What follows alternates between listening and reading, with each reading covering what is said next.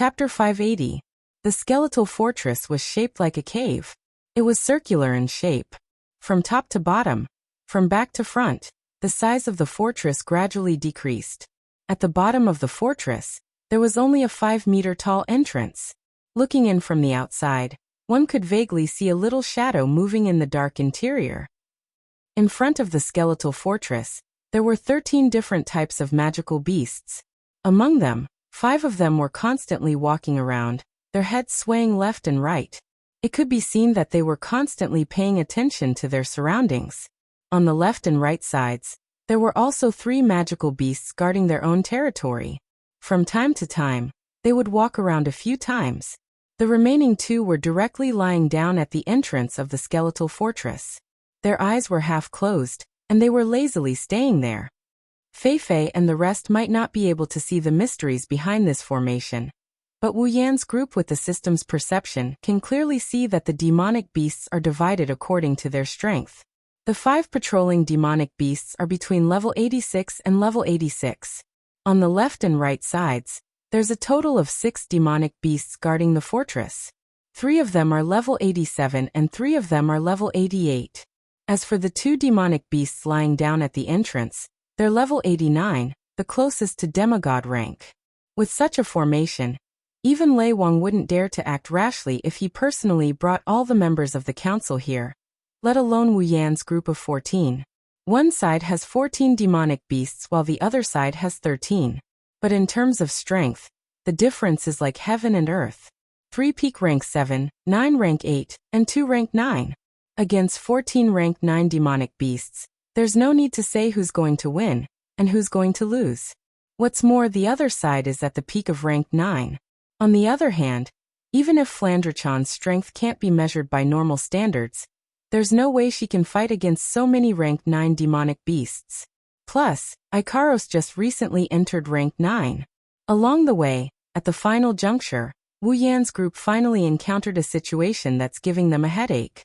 Yen, what do you think we should do? Even the usually smart Shokuho Misaki doesn't know what to do at this moment. She could only look at Wu Yan. Everyone else also looked at Wu Yan. After carefully examining the skeletal fortress and the demonic beasts, Wu Yan frowned. Those demonic beasts, why are they gathering there? It was as if his words had woken everyone up from a dream. His words caused everyone to subconsciously want to deal with those magical beasts to freeze, and they changed the topic to the real crux of the matter. That's right. Mikoto was hiding behind a tree. Her head was furiously scratching the ground. A bunch of rank 9 demonic beasts gathering in one place, and they look like they're guarding something. You mean? Chuju looked at Mikoto then at Wu Yan. Those demonic beasts, they're protecting the Beast King? That should be it. Shokuho Misaki's eyes lit up. Lei Wang once said that the demonic beasts in the Behemoth Forest are united against outsiders because they want to protect the Beast King that's in its weakened state. Now all of these demonic beasts are gathered together, and they look like they're guarding something. The only thing that could make them do this is the Beast King. In other words, Fei gritted her teeth. There really is a new Beast King in the Behemoth Forest. Based on what we've observed so far. Wu Yan raised his head and looked at everyone. There's a very high possibility. Fei, Sylph, Bingling, and Bishi's expressions darkened when they heard Wu Yan's words. Lei Wang once said that the Beast King has the ability to command all demonic beasts. It also has the intelligence of a human. Once a new Beast King is born, the people of the Spalier world will no longer be able to obtain resources from the Behemoth Forest. The giant beast forest is of utmost importance to the people of Silveria.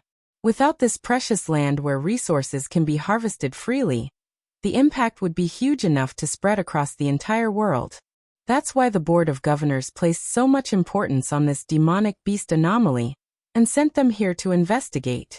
Now there's a high possibility that the birth of a new Beast King is real. This is something Fei and the others don't want to hear. Unlike Wu Yan and the others who lived in the Spalier world for less than half a year, Fei and the others don't want to see the birth of a new Beast King. It's no different from a disaster. No. Fei raised her head. If I don't see the Beast King with my own eyes, I won't be so sure. What? Wu Yan, Chuju and the others were shocked. Wu Yan walked up to Fei Fei. Fei Fei, do you want to enter the skeletal fortress? That's right. Fei Fei ignored Wu Yan and the others and said firmly. Our mission this time is to investigate. If we don't see the Beast King with our own eyes, we'll only draw unnecessary consequences. Do you know what you're talking about? Chuju grabbed Fei Fei's hand. Did you see what's inside? There are 13 top-tier Tier 9 demonic beasts. You're only a peak Tier 7. Do you think you can enter? No matter what, I have to try. Fei Fei shook her head with a bitter smile. She knows Chuju and the others are trying to persuade her out of concern. However, Chuju and the others don't understand how important this is to her. Fei Fei. Mikoto clenched her fist. She turned to Sylph, Bingling, and Bishi. You guys should persuade her. No. Sylph shook her head. I agree with her. You. Mikoto pointed at Sylph in disbelief. Are you crazy? Bingling and Bishi stepped forward and said in unison. We agree as well. You. Mikoto was on the verge of losing her mind when she saw how determined Fei Fei, Sylph, Bingling, and Bishi were. She thought she was crazy enough, but she didn't expect there to be people crazier than her in this world. Wu Yan frowned and sighed. He's not a Spalier world resident, so he couldn't understand why Fei Fei and the others were so stubborn. However, if he put himself in their shoes, Wu Yan could understand why they were so stubborn. Shokuha Misaki, Kinuhata Sai, Frenda, and Takitsubu Riku were the same as Wu Yan. That's why they didn't say anything from the start. Are you sure about this? Wu Yan looked at the four of them and asked. Fei Fei and the others nodded in unison. As Fei Fei and the other three nodded their heads, the scene immediately fell into silence. A heavy atmosphere filled the air around everyone present. Those who were in the middle of it could feel the inner thoughts of each other. After a while, Wu Yan broke the silence and sighed. I really don't know what to do with you guys. He looked at Chuju, Mikoto, and the others. The girls seemed to know what Wu Yan was thinking. They gave Wu Yan a look of support. Wu Yan smiled. It seems like I have no choice but to play along with you guys. It was the four girls' turn to be surprised. Fei Fei quickly said, Yan, are you going to play along with us? Nonsense. Wu Yan glared at her. There's no way we can succeed with just the four of you. Fei Fei and the others didn't get angry at being looked down upon. Instead, they smiled embarrassedly. Wu Yan shook his head and laughed. He waved his hand and a black cloak appeared in his hand. I didn't think there would be a day where I could use you. Chapter 581. This is. Everyone's expression changed when they saw the ordinary-looking cloak. Hinajiku, Mikoto, and Shokuha Misaki were shocked. They seemed to recognize the cloak. The others were confused, except for Ikaros and Sylph who were expressionless. A cloak. Fei Fei looked at the cloak in Wu Yan's hand curiously. She knew that if Wu Yan took out a cloak like this, it might be able to help them enter the skeletal fortress. But how was he going to do it? Little Yan, you want to? Shokuha Misaki rubbed her chin. She had a pretty good idea of what Wu Yan is planning to do. Anyone who knows what the cloak is capable of doing would be able to guess his intentions. That's right. This cloak is the cloak that hasn't appeared in public for a long time. The cloak that Wu Yan kept in his collection. Yan, you want to use this cloak to sneak in? Chuju looked at Wu Yan in surprise. She frowned. I don't think that'll work. Did you forget what happened when we used it in the treasure trove? Wu Yan, Chuju, Mikoto, and Ikaros used the cloak to hide their tracks in the treasure trove. However, they were discovered by the Spider Queen in the end. If the Spider Queen didn't fall into the trap of the auction house, they would have been forced to use a return scroll to escape. They wouldn't have been able to obtain the 3 rings. The Spider Queen's level is around the level of a Tier 9 monster. It should have noticed Wu Yan's group using the cloak. Now there are 13 demonic beasts in front of them. Each of them is much stronger than the Spider Queen. If the Spider Queen can detect them, there's no reason these stronger demonic beasts can't detect them. Wu Yan understood what Chuju meant. It's too risky to rely on the cloak alone. Wu Yan took out a dozen strange stones and showed them to the girls. I plan to use the cloak and these aura-concealing stones to hide from the demonic beast's senses. Aura-concealing stones? Everyone gathered around. Shokuho Misaki picked up one of the aura-concealing stones and examined it. What kind of stone is this? Simply put, it's a stone that lowers a person's sense of presence. Wu Yan took the aura-concealing stone and put it on himself. In an instant, Wu Yan's aura decreased exponentially until it became completely still. Fei Fei and the others were shocked. As powerful cultivators, Fei Fei, Sylph, Bingling, and Bishi's senses aren't weak. Generally speaking, as long as there isn't a huge gap in strength between them and the other party, they will be able to sense the presence of the other party within a certain distance. But now Wu Yan was standing right in front of them, but they couldn't sense him at all. If they closed their eyes, they wouldn't even know that there was a living person standing right in front of them. Fei Fei and the others felt a chill run down their spines. If this is the effect of the aura-concealing stone, then it's truly terrifying. If this stone were to fall into the hands of an assassin, then it would be a godly item. Seeing the shocked expressions on the faces of Fei Fei and the others, Wu Yan smiled proudly, and placed the aura-concealing stone and cloak of concealment in front of them. With these aura-concealing stone and cloak of concealment, it shouldn't be a problem for us to sneak into the skeletal fortress right under their noses. Concealment? Fei Fei and the others were shocked. You're saying that cloak of concealment can help us become invisible? Facing the four's reaction, Wu Yan's expression was casual as he nodded. Fei Fei and the others exchanged glances with each other. They stared at the cloak and aura-concealing stone. Their eyes flashed. It's hard to tell what they're thinking.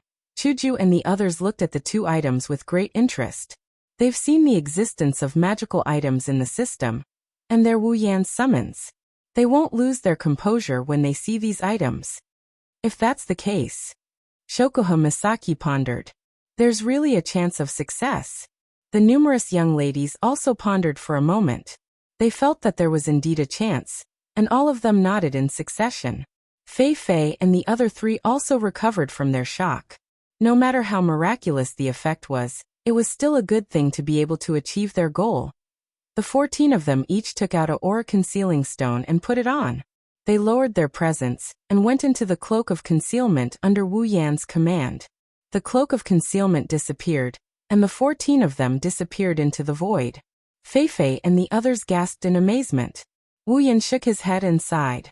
All right, don't make any noise. The cloak of concealment has a soundproofing effect, but it's better to be safe than sorry. Everyone nodded in unison. Flandre-chan and Astria covered their mouths with their hands. They didn't want to make any noise. Inside the cloak, Wu Yan and Ko held onto the cloak and looked outside. Strangely, they can still feel the cloak in their hands, but inside the cloak, they can clearly see the scenery outside as if the cloak didn't exist at all. From this aspect, the system item does have a lot of miraculous uses. Listen up. Wu Yan lowered his voice. It's not hard to avoid the 5 patrolling demonic beasts. The hard part is the 2 peak tier 9 demonic beasts lying at the entrance. You guys better stick close to me, don't go in the wrong direction. Wu Yan didn't wait for a reply. He walked in front of the group and with his cloak on, he crossed the trees and entered the clearing, glancing at the positions of the 13 demonic beasts. He glanced at the 5 demonic beasts that are pacing back and forth. Wu Yan walked towards a place with a smaller defensive perimeter. When 2 demonic beasts brushed past him, he slipped into the gap. Everyone held their breaths, suppressing their nervousness. They tiptoed and followed Wu Yan. After passing through the patrolling circle of the 5 Class 9 magical beasts, the group arrived at the left side. There, 3 Class 9 magical beasts were shaking their heads, their beast eyes staring at the area they were in charge of as they vigilantly observed. However, they were completely unaware that over a dozen little ants were openly standing in front of them. Every time the 3 tier 9 demonic beasts glanced at Wu Yan's group, Wu Yan and the others who were hidden in the cloak of concealment felt their scalps go numb. They couldn't help but close their eyes. The pressure they felt from their gazes was not small. Fortunately, even though the 3 tier 9 demonic beasts were on high alert, they didn't discover any traces of Wu Yan's group. The 14 of them deliberately concealed their presence so that there wasn't even a single footprint on the ground. Under Wu Yan's lead, the group passed through the demonic beast circle and arrived at the entrance of the skeletal fortress. At this point, The group finally felt how terrifying the 2 Tier 9 demonic beasts lying at the entrance were. The other party was merely lying there, but it gave everyone a kind of earth-shattering, fiendish feeling. The aura that filled the two of them was like a violent poison, causing the hearts of the group of people, who were observing from a close distance, to tighten. Some cold sweat dripped from their palms. Wu Yan exhaled, and slowly led the group through the gap between the 2 Tier 9 demonic beasts. Almost as soon as Wu Yan's group stepped into the gap between the 2 Tier 9 demonic beasts, the 2 Tier 9 demonic beasts raised their huge heads. Everyone's heart skipped a beat, and they were rooted to the spot like statues. The 2 Tier 9 demonic beasts looked left and right. When they didn't find anything, they looked at each other and returned to their original positions. Wu Yan immediately stepped aside and passed through the gap between the 2 Tier 9 demonic beasts. He led the group into the skeletal fortress. Chapter 582. A gloomy and cold aura blew from within the skeletal fortress towards the 14 people standing at the entrance, causing them to feel a chill down their spines.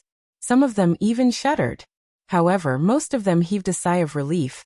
Glancing at the 2 peak Tier 9 demonic beasts, Wu Yan took out an orb from his Gate of Babylon, and he shook it off before the rest of the party started talking to each other. Under everyone's gaze, the bead flew into the air and silently exploded. A faintly discernible stream of air spread out from the exploded bead and filled the entire sky. Immediately, everyone's eyes lit up and they were forced to close their eyes due to the sudden burst of light.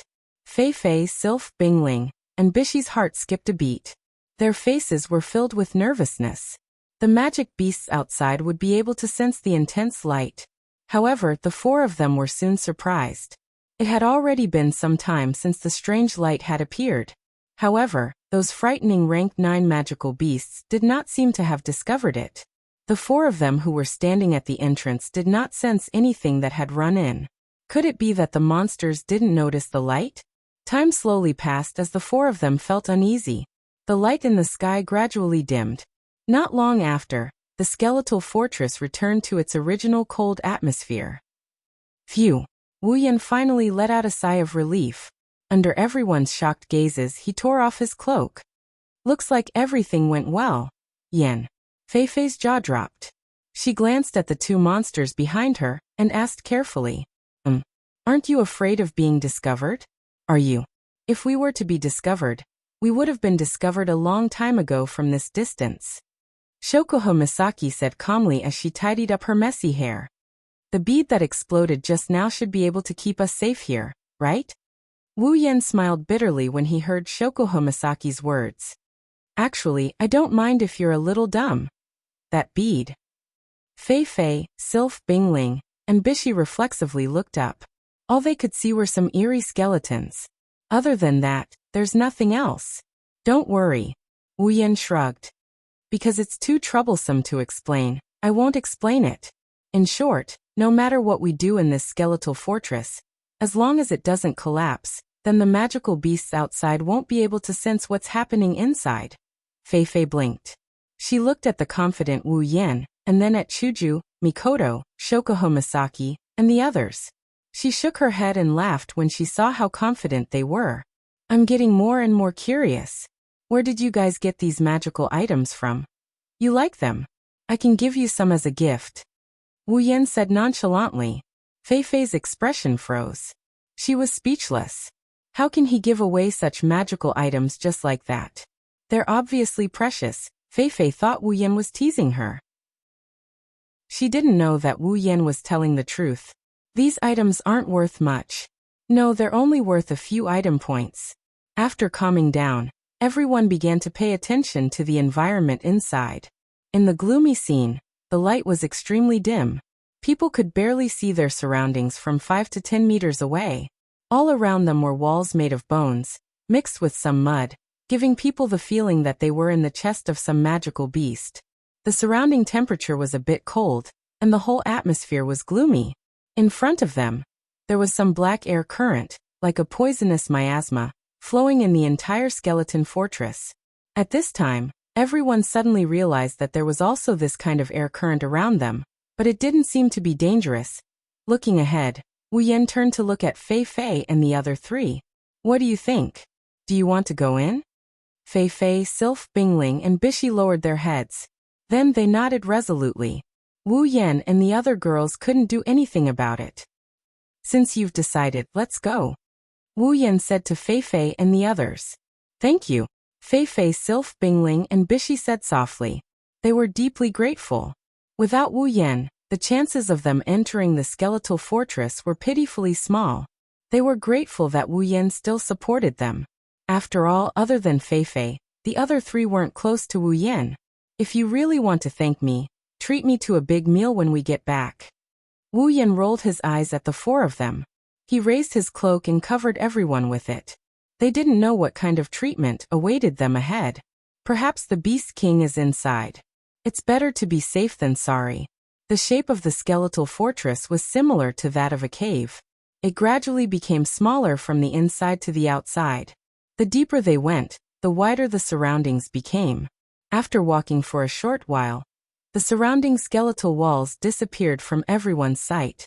Instead, they were replaced by a winding path. Walking on the winding path is like walking into a maze. Those with a poor sense of direction would have lost their way long ago. There are broken bones everywhere. Some of them are scattered on the side of the road, while others are buried deep underground. Only a small part of them can be seen, and it's giving off a rotting stench. There was a gloomy atmosphere in the surroundings. Apart from the sound of everyone's footsteps, there was no other sound.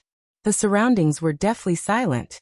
Walking here with one's head lowered gave one the feeling that it would not be surprising if a rotten zombie jumped out. It was as gloomy as a haunted house. They don't know when, but the winding path suddenly straightened and led straight to the front. At the end of the path, there's a little light shining in front of them. It's telling them that they've almost reached the exit. Looking at the end of the path, the group of 14 involuntarily paused their footsteps. Then they resumed their pace and walked forward. As the light became more and more dazzling, the end was getting closer and closer. At a certain moment, they finally passed through the path. However, the scene that appeared in front of them caused them to be stunned. A vast flat ground appeared in front of them. As usual, the surrounding walls are made of a mixture of bones and mud. The shape of the walls is circular, and it forms a huge semicircle with the ground. Other than that, there's nothing here except for a bone chair. The thing that really stunned the group of 14 people is a person sitting on a bone chair with his eyes closed. It's like he's in a deep sleep. That's right, it's a person. A handsome man wearing animal skin clothes. He's holding his cheek with one hand and holding the handle of the bone chair with the other hand. His eyes are closed and he's taking a nap. When everyone came to their senses, confusion, fear, and disbelief appeared on their faces. It's a sign of their master's heart. A person. Fei Fei looked at the person on the stone chair in shock. Impossible. How can there be a person in the core of the behemoth forest? Before coming here, everyone had imagined that it could be a demigod-ranked magical beast, or it could be the same as the outside world, filled with rank 9 magical beasts. But they had never imagined that there would be a human inside. In the current behemoth forest, let alone humans, other than magical beasts and trees, there's no other life form that would wander around here. If they didn't have a mission, they wouldn't be willing to come to the behemoth forest where magical beasts work together to fight against enemies. But in the center of the behemoth forest, there's a person in the skeleton fortress under the protection of 13 peak 9th rank magical beasts. It's easy to imagine the bewilderment in everyone's hearts. Chapter 583. Fei Fei, Sylph, Bingling, and Bishi couldn't believe what they saw. Wu Yan, Hinajiku, Mikoto, Shokuho Misaki, and the others had serious looks on their faces. They didn't notice that Wu Yan, Hinajiku, Mikoto, Shokuho Misaki, and the others had tense expressions. Because in the eyes of the 10 people, the person who was resting on the throne of bones with his eyes closed had this message: Beast King. Level 90 Beast King. It's the person sitting on the throne. It's the Beast King. Everyone exchanged glances with Chuju, Mikoto, and Shokuho Misaki. They could see the complicated emotions in each other's eyes. It's obvious that the Beast King that Lei Wang and the council viewed as a huge threat has appeared in front of them in this form. None of them expected this to happen. However, it did not seem that difficult to understand. The Thunder King had once said that the Beast King possessed intelligence comparable to that of humans. The moment they advanced to the demigod level, the Beast King's body would undergo a metamorphosis in order to allow them to go further on the path of cultivation. What kind of body is more suitable for cultivation than a human? From a certain point of view, humans are the favored children of the world. Their lifespan is negligible compared to demonic beasts, but they can cultivate to the point where they surpass demonic beasts that have lived for hundreds or thousands of years in just a few decades. There's also no limit to how long a human can advance in rank. Demonic beasts need a long time to advance in rank. Their bloodline is also linked to them. Some demonic beasts with bad bloodlines will never be able to advance in rank no matter how long they live. Some demonic beasts with good bloodlines will be born as high-ranked demonic beasts if their parents are of high rank. However, this situation can only be maintained up to rank 9. Once they reach rank 9, their bloodline won't be able to support their advancement. That's why it's necessary for them to transform into a human. Also, in the novels and TV shows, powerful demonic beasts transforming into humans is a symbol. It's no surprise that the Beast King appeared in the form of a human. Of course, this is for Wu Yan and the others who live in a technological world. For Fei Fei and the others, the Beast King is a human. They didn't think of this possibility. The human in front of them is still a huge shock. Suddenly, the person on the bone throne, the Beast King, opened his eyes. A pair of ordinary black pupils shot towards the direction of the group of 14 people like arrows. Suddenly, the group of people felt a stinging pain in their eyes. It was as if they had been stabbed by the gaze of the Beast King. Their hearts were filled with shock. Wu Yan wanted to say something to Hinajiku and the others, but a deep and powerful voice came out of the Beast King's mouth. It entered everyone's ears. "Since you're here, come out." Everyone's expression changed. Looking at the Beast King's eyes that were looking directly at them and the words that came out of his mouth, they understood that they had been discovered. Fei Fei, Sylph, Bingling, and Bishi hesitated under the Beast King's gaze. They're considering whether the Beast King is telling the truth or not. Wu Yan's heart started to beat faster. He knows the identity of the Beast King. Wu Yan knows that he's been discovered. Wu Yan clenched his fists. He took 2 deep breaths to suppress the trembling in his heart. He didn't even notice that his hands were cold. His knuckles turned white from clenching. Wu Yan is excited that he is going to face a demigod in person. But at the same time, he also felt a sense of fear in front of someone he has never felt before. However, Wu Yan calmed himself down. Thinking about his trump card, he calmed himself down and slowly, he took off the cloak he's wearing. The 14 of them appeared out of thin air. Their figures gradually appeared in the Beast King's sight. The Beast King's eyes glowed with a strange light. He muttered to himself. Has the human world developed to the point where they can produce such mystical things? Interesting. A calm voice reverberated in the empty space. Ming Ming's voice was extremely calm, but everyone felt as though their heads were exploding. An oppressive atmosphere enveloped the entire space, causing everyone's hearts to sink at the same time. Fei Fei and the other 3 who had yet to understand the other party's identity had a look of fear on their faces. Oniai-chan. Flandre-chan clutched Wu Yan's clothes tightly. Her wine-red eyes were filled with a never-before-seen seriousness as she stared at the Beast King. Flandre-chan couldn't help but feel restless. Deep in her heart, there's a voice telling her that the person in front of her is very scary. So scary that Flandre-chan can't tolerate his existence anymore. Ikaros's expressionless face showed a hint of heaviness. She couldn't help but lean closer to Wu Yan. This way, not only will she be able to protect Wu Yan in time, she will also be able to dispel the chill in her heart.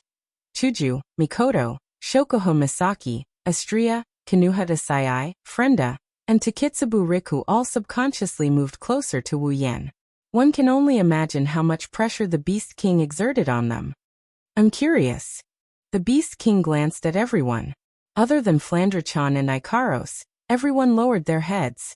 Wu Yan relied on his pride as a true ancestor to force himself to look at the Beast King from afar. However, his expression was a little unnatural. How did you manage to sneak into my castle without my subordinates noticing? The Beast King shifted his body and changed his posture. He didn't seem worried at all that the people in front of him would harm him. Subordinates. Fei Fei and the other three were stunned for a moment before realizing something.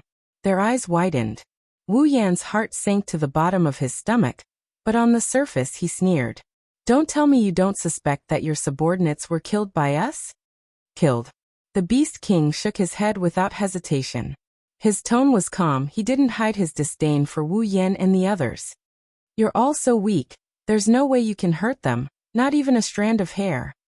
You. Mikoto was enraged and took a step forward. Stop looking down on us. Do you think you're the Beast King? Do you think you're so confident in everything you do? What did you say? Mikoto's words didn't even get a response from the Beast King. Fei Fei and the other three were already shocked to the core. They turned their heads to look at the handsome man with a calm expression on his face. Him? The Beast King?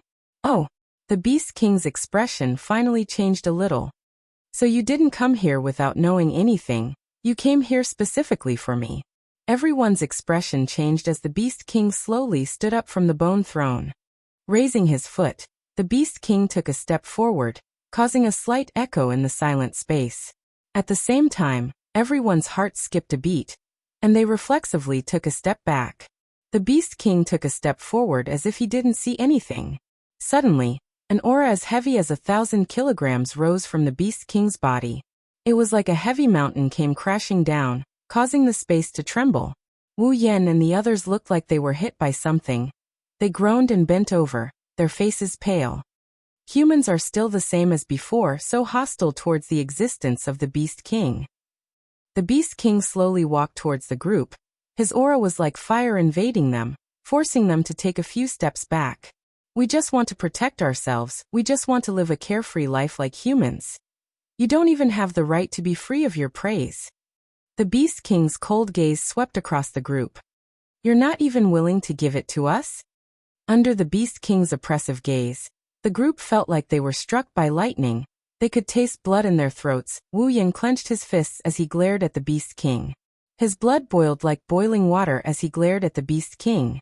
The Beast King's wine-red eyes turned golden. A powerful aura descended, causing the Beast King to frown. Chapter 584. His viscous, blood-like aura rose like a giant beast that had been freed from its shackles. The heavy aura of the Beast King was directly pushed apart by it, and a crack was forcibly squeezed out. The Beast King frowned, and a look of surprise appeared on his face. So weak, he's not even at the 9th level, yet he can resist my aura. This person is interesting. However, when Wu Yan raised his head and revealed his golden eyes to the Beast King, the Beast King's brows furrowed again. He stared at Wu Yan and said, "You are not human." Wu Yan's golden eyes narrowed. He stared back at the Beast King with a sullen expression. He was a little annoyed that the Beast King saw through him so easily. Not human. Fei Fei, Sylph, Bing Ling, and Bishi's expressions froze when they heard the news. When they saw that Wu Yan didn't refute it, their expressions changed drastically. Their reaction was much greater than when they heard that the person in front of them was the Beast King. Compared to a mythical Beast King, the fact that Wu Yan, who helped them a lot during their time together, isn't human shocked them even more. What kind of existence are you? The Beast King's expression was no longer as calm as before. He looked at Wu Yan with a gaze that seemed to be sizing him up. The Beast King could feel the aura coming from this person in front of him.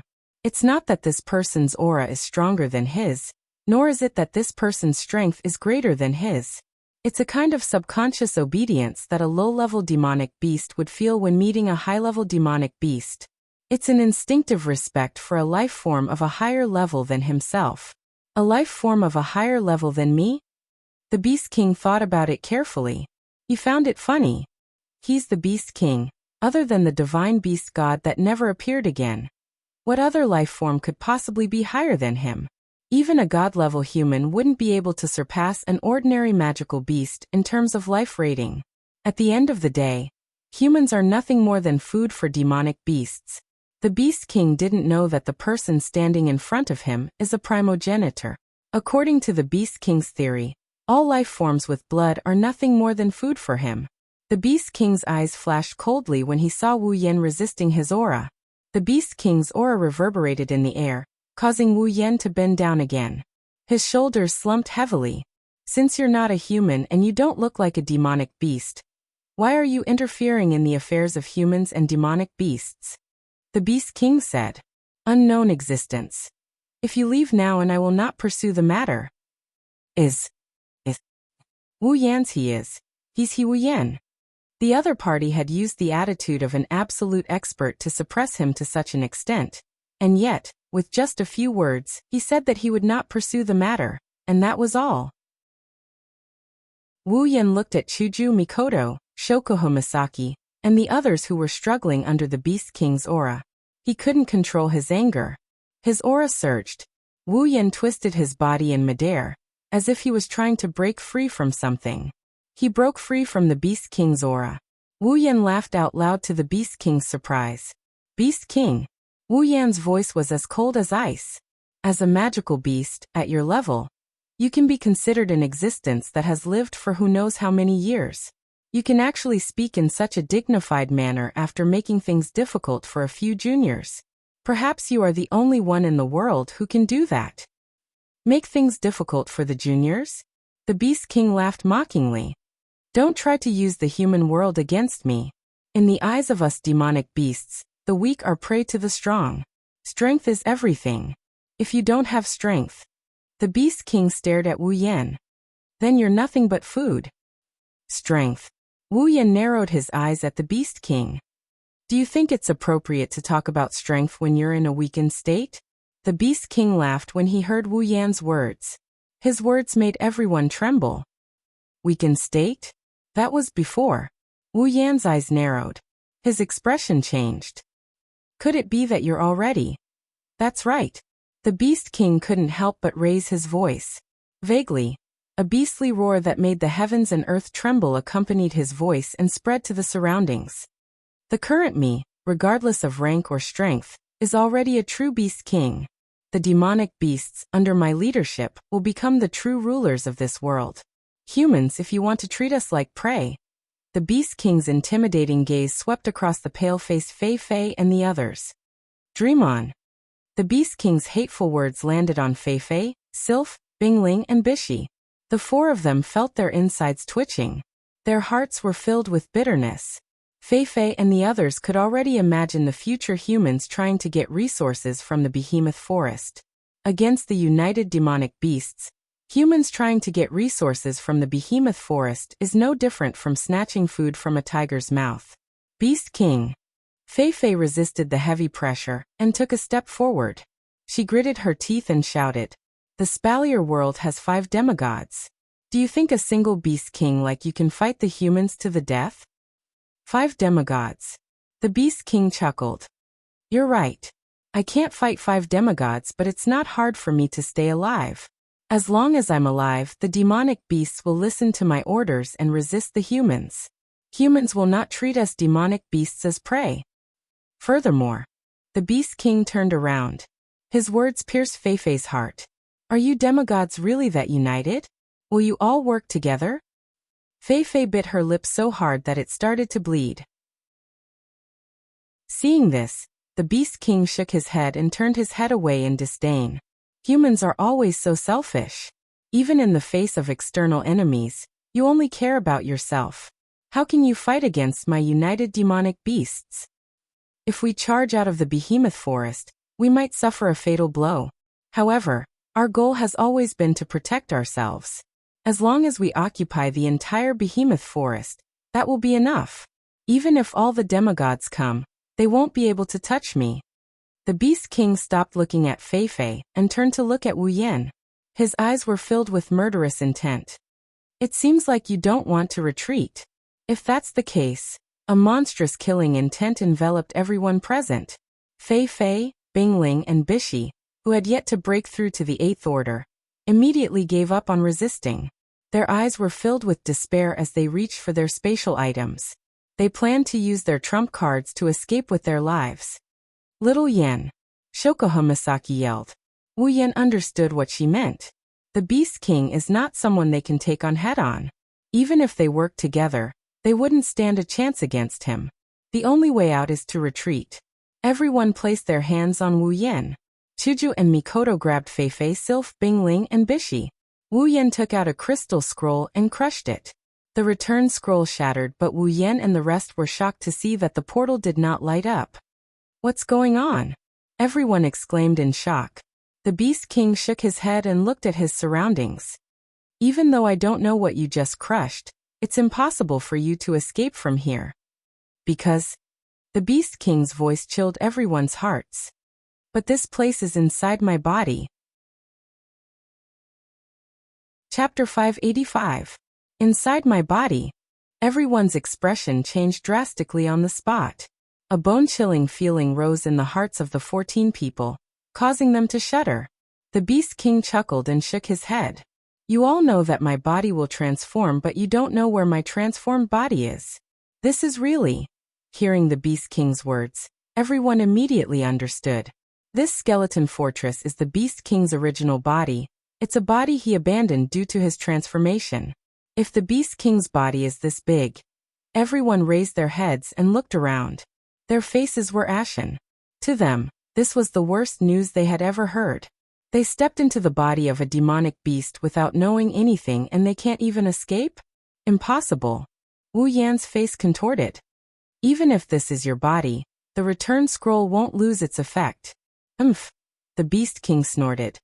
Although I don't know what effect that thing called town return scroll has, in my body, without my permission, any means of escape are useless.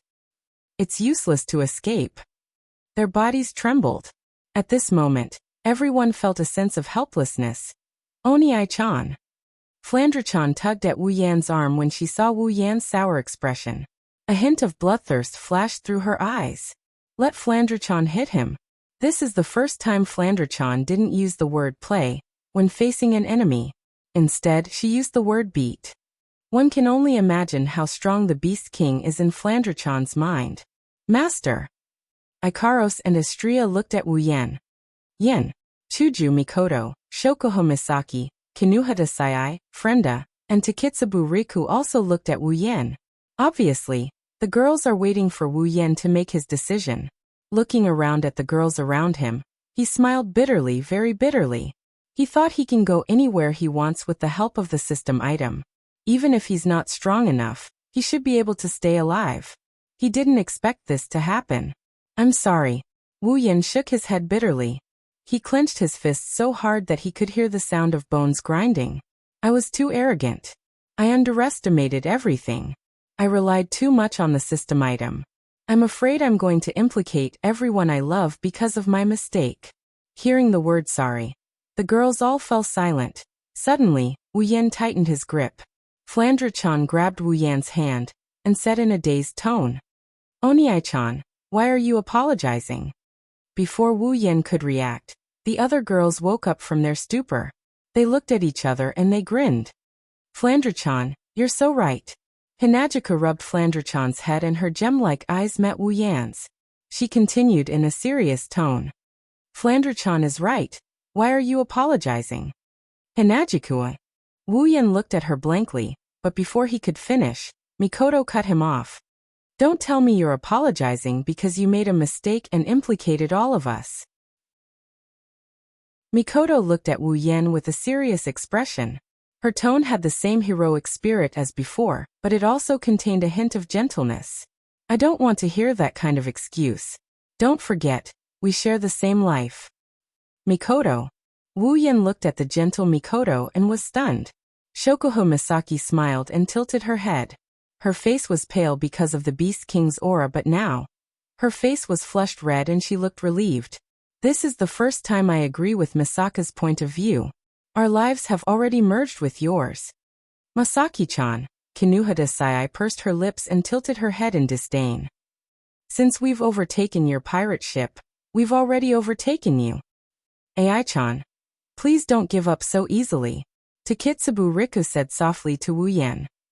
If you give up too, then there's no hope left for us. Takitsubu.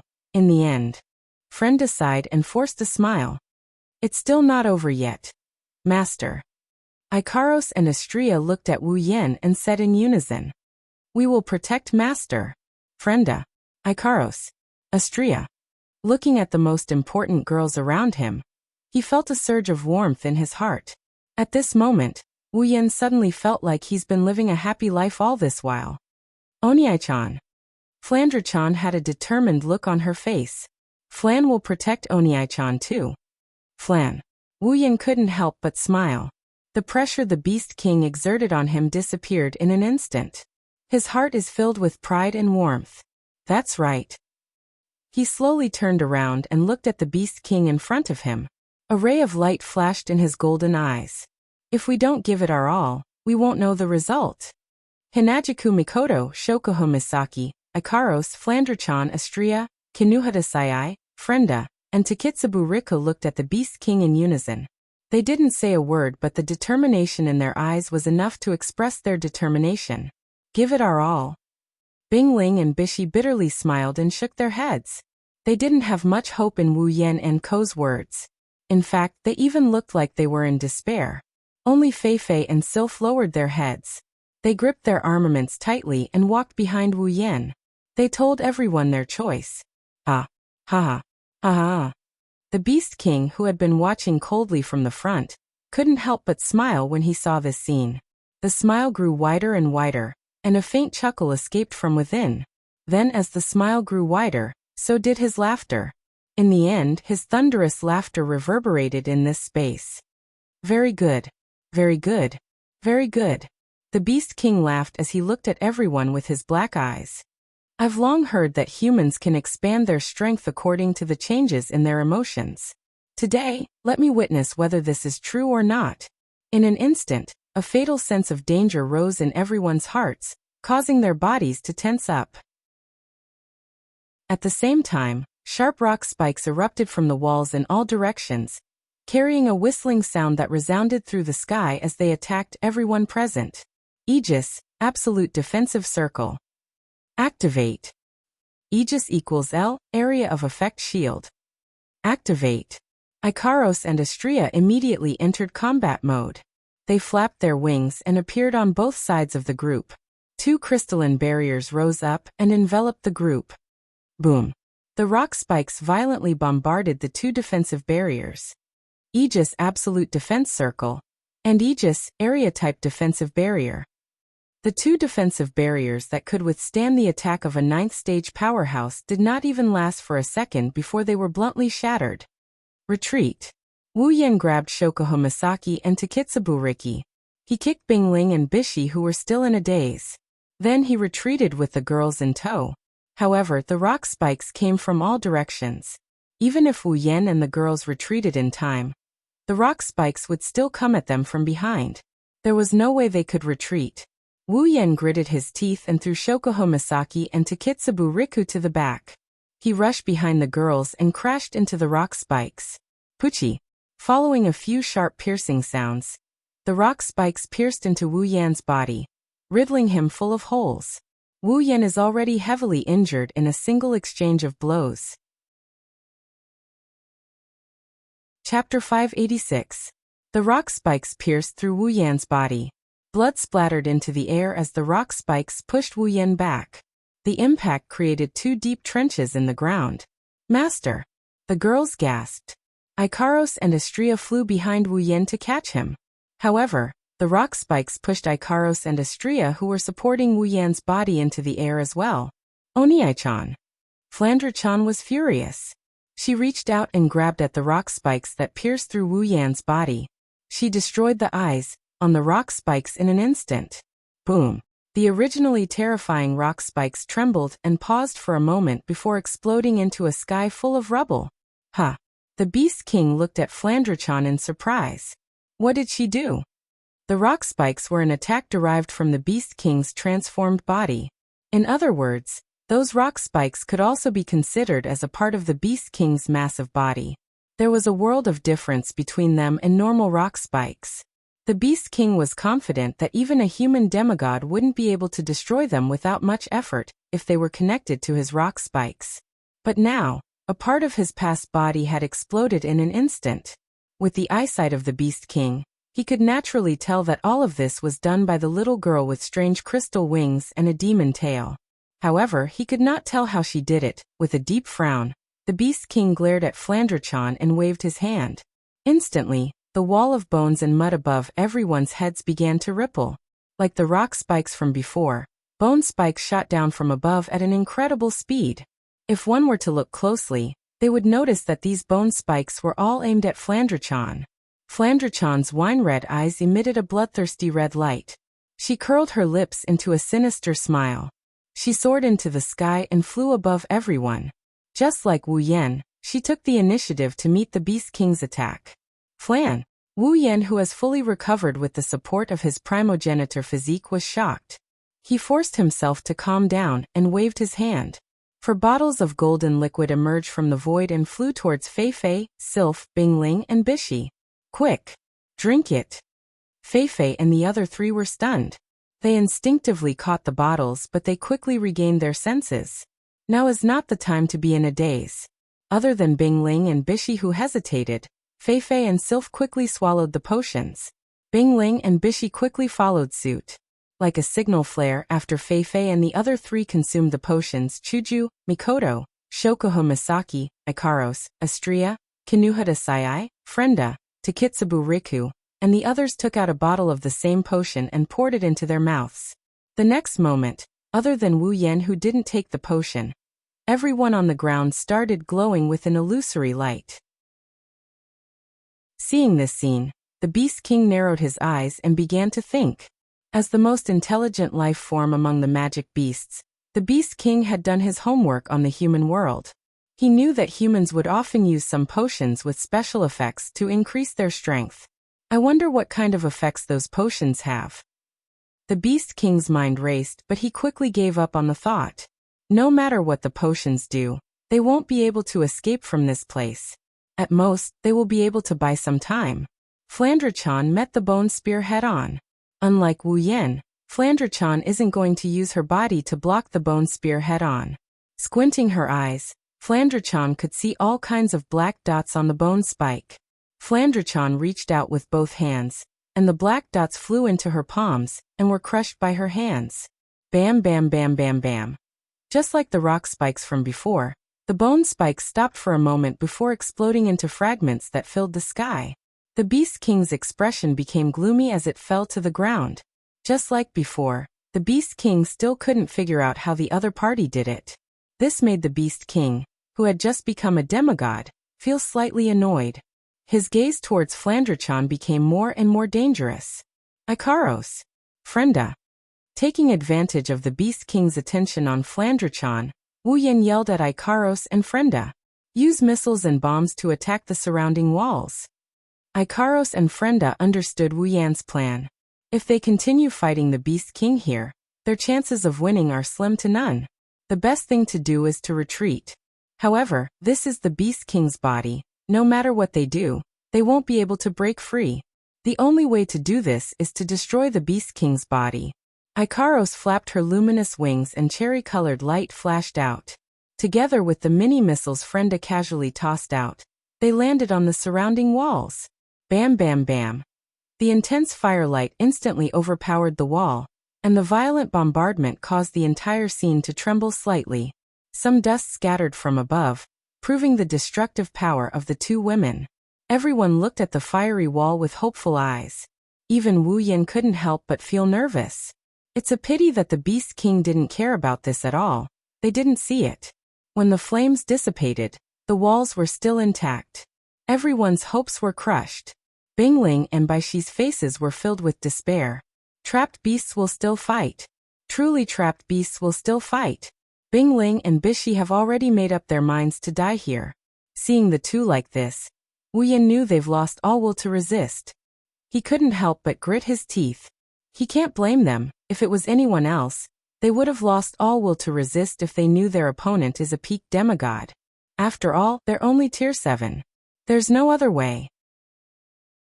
Crimson spatial ripples appeared in Wu Yan's hand along with the Nyedan Shana. The crimson lotus flame burned brightly, illuminating everyone's faces. Wu Yan stared at the expressionless Beast King and said in a deep voice, "Get ready to fight." Hearing this, the girls forced themselves to focus and face the Beast King. Takitsubu Riko retreated to the back and unleashed her LV5 ability to the maximum.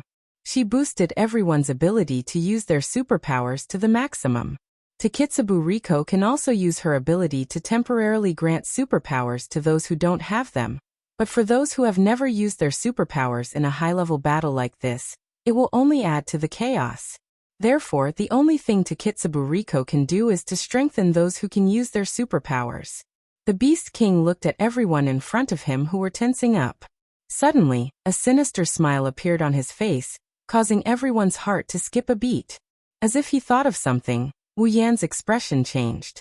Before he could say anything, the ground they were standing on suddenly shook. Spikes shot out from the ground and pierced towards everyone. If the spikes can come out from the walls and ceiling, they can also come out from the ground. Due to their carelessness, other than Wu Yan who reacted in time and dodged the spikes, everyone else was pierced by the spikes. The Beast King shook his head, but his expression changed quickly. A look of surprise appeared on his face. Wu Yan was the only one who managed to dodge the attack. He didn't even bother to look at his comrade. Holding his flaming longsword, he flew through the air and charged at them. Chapter 587. The flames on the blade of the Nyangdian Shana began to burn.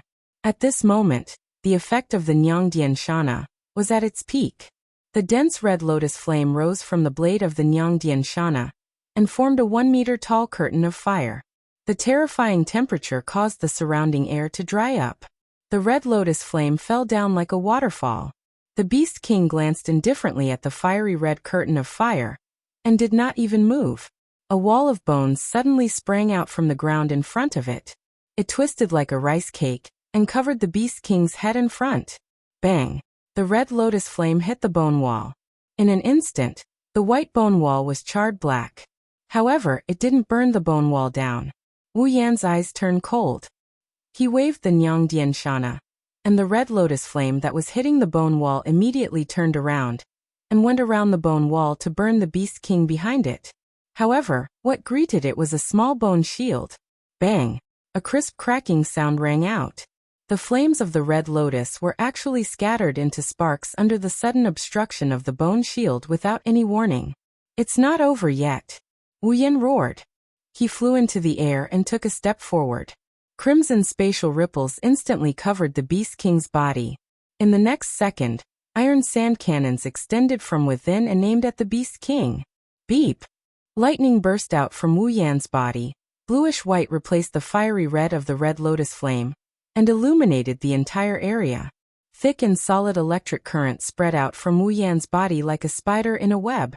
Wu Yan channeled all the electric current into the iron sand cannon's muzzle. Then the iron sand cannon's muzzle started flashing with a bright light. The Beast King was expressionless as he looked around at the iron sand cannons that were glowing with blue and white light.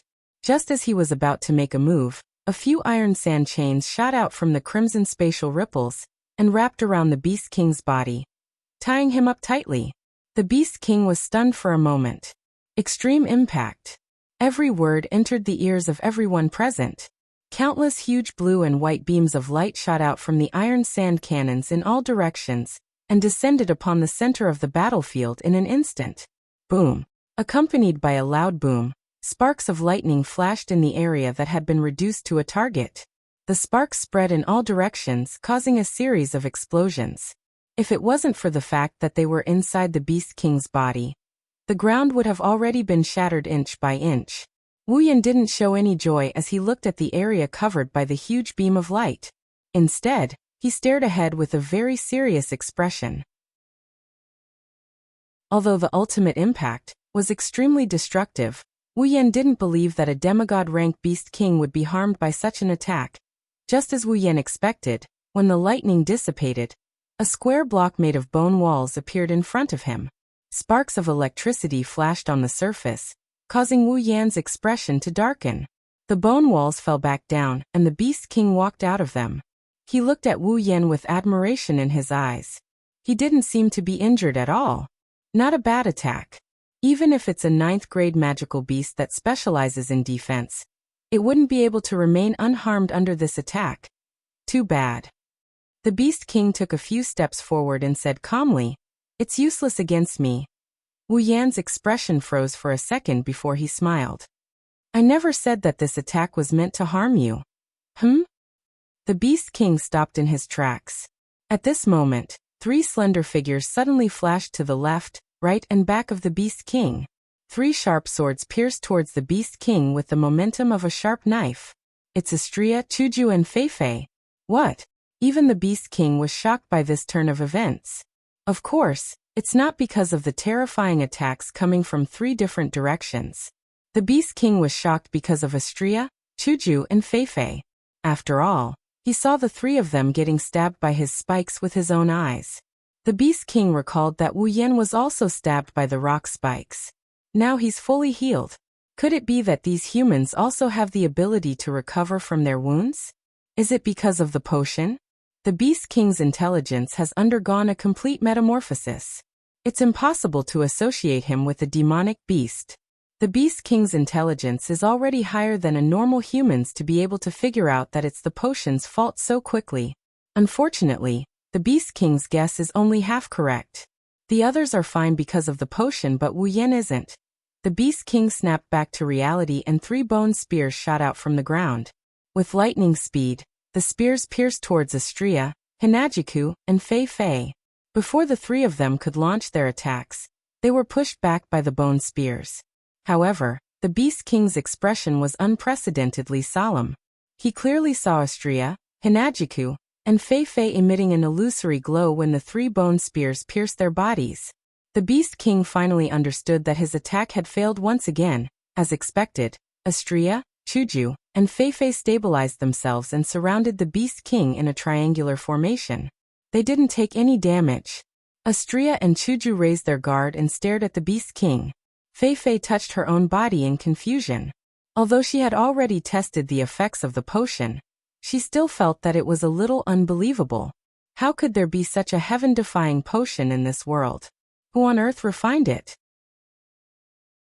The Beast King's expression darkened when he saw Chuju and the others. He quickly recovered, but Wu Yan and the others noticed it. The Beast King's expression turned cold. The bone spears formed again and attacked Astria, Hinajiku and Feifei. But this time, there weren't only 3 bone spears, there were countless of them raining down from the sky. Astria, Hinajiku, and Feifei raised their swords and deflected all the bone spears. The force exerted by the bone spears was negated by the resplendent breath. Astria and Hinajiku didn't get hit by any of the bone spears. Feifei was different. Unlike Astria and Chuju, who were both tier 8, she was only at the peak of tier 7. She got hit by several bone spears in a matter of seconds. Feifei didn't want to admit defeat. She recalled how Wu Yan and the others helped her along the way. Feifei screamed in her mind. Am I really that useless? No. Yan and the others are fighting for everyone's survival. I won't admit defeat. Feifei raised her head. Her combat aura flared up and expanded by 100 times. It's 10 times stronger than when Feifei was at her peak. As if she had received help from the gods, Feifei violently swung her blade. Night Elf slashed through the air, knocking down all the bone spears that were attacking her. Dochi exploded from her blade, making Feifei look like a Valkyrie. Feifei was stunned when she sensed the condition of her body. Soon after, joy appeared on her face. Everyone present, including the Beast King, was stunned when they sensed the condition of Feifei's body. Feifei. She broke through. She broke through? She's a tier 8 fighter? Bingling and Bishi were stunned. They didn't know what to do. Feifei, who is on the same level as them, broke through at a time like this. Both of them were regretting their decision. Perhaps if he went up and fought, he might be able to break through as well. Who knows? Bingling and Bishi raised their heads to look at the Beast King. The terrifying aura emanating from the Beast King's body dispelled their thoughts. Even if they knew that at this moment they wouldn't be harmed again. Chapter 588. Feifei's breakthrough made everyone's morale soar. Their morale soared and their fighting spirit soared. The Beast King's brows are furrowed so hard that they're starting to hurt. It's just another tier 8, it's not a threat to him. However, the situation kept changing. He felt the same way Wu Yan felt when the return scroll lost its effect. Plans can't keep up with the changes. Let's end this meaningless battle as soon as possible. The Beast King's furrowed brows slowly relaxed. and his calm eyes swept across everyone present. Everyone felt a chill run down their spines, and their hearts also sank. Whoosh! The ground started shaking. Bing Ling and Bishi fell to the ground. Everyone else was thrown off balance. Astria, Chuju and Feifei were too close to the Beast King. They were so close to the Beast King that they almost crashed into the wall. The Beast King stomped his foot. The ground went still for a moment. Then the ground started shaking violently. It looked like the surface of the sea. Wave after wave, the terrain changed drastically. A strange sound came from the ground. It sounded like the sound of a pile driver. The sound was getting closer and closer to the crowd. At a certain moment, the crowd saw it. In less than a second, a handful of bone spikes as thick as a tree shot out crazily from the ground. They immediately filled more than half of the ground in their field of vision, causing the expressions of the group of 14 people to change drastically. A few figures flew up into the sky, avoiding the thick and solid bone spikes that repeatedly shot out. They barely brushed past the range of the bone spikes and floated in the air. As for those who couldn't fly, they were caught off guard and were pierced by the bone spikes in the most violent manner. When the bone spikes exploded, they were also pushed up into the sky. Not long after, the ground was filled with spikes as thick as trees. There wasn't a single gap between the spikes. Facing such a shocking scene, even the courageous women couldn't help but turn pale with fright, and their faces turned green. If it wasn't for the protection of resplendent breath, just this move alone would have killed those who couldn't fly. Although the Beast King's move didn't cause any damage, it successfully dampened everyone's morale, who had been high just a moment ago. The thought of being invincible surfaced in everyone's mind uncontrollably. Several people who were forcefully lifted into the air because they couldn't fly fell down one after another, crashing into those bone spikes. The sharp bone spikes made contact with their bodies at zero distance, and the slight chill on them caused cold sweat to form on their foreheads. They dared not imagine what would happen to them if they didn't have the resplendent breath. This won't work? The Beast King stood in the middle of the only patch of ground that didn't have spikes. He looked at the group of people who were still jumping around under his attack. His eyes flashed with hatred. He thought that a potion like this wouldn't last that long. It should have lost its effect by now. What kind of potion is that? It's so strong and it can last for so long. It's been 5 minutes. If the Beast King knew that the duration of the resplendent breath was 3 hours, what would he think? The Beast King was starting to feel a little impatient. As his mood changed, his surroundings started to vibrate. It was a shocking sight. Bing Ling, Bishi, and the others are struggling on the bone spikes. Wu Yan's golden eyes flashed with a brilliant light. Boom! A huge beam of light once again descended, but this time, its target was not the Beast King, but the bone thorn forest below. Countless beams of light concentrated on a certain area, blasting open an open space. A group of people who couldn't fly landed there one after another, finally escaping from their predicament. Chuju, Shokuho Misaki, Kinuhata Sayai, Frenda, Takitsubu Riku, and Feifei looked at each other and heaved a sigh of relief. They are the ones who can't fly. The feeling of sleeping on the spikes didn't feel good. Under the Beast King's attack, everyone was scattered. They couldn't form a united front anymore. Takitsubu. Kinuhata Sayai glanced at Takitsubu Riku. Takitsubu Riku, who has been working with her for a long time, immediately understood what she meant. Kinuhata Sayai grabbed Chuju and Feifei and said something to them. Then the two of them disappeared. When they reappeared, they were in front of the Beast King. The Beast King was surprised again. At this time, Chuju, Kinuhata Sayai, and Feifei made their move. A fist and 2 blades were thrown at the Beast King. Their normal attacks caused a huge shockwave and landed on the Beast King's body. Boom! A muffled sound rang out as a bone shield blocked a punch and 2 blade attacks. At this time, a series of sonic booms came from behind the Beast King. The Beast King was furious as he turned around to see countless cherry-colored missiles descending towards them. The Beast King's eyes flashed and the thick spikes around its body suddenly extended out a few bone ribbons and wrapped around the cherry-colored missiles. Boom boom boom. The cherry-colored missiles were all blocked, but this time, countless swollen dolls appeared in front of the Beast King. Boom! All of the inflated dolls exploded, bringing with them a fiery light. However, This fiery light flashed in the air. Bone spikes pushed the dolls into the air, causing a series of explosions to sound in the air. Suddenly, an orange beam shot out from behind the sea of fire. It scattered the sea of fire and blasted towards the Beast King. The Beast King, who was already a little impatient, became even more impatient. His face darkened. Seeing the railgun coming towards him, the Beast King no longer used Bonehead's ability. When the railgun was in front of him, the Beast King waved his hand and hit the railgun, sending it flying into the air. However, just as it swung its hand and knocked the railgun away, Chuju, Astria, Kinuhata Sai, and Feifei appeared around it and charged towards the Beast King from all directions. The Beast King's face turned dark. Being bitten by a bunch of ants that can't be killed, no matter how good of a temper he has, he couldn't stand it. This was how the Beast King felt. With a cold snort, a gust of wind burst out from his body. With the force of 1,000 catties, he viciously smashed into the 4 girls. Hinajiku and the other 3 were instantly sent flying, their bodies shooting into the surrounding bone spur forest. Swoosh, swoosh, swoosh. A series of sonic booms came from the sky when Chuju and the others were sent flying. Numerous iron sand swords enveloped the Beast King's body and tore his beast skin armor to shreds. The Beast King narrowed his eyes and looked at Wu Yan, who was in the sky. A monstrous killing intent rose from his heart. As a demigod, he was already annoyed that he couldn't do anything to a tier 7 or 8 opponent. Now Wu Yan's actions just happened to be in the Beast King's line of fire. Several thick bone ribbons shot out from under Wu Yan's body. They were so fast that Wu Yan didn't even notice them. The bone ribbons pierced through Wu Yan's body like a hot knife through butter.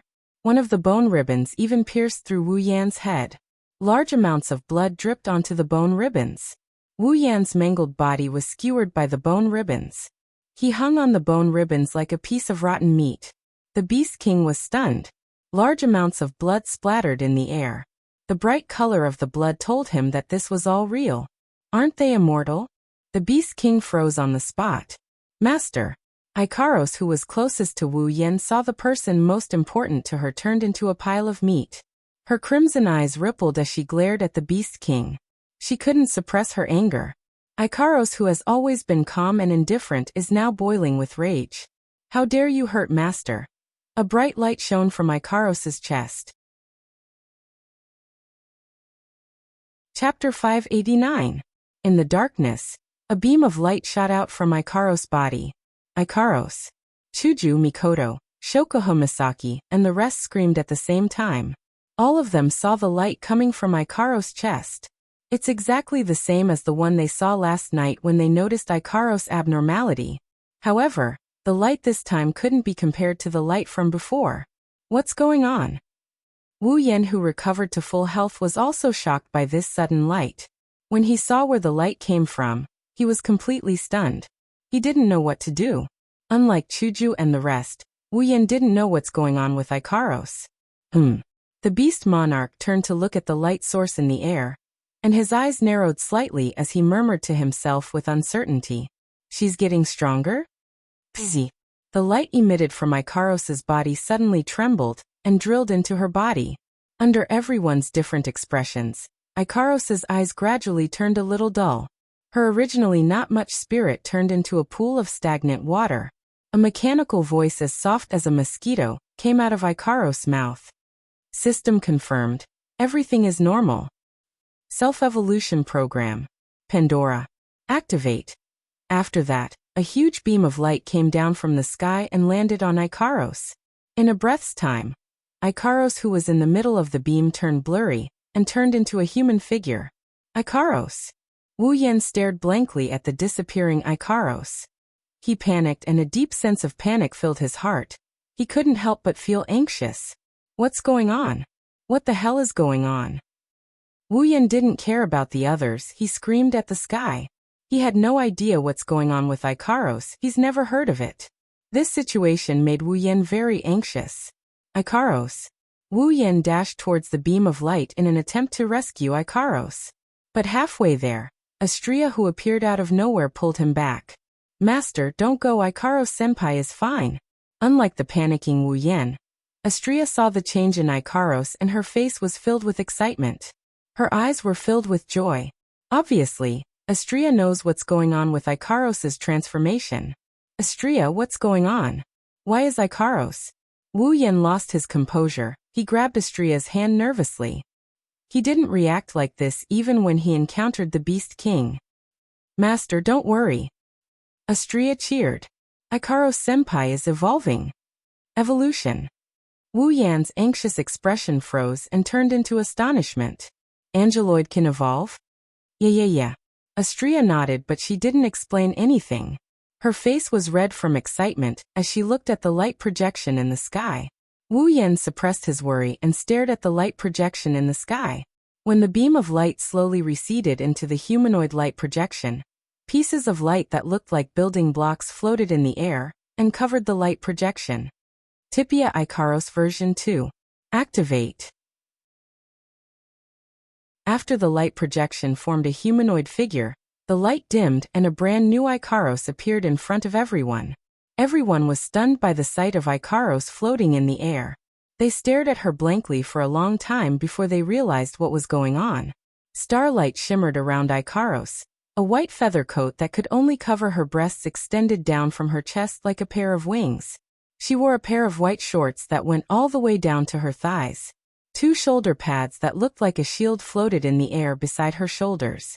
On the sides of her calves floated a pair of smaller armor as well. Her original pair of pink wings have turned into 2 pairs. Like a pair of jade-like hands caressing the surface of the water. Ripples of color spread out in all directions. Ikaros's long pink hair fluttered in the wind. Barefooted, Ikaros stood in the air like a goddess descending upon the mortal realm. Her eyes are closed, waiting for someone to summon her. Character. Ikaros ability. Sky Queen mode, Pandora mode. Strength, S endurance, S dexterity, S spirit. A equipment.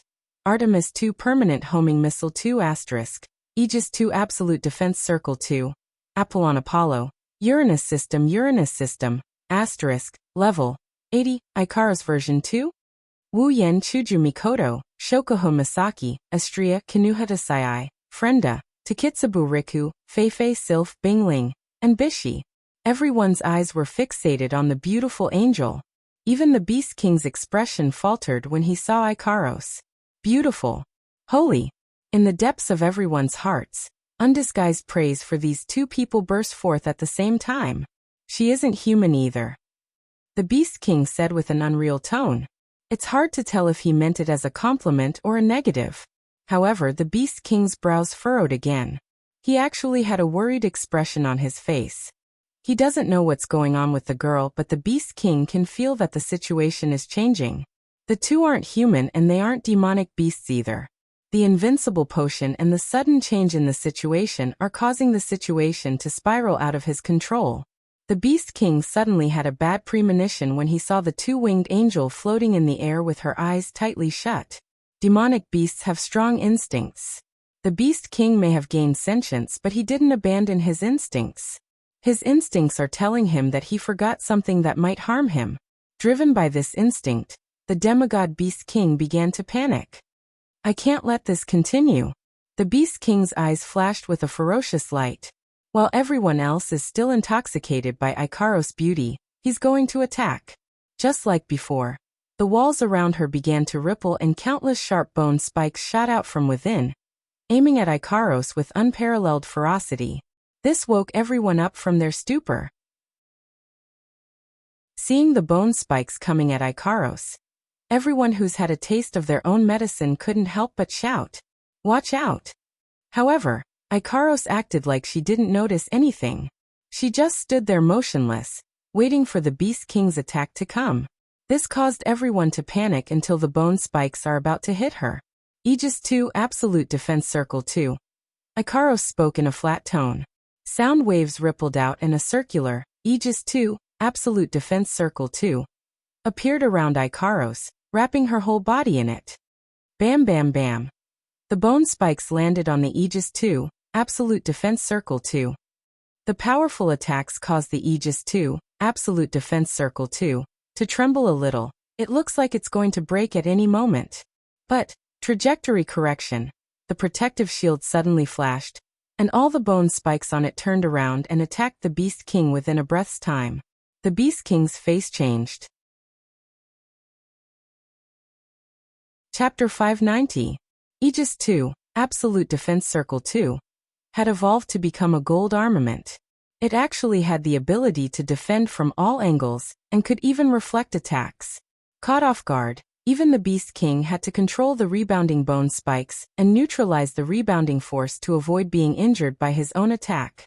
With a wave of his hand, he retrieved all the bone spikes back into the wall with a gloomy face. His premonition seems to have come true. Ikaros acted like she didn't notice the Beast King's expression. She slowly opened her eyes. Compared to before, her crimson eyes are a lot more lively. They look like red wine that has been fermented for countless years. You can even see stars in them. Artemis 2, Permanent Rear-End Missile 2. Instantly, an overwhelming amount of pink light shot out from the two pairs of pink wings. Countless pink light rays filled the entire sky, as if they had grown eyes. They spun in a circle in the air, and with the force of a tidal wave, the number of pink light rays was no less than the number of bone spikes from before, enveloping the Beast King. The Beast King's expression changed again.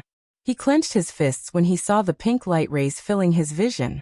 The Beast King can tell from the momentum of the Artemis 2, Permanent Rear-End Missile 2, attack. It's not just the number, it's the same attack as before. Even the power has undergone a complete transformation. It's no longer a threat to him. The Beast King stomped his foot on the ground, and 4 bone walls drilled out from the ground around him, enveloping him within. Boom boom boom boom boom, countless rays of light landed on the bone wall, resulting in a huge shockwave. The continuous bombardment soon covered the Beast Emperor's location. Flames and dust rose into the air, but they were unable to stop the cherry red missiles. The missiles fired into the bone wall like soldiers who were not afraid of death. Everyone was stupefied.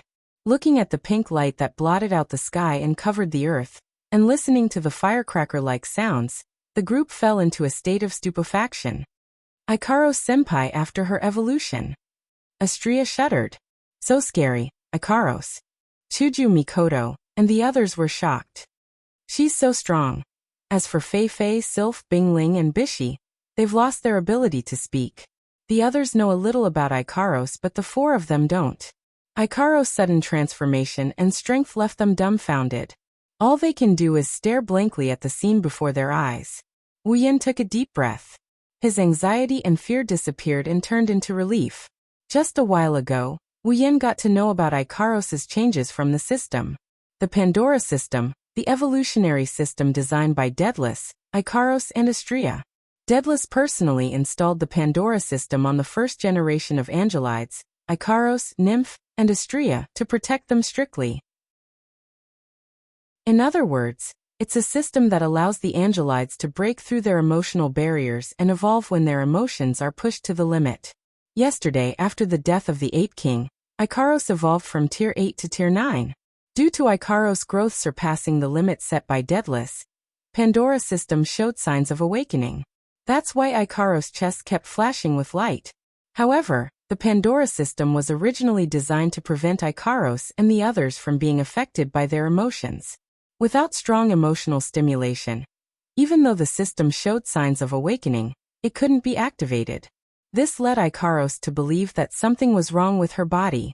Now that Wu Yen is being treated so cruelly by the Beast King, Ikaros' emotions were ignited.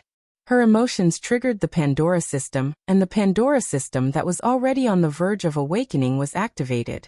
Ikaros has also evolved and gained a new form, new strength, and new equipment. All gold-grade equipment. The current Ikaros is a true Tier 9 fighter after her breakthrough. Due to the evolution of the Pandora system, she's several times stronger than the average Tier 9 fighter. Daedalus really does love her daughters.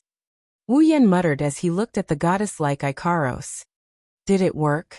On the other hand, Hinajuku Mikoto, Shokuho Misaki, and the others were paying close attention to the Beast King's condition. In midair, Ikaros' eyes slowly regained their luster. When she regained her senses, she turned towards Wu Yan's direction. Only when she saw a perfectly fine Wu Yan did she slow down her anxiousness. Ikaros was about to fly towards Wu Yan's direction when she suddenly stopped, and turned around to look at the smoke below. Almost at the same time, bone arrows shot out from the center of the smoke, ripping holes in the smoke. The moment Ikaros turned around, every single one of them landed on her body. The effect of resplendent breath reverberated in the air, causing the bone arrows to lose their effectiveness. However, Ikaros was also sent crashing into the wall behind her. Even though she wasn't injured, her head was starting to feel a little dizzy. After the bone arrows hit Ikaros, they exploded and turned into tens of thousands of smaller bone arrows.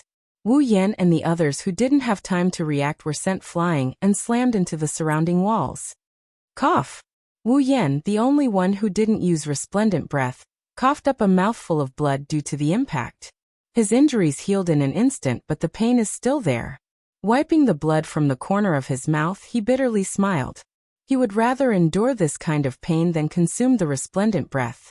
It's not that he's looking for trouble, but he wanted to remind himself not to rely too much on the system items. He didn't want to put the people around him in danger like today. It's not like he's going to die anyway, it's just a little more pain.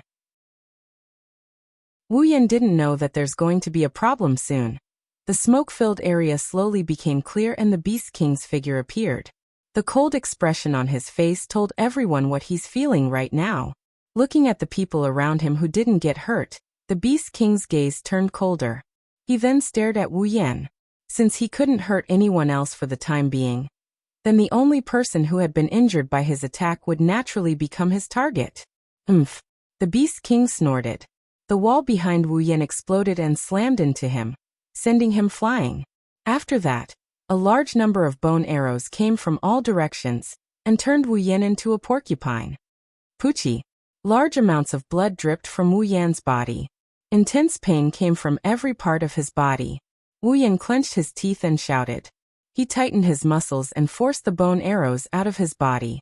At this moment, a childish cheer resounded throughout the entire space as Wu Yan heaved a sigh of relief. It's done. At the same time, the Beast King on the ground was alarmed.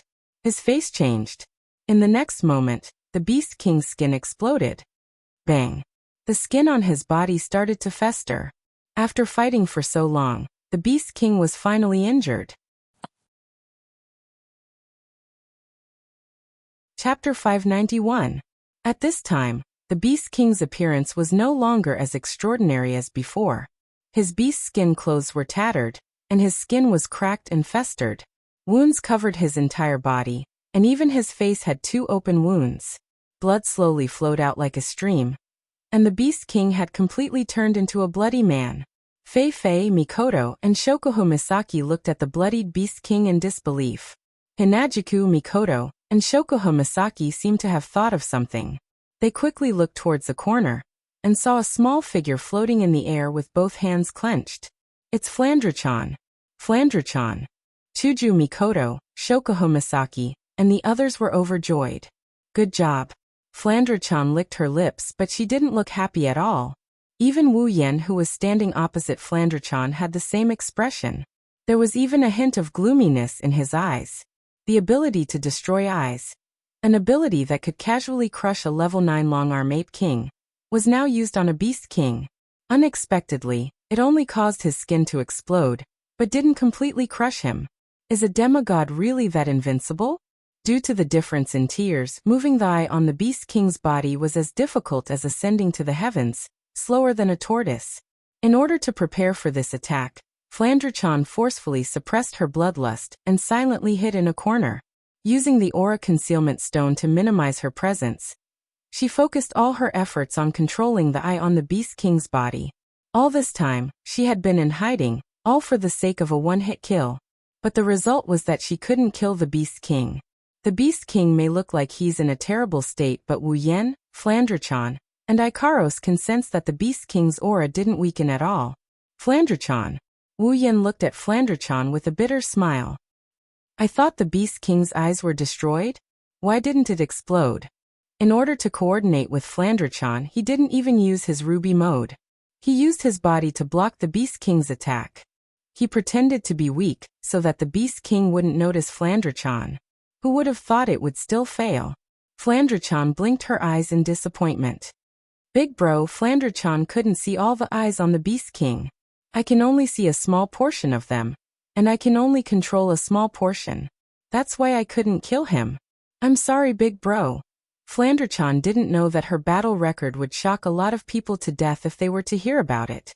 Since ancient times, there has never been a case of a demigod getting hurt by a tier 9 demigod, but not only did Flandre-chan manage to do so, she was the only one in the world with such a battle record. Can't see all the eyes. Wu Yan sighed. He felt a little dejected, but he also felt relieved. It's no wonder Flandre-chan was able to defeat someone in Gensokyo despite her heaven-defying abilities. It seems like Flandre-chan can't see all the eyes on the Beast King's body. Of course, without Gao Flan's strength, there's no way Flandre-chan's ability can be blocked. Flandre-chan's ability is still very scary. Master. Ikaros looked up and said. The target's vital signs are fluctuating. As soon as he finished speaking, the Beast King on the ground gently straightened his back. Because of his movements, a large amount of blood flowed out of his body and splattered onto the ground. Good. Very good. Very good. The Beast King raised his head and revealed his face to everyone, much to their surprise. The pair of ordinary black pupils had disappeared, and were replaced by a pair of flat beastly eyes. The Beast King glanced at his cracked skin, and shook his body as if he did not see it. He shook off all the blood stains on his body. His expression did not change, but an unusually strong pressure enveloped everyone's hearts. You've hurt me. The Beast King's face was expressionless. It's scary. You should be proud. Beast Zizi. With the Beast King as the center, a hazy yellow light suddenly lit up, instantly illuminating every corner of the battlefield. A hemispherical shield appeared from his body and quickly spread out in all directions, covering the entire space. The hemispherical barrier expanded at an extremely fast speed. When the edges of the hemispherical barrier reached their surroundings, Wu Yan and Ko quickly raised their hands to block. However, the hemispherical barrier was like a gust of wind. It didn't do any damage to the group. Instead, it enveloped them. In just a short while, the surroundings turned into an earthy yellow space. Before the group of people had time to observe, their bodies suddenly sank, as if they were being pressed down by a huge mountain. Wu Yan, Ikaros, Astria, Flandre-chan, Mikoto, Sylph and the others who were flying in the air fell to the ground. Chuju, Shokoho Misaki, Kinuhata Sayai, Frenda, Takitsubu Riku, Fei-Fei, Bingling, Bishi and the others also fell to the ground. A terrifying gravitational force was exerted on everyone's body, causing them to be unable to lift their bodies or even raise their heads. All of this happened in only 2 to 3 seconds. When the group of people understood what had happened, they were already lying on the ground. Damn it! The veins on Wu Yan's forehead bulged. He tried his best to get up, but other than raising his head, he couldn't do anything else. Wu Yan, who has the body of a true ancestor and the strongest physique among them, is already in such a state. Shokoho Misaki, who is physically weak, couldn't even move her eyelids. Her eyes were filled with pain. Oniai-chan. Flandre-chan felt her body getting heavier and heavier. She felt like she was suffocating. Flandre-chan is in so much pain. Master. Ikaros and Astria struggled with all their might, but they couldn't move. Ikaros, who just evolved and got a huge boost in strength, was no exception. Yen, Hinajiku Mikoto, Shokoho Misaki, Kinuhata Sayai, Frenda, and Takitsubu Riku could only let out a weak cry and nothing else. Fei-Fei, Sylph, Bingling, and Bishi gave up on resisting. They closed their eyes as if they accepted their fate. Everyone. Wu Yan turned his head and looked at everyone. The Beast King's voice rang in his ears. As expected, the Beast King appeared in front of Wu Yan. His bloodied face was emotionless. He looked down at Wu Yan from the corner of his eyes. That potion will only take effect when you are injured. For an attack like this that doesn't have any killing power, the potion won't have any effect. The corners of the Beast King's mouth curled up. Under the stain of blood, he looked extremely sinister. You should be satisfied. You should know that this gravity space can even suck away the air. Ordinary people would have died long ago. Only you can safely stay here under the protection of that bottle of medicine. How miraculous. Even a vacuum can save your lives. Does the potion provide you with oxygen? The Beast King tilted his body to the side. No matter what, as a reward for injuring me, let me quietly watch as your potion loses its effect. Bastard. Wu Yan raised his head and roared. Let them go. Fight me one-on-one, if you have the guts. The Beast King sneered. Don't worry, I will save you for last. We will have plenty of time. But, fight, fight, fight. Wu Yan shuddered when he heard the Beast King's words. He couldn't help but feel a sense of despair. Now he finally understood that the Beast King had been playing with them all along. He hadn't been serious at all. In all the previous battles, the Beast King had been playing around. Only now did he use a little bit of his true strength. This bit of strength is enough to make them despair. Chapter 592. Yen. Shokuho Misaki tried her best to squeeze out a sentence. Don't worry. We won't die. Now that Wu Yan has fused with them, as long as Wu Yan doesn't die, he can revive them by paying half of the summoning points he used to summon them. Wu Yan has the body of a true ancestor. He can't be killed. Even if he is imprisoned by the Beast King, he can wait until the right time to escape and revive the girls. That's pretty much what Shokuho Misaki is trying to say. She didn't say it out loud, but she knew Wu Yan understood what she was trying to say. Yes. Yen. Chuju struggled to open her mouth. The most important thing is you. The other girls didn't say anything, but they were probably thinking the same thing, including the most cowardly one, Frenda. Wu Yan bit his lips hard when he heard the girls' words. He felt so bad that he wanted to vomit blood. Am I really going to have to watch Chuju and the girls die? Then revive them? As for myself, I'm just struggling to live on? No. I'd rather die. I don't want them to die in front of me. Propping himself up on the ground, Wu Yan exerted so much force that his veins protruded out. The veins wriggled like earthworms, they looked like they would burst at any moment. One can only imagine how much strength their owner used. Wu Yan's actions were seen by the girls. They opened their mouths but no words came out. They couldn't bear to watch Wu Yan's desperate actions, and they couldn't help but turn their heads away. How could a rational plan be compared to true feelings? If they were in Wu Yan's shoes, they would have to watch their loved ones die while they were the only ones who survived. Even if they knew there was hope, they would still feel pain. Even if the 10 of them survive, Fei Fei, Sylph, Bingling, and Bishi won't be so lucky. Their deaths would forever be a knot in everyone's heart. However, there's no other way. At this moment, everyone fell into a state of despair. Their eyes were glazed over, except for Sylph. She only felt a sense of grievance. She had always been the absolute genius and expert in the eyes of others. She had never thought that there would be a day when she would have to rely on others to fight for the hope of survival. As for herself, she had not been of any use at all. That's why Sylph felt aggrieved. It wasn't Sylph's fault. She was just a magus who needed to chant spells. What could she do in a chaotic battle like that? Powerful magic required chanting, and the more powerful it was, the longer the chanting would take. Unfortunately, the level of the battle was beyond her level, and the surrounding terrain was constantly changing, which disrupted her casting. In the end, she couldn't even cast a single spell. As for spells that don't require long chanting time, they were completely useless. As a result, Sylph, who wanted to participate in the battle, was the one with the least impact. If the opponent was a demigod, Sylph wouldn't have fallen to this state. Even if the opponent was a demigod, she would still be able to make a difference with her companions. The strange thing is, this is the Beast King's body. The terrain kept changing and Sylph, as a magus with a gold armament, was reduced to a mere spectator. Sylph felt aggrieved. She turned her icy blue eyes towards Wu Yan. She felt bitter in her heart. Perhaps, she will never have the chance to report his possession of the ring to her superiors. Time ticked away like days or years. Wu Yan tried to get up, fell down, got up again and fell down again. It's a sad and desolate place. The Beast King sat on his throne of bones and stared at everyone. To be more precise, he was staring at the glowing halos around them. With the passage of time, the halo protecting the 13 people who had taken the resplendent breath was slowly fading away. It was only a matter of time before it disappeared. The Beast King didn't care about any of this. Instead, He focused on Wu Yan, who kept trying to get up. His emotionless face made people feel like they were watching an ant trying to move food that was 10 times bigger than itself. Moreover, the food was placed there by him.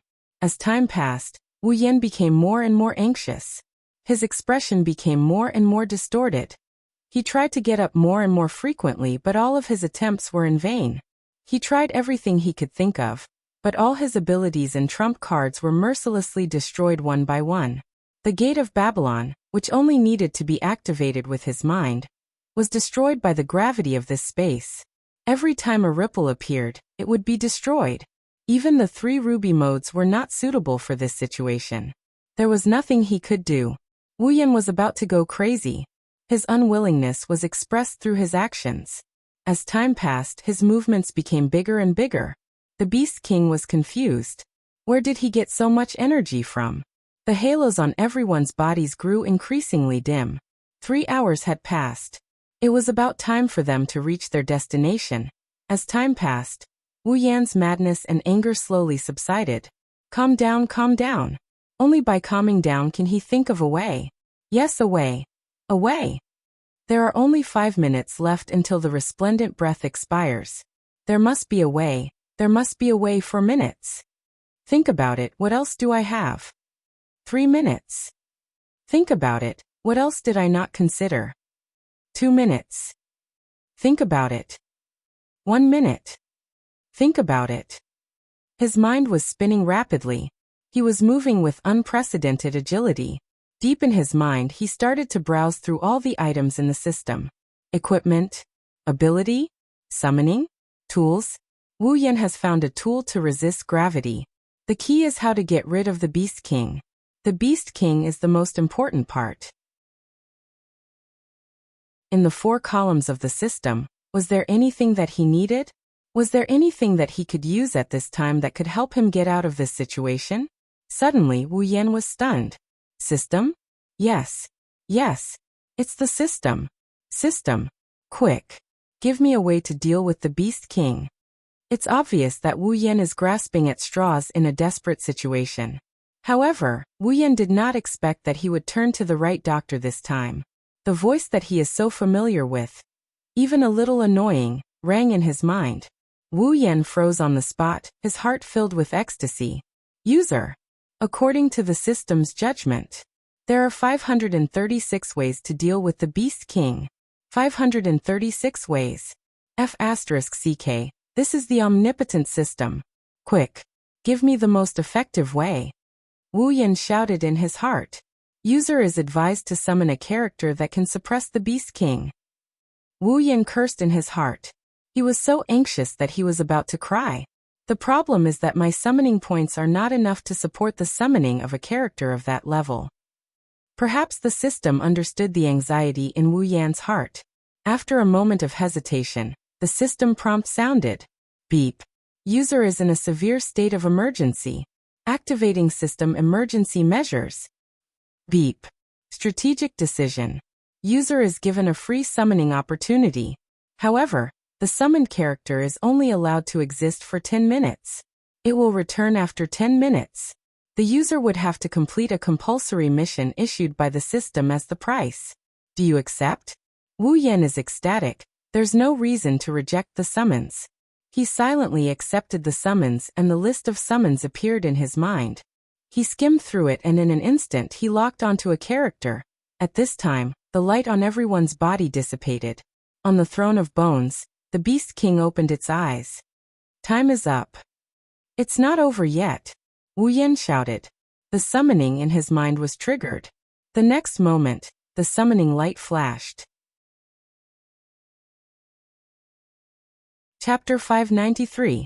Like a reverberating ring, the summoning light rippled outwards. Finally, the yellow space was dyed with a different color. It looked strangely attractive. Other than Wu Yan, everyone else was stunned. They looked up at the summoning light. Chuju and the other summoners understood what was going on. Their expressions changed. Unlike the khaki-colored light that filled every corner, the range of the summoning light was not large. And the light source was not very bright either. However, when the Beast King saw the dense light that rose into the air like a large light bulb, His expression changed. Yet another unexpected situation occurred. Humph! Furious, the Beast King swung his arm. A dark ripple spread outwards and hit the summoning light. Wu Yan and the others cried out in surprise. Bang! The ripple didn't even dim the summoning light. It was like an egg hitting a rock. While the Beast King was enraged, Wu Yan and the others sighed in relief. Fei Fei and the other three were still confused. The Beast King narrowed his cold eyes. He was enraged by the repeated accidents. He stared at the summoning light, but he wasn't in a hurry. I'd like to see what other tricks you have up your sleeves. Wu Yan ignored the Beast King's words. He stared at the summoning light with sweaty palms. The summoning light that was as tall as a person rippled. The illusory edges of the summoning light appeared and disappeared in the yellow space. During the ripples, the summoning light did not dim at all. However, everyone present could see that a faint humanoid figure was slowly emerging from the summoning light. A human. The Beast King, Fei Fei, Sylph, Bingling, and Bishi all gasped in shock. They didn't expect a person to appear in the ball of light at such an opportune moment. Could it be a summoning spell? Fei Fei, Sylph, Bingling, and Bishi thought to themselves. The Beast King, on the other hand, was in an awkward position. In his body, no one could use any means to escape. Naturally, no one could use any means to barge in without his consent, not even summoning magic. That's why the Beast King was able to detect intruders in his territory. He also noticed Wu Yan and the others using aura hiding stones and cloaks to sneak in. In a way, Wu Yan and the others had his permission. Otherwise, he would have attacked them the moment they barged in. This guy. The Beast King looked at Wu Yan with fear in his eyes. Who the hell is he? Why does he have so many magical means? The person who appeared in the summoning light instantly became the center of attention. It didn't take long for a flawless girl to appear before everyone's eyes. She was wearing a pink and white princess dress with pleated edges. It fluttered gently under the influence of the summoning light. She had a head of curly blonde hair. She was also wearing a pink and white round hat with a red ribbon tied in the shape of a bow. It added a bit of cuteness to the noble young lady. Strangely, the front part of the pink and white pleated princess dress was a Taoist robe with the 8 trigrams printed on it. It made her look noble and cute, but also a bit mysterious. Such a nondescript attire seemed to be a natural fit on the young lady's body. With that exquisite face that did not seem to belong to this world. It gave people a feeling that no matter what she wore, it did not matter. Furthermore, such attire actually highlighted her unique temperament. It was a miraculous aura that would make the world less colorful if she wasn't there. A red bow was tied to the end of the girl's long blonde hair. Her strange princess dress fluttered in the wind. She held a parasol in her hand. Her eyes were tightly shut. Amidst her nobility, there was a hint of tranquility and beauty. When the girl's full appearance was revealed, everyone was stunned. Even Fei Fei and the others seemed to have forgotten about their situation. She attracted all their attention. Only Wu Yan, who knew the girl's true identity from the start, maintained his consciousness. His face was filled with joy. A ray of light suddenly shot out from the girl's chest towards Wu Yan, who was lying on the ground. It connected to his heart. Only Wu Yan could hear that the 2 heartbeats were gradually changing. If anyone else could see the 2 heartbeats, they would see that the 2 heartbeats were slowly becoming the same. No one was able to react in time, including the Beast King. This change was beyond their comprehension, and everything was so sudden. Only Hinajiku and the rest who understood the reason behind it looked at each other with anticipation. Could this girl, who was about to become their companion, help them get out of this predicament? Finally, at some point, the 2 heartbeats became the same. The ray of light connecting Wu Yan and the girl broke. It rolled into a small ball of light and shot into Wu Yan's body. The light of the summoning also dimmed and disappeared. Only the blonde girl was left floating in the air. Her skirt fluttered in the wind. She was still as beautiful as ever. The atmosphere of the entire place turned silent. The Beast King raised an eyebrow. He looked at the girl floating in the air with her eyes closed. He had a vague feeling that she wasn't as simple as she seemed. She looked like an ordinary girl. Her tall and slender body made the Beast King's heart clench. But he still said coldly, "How long do you plan to stay up there?" The Beast King had forgotten that they were still in his gravitational space. But the girl wasn't affected at all. The Beast King's voice echoed in the space. The girl ignored him. Her eyes were still closed as if she was asleep. The atmosphere became a little stifling. The Beast King frowned. Are you ignoring this king's existence? The girl still didn't respond. Wu Yan was starting to get anxious. The Beast King's face darkened. His eyes flashed. He suddenly made a move. A black ray shot towards the girl in the air. Oh no! Wu Yan was shocked. Just as the black light was about to reach the young girl, a strange sound suddenly rang out. The space in front of the black light suddenly collapsed and a hole opened up. The black light was swallowed into the hole, and silently dispelled the Beast King's attack. Allah, how rude! A sweet and flirtatious voice came from the girl's mouth, breaking the peaceful and beautiful atmosphere. A pair of purple eyes gently opened. The parasol in her hand opened, and was propped up by the girl on her shoulder. A pink and white folding fan appeared in her other hand at some point, and touched her lips. It's rare to encounter such a miraculous thing. I still want to recall the memories that system forced into me. System? The Beast King frowned. The girl smiled and ignored the Beast King. It was as if he was just an unremarkable passerby in her eyes. Turning her head to look at the ground, she saw Wu Yan looking at her with a face full of joy.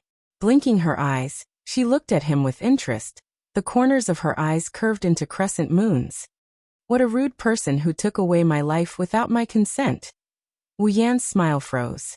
He suddenly felt a little awkward. Seeing this, the girl couldn't help but laugh. Alright, looks like you're not that annoying. I'll consider you a pass. As soon as she finished speaking, the girl shifted her gaze and looked around. Then, she suddenly waved the fan in her hand. Boom. In the blink of an eye, the earthy yellow gravity space shattered like glass without any warning. What? The Beast King was shocked for the first time. Chapter 594. Impossible. The Beast King blurted out as he looked at the yellow space that had collapsed into nothingness. For a moment, he couldn't calm down at all. At his level, it's hard for his mental state to fluctuate.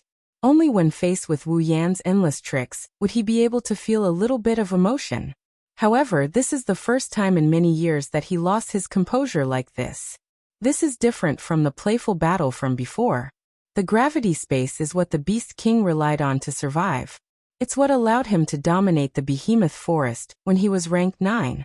He didn't use his full strength just now, but he was serious. However, this girl who came out of nowhere shattered the skill he relied on to survive. Even if she didn't use her full strength, the Beast King still couldn't believe it. On the ground, the group of people also had their mouths wide open. They had completely forgotten to get up because their heads were already dizzy. The gravitational space that had been suppressing them was broken just like that. Who are you? The Beast King calmed down after adjusting his emotions. His face is no longer calm, it's serious. Me. Covering her face with the fan in her hand, the girl's purple eyes flashed with a wisp of wisdom. Yakumo Yukari. Yakumo Yukari? The Beast King lowered his head. His mind spun quickly. He's trying to find information about the name Yakumo Yukari.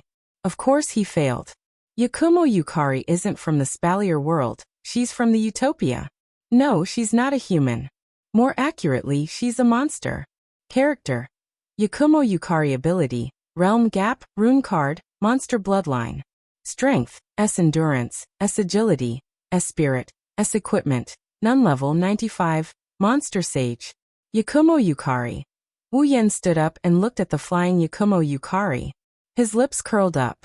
He was the only one who knew what the name Yakumo Yukari meant. Holding Flanderchan's hand, Wu Yan turned around and walked away. This action attracted everyone's attention. Where do you plan to go? The Beast King asked calmly. There was a hint of mockery in his tone. Escape? Do you think you can escape without my permission? Run. Wu Yan stopped in his tracks and asked without looking back. Is there a need for that? Hearing those words, everyone present was stunned. Wu Yan shook his head with a smile, and continued to walk forward. Chuju Mikoto, let's get some distance away. Leave? The girls looked at each other. Chuju hurriedly ran to Wu Yan's side. Yin, what are you doing? Let's go help. Help. Wu Yin couldn't help but laugh. His voice was flat, but the undisguised confidence in his words affected everyone present. There's no need for that. It will be over soon. The Beast King's expression turned cold. His beast eyes flashed dangerously. You're saying that I will lose? Of course you will. Wu Yin waved his hand and laughed. That's the best outcome, don't die. The Beast King's expression darkened. He sneered and stopped talking. He ignored Wu Yan's actions. No one can leave without his permission. Right now, he wants to crush Wu Yan's trump card and enjoy the despair on his face. Era. Yakumo Yukari opened her mouth in shock, but her eyes are smiling. You trust him that much? Looks like if I don't put on a good performance, I'll let you down. You're very confident. The Beast King is getting angry after being looked down on again and again, but on the surface, he acted as if nothing happened. Indeed, from what I saw just now, your strength is not simple. However, do you think you can win against me here? The Beast King didn't finish his sentence. He just gently lifted his foot and tapped the ground. The entire skeletal fortress started to shake. Oh. Yakumo Yukari was surprised. Her purple eyes scanned the surroundings. Looks like this place isn't simple. The Beast King paused. He looked up. I didn't think you'd notice so quickly. Well. Yakumo Yukari shook her body and smiled. After all, I'm in charge of a large territory. She spun the parasol in her hand and flew down, her folding fan fluttering in the air. Let's hurry up and deal with this unexpected battle. I won't be in this world for long. As soon as he finished speaking, the trembling ground became still, causing the Beast King's expression to change drastically. This was clearly his past body. How could it not be controlled by him? Yakumo Yukari smirked. She pointed her fan forward. The realm of light and darkness. In the next moment, a whistle sounded like an explosion, causing the Beast King's body to tremble, and he couldn't help but take a step back. At this time, several balls of light flashing with a fatal aura had appeared behind the Beast King at some unknown time, lightly rushing towards his back. The Beast King's expression changed. The balls of light may look light, but the Beast King has a feeling that he won't be able to dodge them. Bone shield. The Beast King turned around and a few bone shields appeared out of thin air to block the incoming balls of light. The realm of being and non-being. A voice rang out when the bone shields made by the Beast King collided with the ball of light. It was a simple sentence, and the bone shields suddenly disappeared, as if they had never appeared. The Beast King was shocked. The balls of light were already in front of him before he could react. The Beast King's pupils constricted. He stomped his feet and turned into a shadow. He dashed towards the distance with extreme speed. When he fought Wu Yan and the others, the Beast King didn't move at all. This is the first time he's faced with Yakumo Yukari. He had no choice but to dodge. The Beast King didn't dare to underestimate her anymore. Without a doubt, everything that happened just now was caused by Yakumo Yukari. She must be a demigod. Demigod. The Beast King appeared not far away. He looked at the smiling Yakumo Yukari. She's a demigod. Yakumo Yukari tilted her head and smiled at the Beast King. I don't have that much time for you to pay attention to other things. The Beast King shuddered when he heard Yakumo Yukari's words. He immediately felt a gust of cold wind behind him. He quickly turned around. A few black holes were spinning in the air. They devoured everything in their path, be it sound or air. Although they didn't make any noise, the Beast King knew that being hit by them would be no different than being hit by a real black hole. At that moment, the Beast King turned around. Just as he was about to do something, a sense of danger suddenly surged in his heart. The Beast King jerked his head up and quickly saw that the ball of light that he had dodged earlier had appeared in front of him. The attack of light and darkness swept through the Beast King like a hot knife through butter. Silently, the Beast King felt a suffocating sense of crisis. Without a second thought, the Beast King unleashed all of his powers. His hands were wrapped in heavenly might. They turned into shadows of fists and punched towards the balls of light and darkness. The Beast King was confident that this attack could send the balls flying. But at this moment, the calm voice rang in the Beast King's ears again. The realm of fast and slow. The lightning-fast fists disappeared, revealing the Beast King's fists. The Beast King's eyes almost popped out of their sockets, but there was no time for him to express his thoughts. The balls of light and darkness descended upon him in an instant. Bang, bang, bang, thick smoke rose from the Beast King's body. Following the Beast King's roar, it felt a sharp pain coming from its body. The Beast King turned around, broke through the smoke, and dodged to the side. A hand slowly rested on the Beast King's shoulder. "Didn't I tell you? There's no time for you to pay attention to other things." The Beast King's hair stood on end.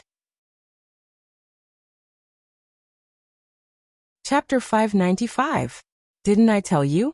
There's no time for you to pay attention to anything else. The Beast King's entire body froze. Cold sweat began to drip down from his forehead. His body tensed up as he felt the hand on his shoulder. The Beast King gritted his teeth and suddenly turned around to throw a punch. Bang! A muffled sound immediately rang out. However, the Beast King who had punched out a mouthful of blood was sent flying backwards and smashed into the ground. In the distance, everyone except Wu Yan was dumbstruck when they saw the Beast King Luftwaffe flying away. They felt like they're in a dream. The Beast King was sent flying. Bing Ling muttered in a daze. The demigod Beast King was sent flying. Yakumo. Bishi's expression didn't look any better. Could it be another demigod? A demigod that's stronger than the Beast King? Chuju Mikoto and Shokuho Misaki exchanged glances and shook their heads. Mikoto smiled bitterly. That Yakumo girl is so strong. The girls nodded. They couldn't take their eyes off Yakumo. The Beast King clutched his chest and stood up with a pale face. His legs were shaking uncontrollably. He couldn't believe it. One hit, just one hit, and he almost couldn't stand up straight. The Beast King glared at Yakumo Yukari and roared. "How did you do it?" His bone shield had mysteriously disappeared, his attacks had mysteriously slowed down, and his opponent's attacks had mysteriously appeared around him. Even his opponent himself had mysteriously appeared behind him. How did the other party accomplish all of this? Yakumo raised her parasol casually and smiled. "How should I say this? Why don't you try it yourself?"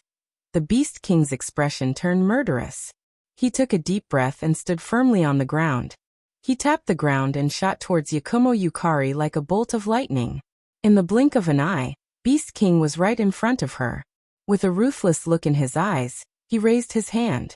At this time, the people standing in the distance saw that a sword had appeared in the Beast King's hand. It was a bone sword that emitted a baleful aura. The Beast King was going all out against Yakumo Yukari. The man's sword arrived before Yakumo Yukari's neck, and the rotten aura of the sword cut down mercilessly. "That's fast." Chuju, Astria, and Feifei gasped in shock. The three of them who are good with swords couldn't see the Beast King's speed. The Beast King didn't dare to hold back against such a powerful enemy. He attacked with all his might.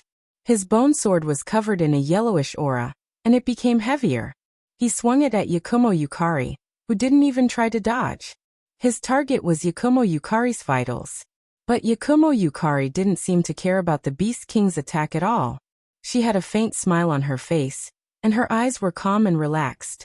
She gently waved her fan, and the unbreakable bone sword was stopped. It couldn't go any further. The Beast King's expression changed slightly. With his current strength and magic, his bone sword could cut down a mountain with a single slash.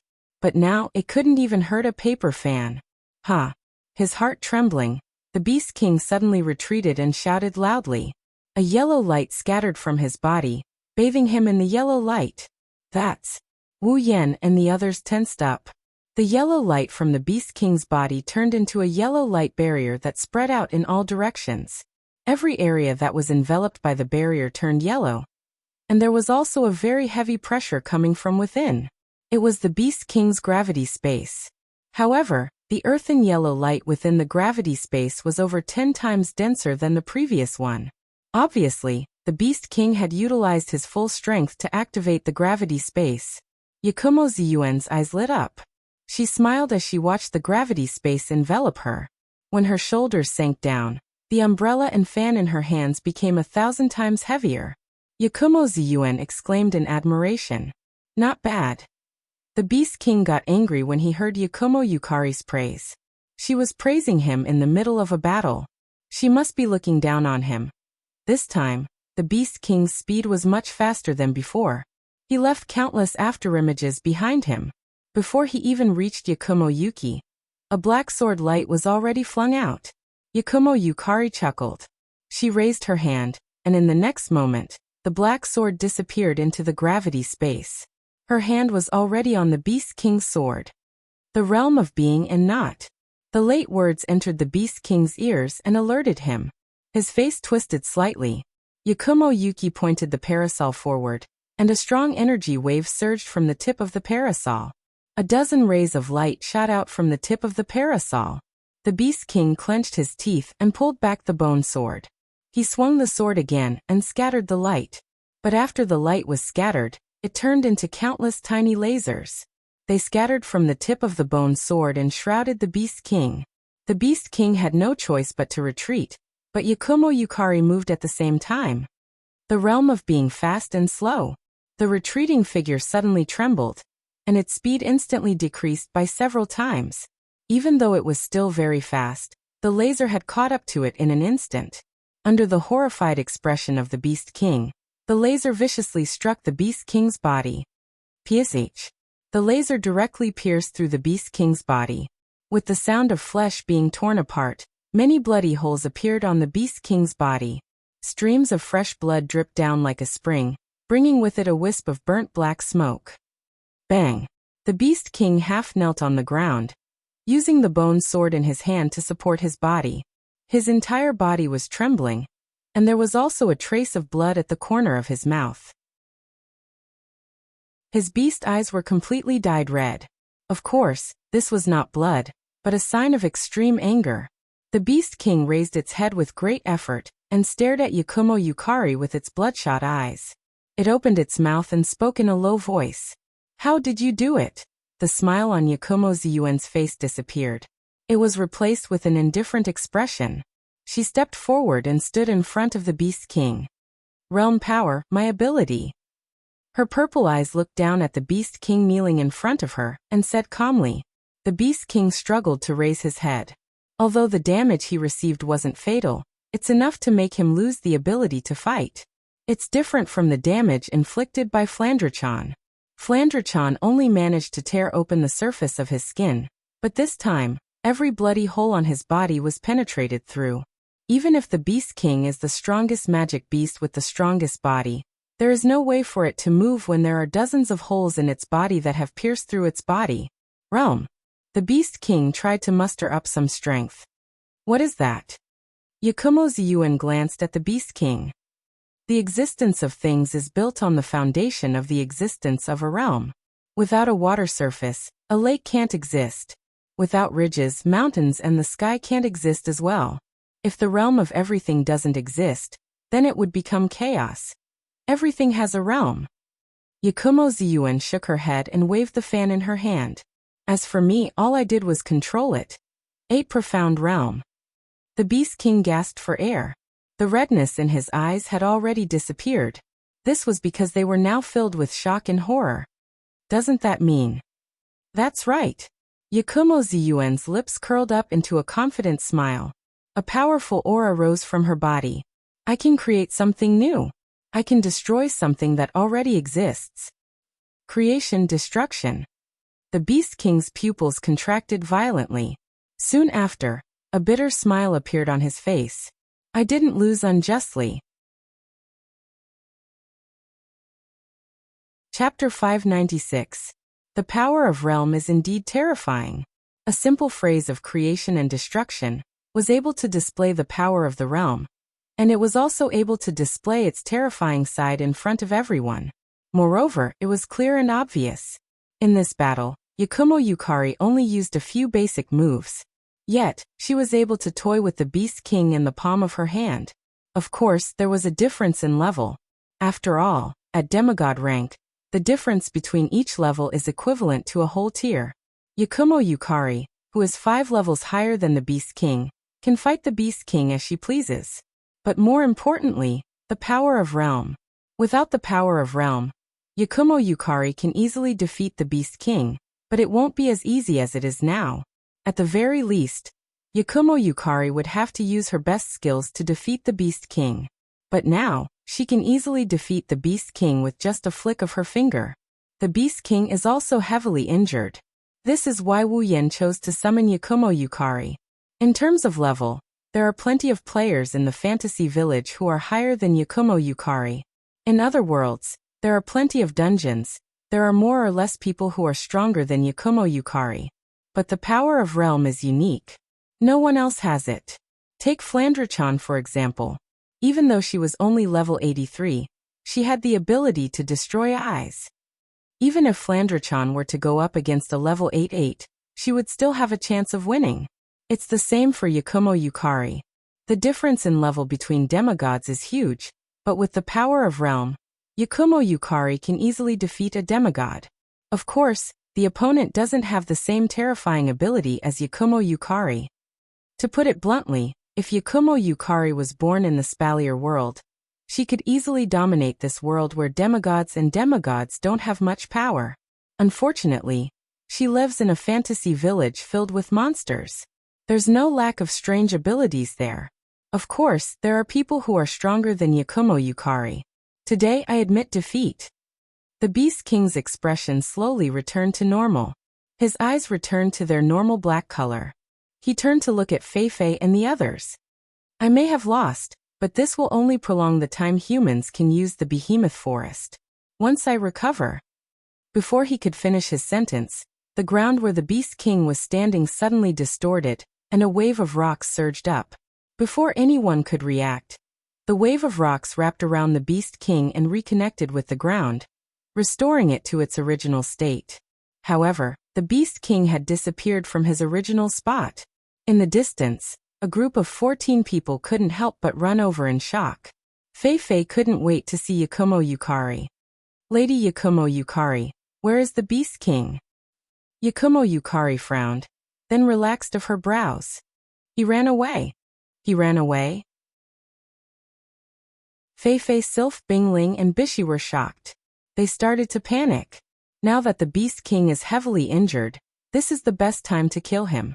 Otherwise, when he recovered, wouldn't everything remain the same? Seeing Fei's reaction, Yakumo Yukari twirled her parasol. Her purple eyes that seemed to be able to see through people's souls curved into a crescent shape. She smiled. My attack wasn't a normal attack. That guy's injuries won't heal without a year or so. Fei and the others sighed in relief. Fei bowed and said respectfully, Lady Yakumo Yukari, thank you for saving our lives. Lady, thank you so much for saving our lives. Bingling, Bishi and Sylph bowed as well. The person in front of them is a peak demigod. She can easily suppress the Beast King. They don't even know if there are people like her in the Spalier world. Fei and the others didn't know Yakumo Yukari's background, but her strength is enough to strike fear into their hearts. No need. Yakumo Yukari didn't act like a strong person. After living for so long, she has seen through everything in this world. That's why she's unusually approachable. Of course, it won't be easy to get her to look at you in the eye. I had a lot of fun too.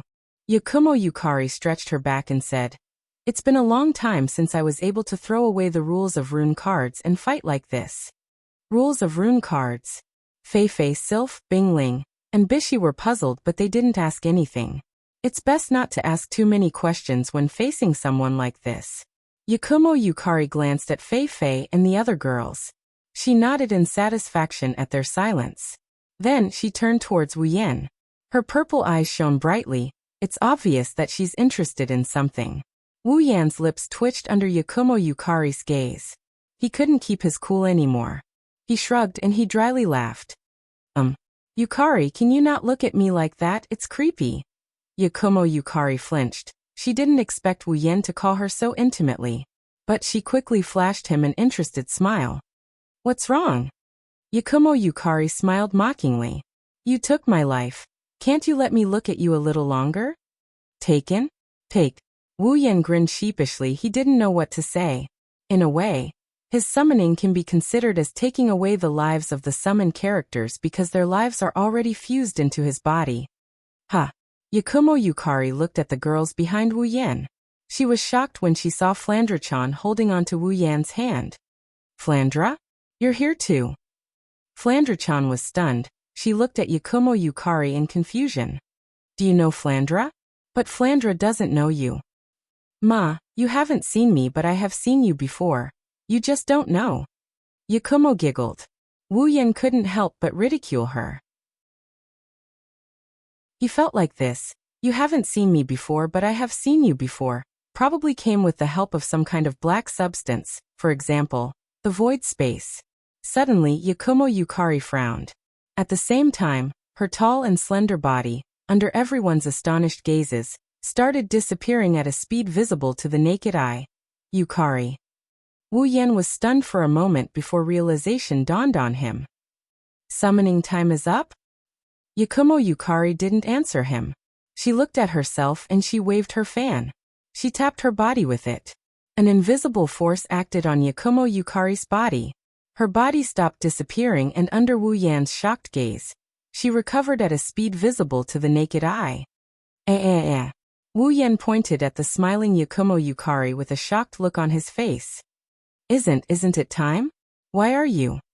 What's so strange about it? Yakumo Yukari said matter-of-factly, everything has its own realm. I don't really understand the existence of the system, but since there's a summoning time, then time has its own realm as well. All I have to do is control the realm of time. Then, Yakumo Yukari sighed again. But that system is really mysterious. With my power, I can only extend the summoning time, but I can't completely cancel it out. What kind of existence is it? So you're saying? Wu Yan paused for a moment, then with a very interesting expression he said, Yukari, you're staying? Of course. Yakumo Yukari closed her fan and raised her parasol. I never thought something so magical would happen to me. Of course I have to experience it. Time is stopped in Fantasyland anyway, I don't have to worry about it. Yakumo Yukari smiled slyly. So, I'll be in your care for now, Yen-kun. In an instant, Wu Yan felt a tail grow out of Yakumo Yukari's back, a devil's tail. Chapter 597. Wu Yan acted like he's very familiar with Yukari on the surface, but inside he's very shocked. Ever since he got the system, Wu Yan has been following the system's rules. If he wants an item, he has to exchange it with points. If he enters a dungeon, he has to complete the dungeon mission. Even the special item needed to unlock the mysterious crystal was made by the system. Yukari, on the other hand, can use her own ability to resist the system and achieve her goal. Even though it's just extending the summoning time, it's still a huge blow to Wu Yan. After all, in his subconscious mind, the system is an omnipotent entity. Yukari's actions have taught Wu Yan a lesson. She used the most obvious method to tell Wu Yan that the system is not something he can't resist. Coupled with the fact that the return scroll didn't work, Wu Yan has a feeling that the system is just SOSO. On the other hand, Yukari has been observing Wu Yan's reaction. Naturally, she noticed the changes in Wu Yan's expression. Purple's pupils flashed. Raising the folding fan in his hand, Purple suddenly said, Actually, that system is really an incredible thing. Wu Yan was stunned. He turned to Yukari and thought, Is it that easy to see through me? How come both Shokuha Misaki and Yakumo Yukari can see through my thoughts? Violet smiled faintly. It was just a slight curl of her lips, but it was enough to make Bing Ling and Bishi, who were both afraid of her, turn to look at her. I've encountered a lot of headache-inducing things in the fantasy village, but I've never seen something like this that can create equipment out of thin air, give people abilities, and have so many strange items. It can even strip people of their lives and forcefully integrate them into other people's bodies. Yukari glanced at Wu Yan with a meaningful look. To be honest, this is the first time I feel like my life doesn't belong to me. I feel like I'm being toyed with by someone else. If it weren't for the fact that there are no loopholes in the memory given to me by the system, I might have treated you as the culprit and dissected you directly. Wu Yan's body trembled when he heard that. He subconsciously distanced himself from Yukari by 2 to 3 meters. His inner thoughts turned into chills. As expected of the sage of monsters, Yakumo Yukari. She's so pretty, yet she can talk about anatomy so casually. Shouldn't she be the one toying around with other people's lives? She should be the one toying around with people's lives. Yukari smiled mischievously. She lifted her parasol and placed it on her shoulder. Yinkuan, don't worry. My life is tied to yours. I won't do anything to you. Wu Yan laughed dryly. He finally understood. When Yakumo Yukari uses the word I to describe herself, it means she's serious. When she uses the word concubine to describe herself, it's either to keep her distance or to mock others. That's why he felt that between using I to say dissection and using I to say I won't do anything to you, he should trust the former. Nah, Yukari. Wu Yan laughed dryly and he asked her in a serious tone. What do you think of the system? Yukari squinted her pretty eyes and looked at Wu Yan with a meaningful look. This look made Wu Yan feel as if his inner thoughts have been seen through by this beautiful girl in front of him. After living for so long, Yukari's intelligence can only be described as monstrous. She isn't called a sage for nothing. Even Shokuho Misaki doesn't have the right to act smart in front of her. Wu Yan couldn't hide his thoughts from her. Of course, Wu Yan didn't intend to hide this from her. Yukari's summoning time is limited, but their lives have already fused together so Yukari can be trusted. Even if this is their first meeting, Wu Yan has no doubt about it. The two of them stared at each other. Ripples were emitted from their wine-red eyes and purple eyes, as if they were communicating with each other. After a long while, Z unfolded the fan in his hand and covered half of his face, making it impossible for others to see what kind of expression he had. However, traces of satisfaction could be seen in his purple eyes. As for the system, I don't know its origin. I don't know what gave birth to it. I don't know the cause and effect that brought it to you. Yukari turned around with her back facing Wu Yan. Her voice traveled into Wu Yan's ears. However, since the system has fused with your soul, it will be harmless to you. This is something that I can guarantee. No matter what, the system is just a tool, an item. Before he finished speaking, Z took a step forward and walked into the distance. Since it's a tool, when you're strong enough, you'll be able to use it as you wish. Yukari's back disappeared from Wu Yan's sight, but her words pierced deep into Wu Yan's heart. He couldn't regain his senses for a long time. Sooner or later, it'll be under my control. Recalling the incomparably powerful equipment, strange abilities, mystical items, and the characters he envisioned, an intoxicating smile appeared on Wu Yan's face. That's right, sooner or later, the system will be under my control. Fei Fei, Sylph, Bingling, and Bishi looked at each other and walked up to Wu Yan. Fei Fei said with a serious expression. Yan, since the matter here is settled and we've got the information on the Beast King, let's go back. Sylph, Bingling, and Bishi nodded. They can't wait to leave the Behemoth Forest and report the Beast King's whereabouts to their superiors. In this way, the members of the council would be able to seize the time to find the whereabouts of the Beast King before he recovers from his injuries and eliminate the Beast King to prevent any unnecessary trouble. Wu Yan roughly understood what Fei Fei and the others were thinking. However, he didn't have high hopes for them. As the saying goes, a starving camel is still bigger than a horse. He doesn't think the Beast King will be killed so easily. However, Wu Yan didn't object. All right. Since the Beast King has escaped, this place shouldn't be able to restrain us anymore. We should be able to leave. Wu Yan nodded and agreed. Wu Yan looked at Yukari, who is talking to Flandre-chan, and the girls who are talking to her. He then looked at the Beast King's gigantic body. When Wu Yan found out that this is the Beast King's body and they can't escape, he had an idea. He wondered if he could turn this gigantic body over to the system in exchange for points. At that time, the system notified him that the Beast King is still in control of this skeletal fortress. That's why he can't turn it over to the system for points. But now the Beast King is no longer here. If that's the case, I should be able to turn it over to the system for points. Wu Yan's lips curled into a sinister smile. Fei Fei and the others shuddered. Without saying a word, Wu Yan waved his hand. In the next moment, the gigantic skeletal fortress suddenly disappeared. Everyone felt like they were being shaken.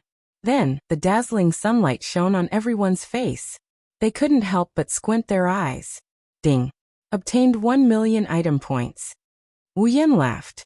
This is great. Before coming to the Behemoth Forest, he used to exchange for items to save his life. Now his item points are back to 10 million. Fei Fei and the others looked at the skeletal fortress that disappeared without a trace. Their eyes lit up, but they didn't say a word. Along the way, Wu Yan's methods had shocked them. They were already numb to it. Chapter 598. Outside the Behemoth Forest Camp. It has been a day since the expedition team returned from the Behemoth Forest. Initially, many people didn't have high hopes for the expedition team's mission in the Behemoth Forest. After all, the Behemoth Forest's outer perimeter is still manageable. Even if the Behemoth Forest is different from before, the expedition team should still be able to survive. However, the inner perimeter is a different story. In the inner region, the demonic beasts were at least at the peak of level 7, and level 8 demonic beasts were innumerable. With the elite expedition team consisting of level 7 demonic beasts and only one level 8 demonic beast leader, entering the inner region was simply courting death. In fact, even the Thunder Sovereign himself did not think highly of the elite exploration team's ability to obtain the information and return safely. In fact, if it wasn't for the Imperial family's decision to send the younger generation Sylph for this mission, Lei Wang would have formed a team of Tier 8 demonic beasts to explore the Behemoth Forest.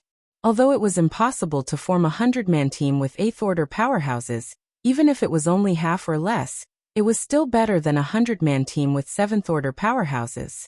To be more precise, the expedition team is nothing more than a sacrificial pawn for the major houses to fight against each other. Aside from Fei Fei, Sylph, Bingling, and Bishi, the rest of them will most likely perish in the giant beast forest due to the rivalry between the major houses. Lei Wang's plan was to wait for Fei Fei, Sylph, Bingling, and Bishi to use their trump cards to escape from the Behemoth Forest. Then he would send a team of 30 Tier 8 demonic beasts into the Behemoth Forest to carry out the mission. The expedition team from before was just child's play. However, to everyone's surprise, the members of the elite expedition team actually completed their mission successfully. Moreover, other than a few people, there were no casualties. This was simply inconceivable. When the entire elite expedition team came out of the giant beast forest, the Thunder King almost thought that he was seeing things with his old eyes. After that, Lei Wang finally learned about the expedition from Fei Fei, Sylph, Bingling, and Bishi. He finally understood that it was all because of Wu Yan. This made Lei Wang feel exceptionally gratified. He didn't expect Wu Yan to not only fulfill his request, he also brought back the entire team with him. How could Lei Wang not be happy? Of course, this little bit of happiness was quickly extinguished by the news that Fei Fei and the other three brought back. The Beast King has really been born. Lei Wang's expression turned serious. He placed his hand on the table and left a handprint on it. Looks like the storm in the Spalier world is about to get bigger. Fei Fei, Sylph, Bingling, and Bishi's expressions turned serious. Their hearts felt heavy, and they didn't feel happy about completing their mission. Lei Wang shook his head and laughed. He patted Fei Fei's shoulder. All right, you don't have to worry too much about this. No matter what, you all completed the mission very well. You all deserve to be rewarded. Fei Fei lowered her head and smiled bitterly. No, if it wasn't for Yan, I'm afraid we would have died in the Beast King's hands. Bingling and Bishi remained silent. In their hearts, they felt even more ashamed than Fei Fei. After all, Fei Fei had tried to fight against the Beast King. As for them, they couldn't even muster up the courage to fight against the Beast King. Lei Wang laughed. That little fellow's performance is indeed very good. Looks like it was a wise choice to seek his help in advance. If I didn't know from your mouths that that mysterious little fellow has so many miraculous methods in his hands, I would have wanted to give him some reward.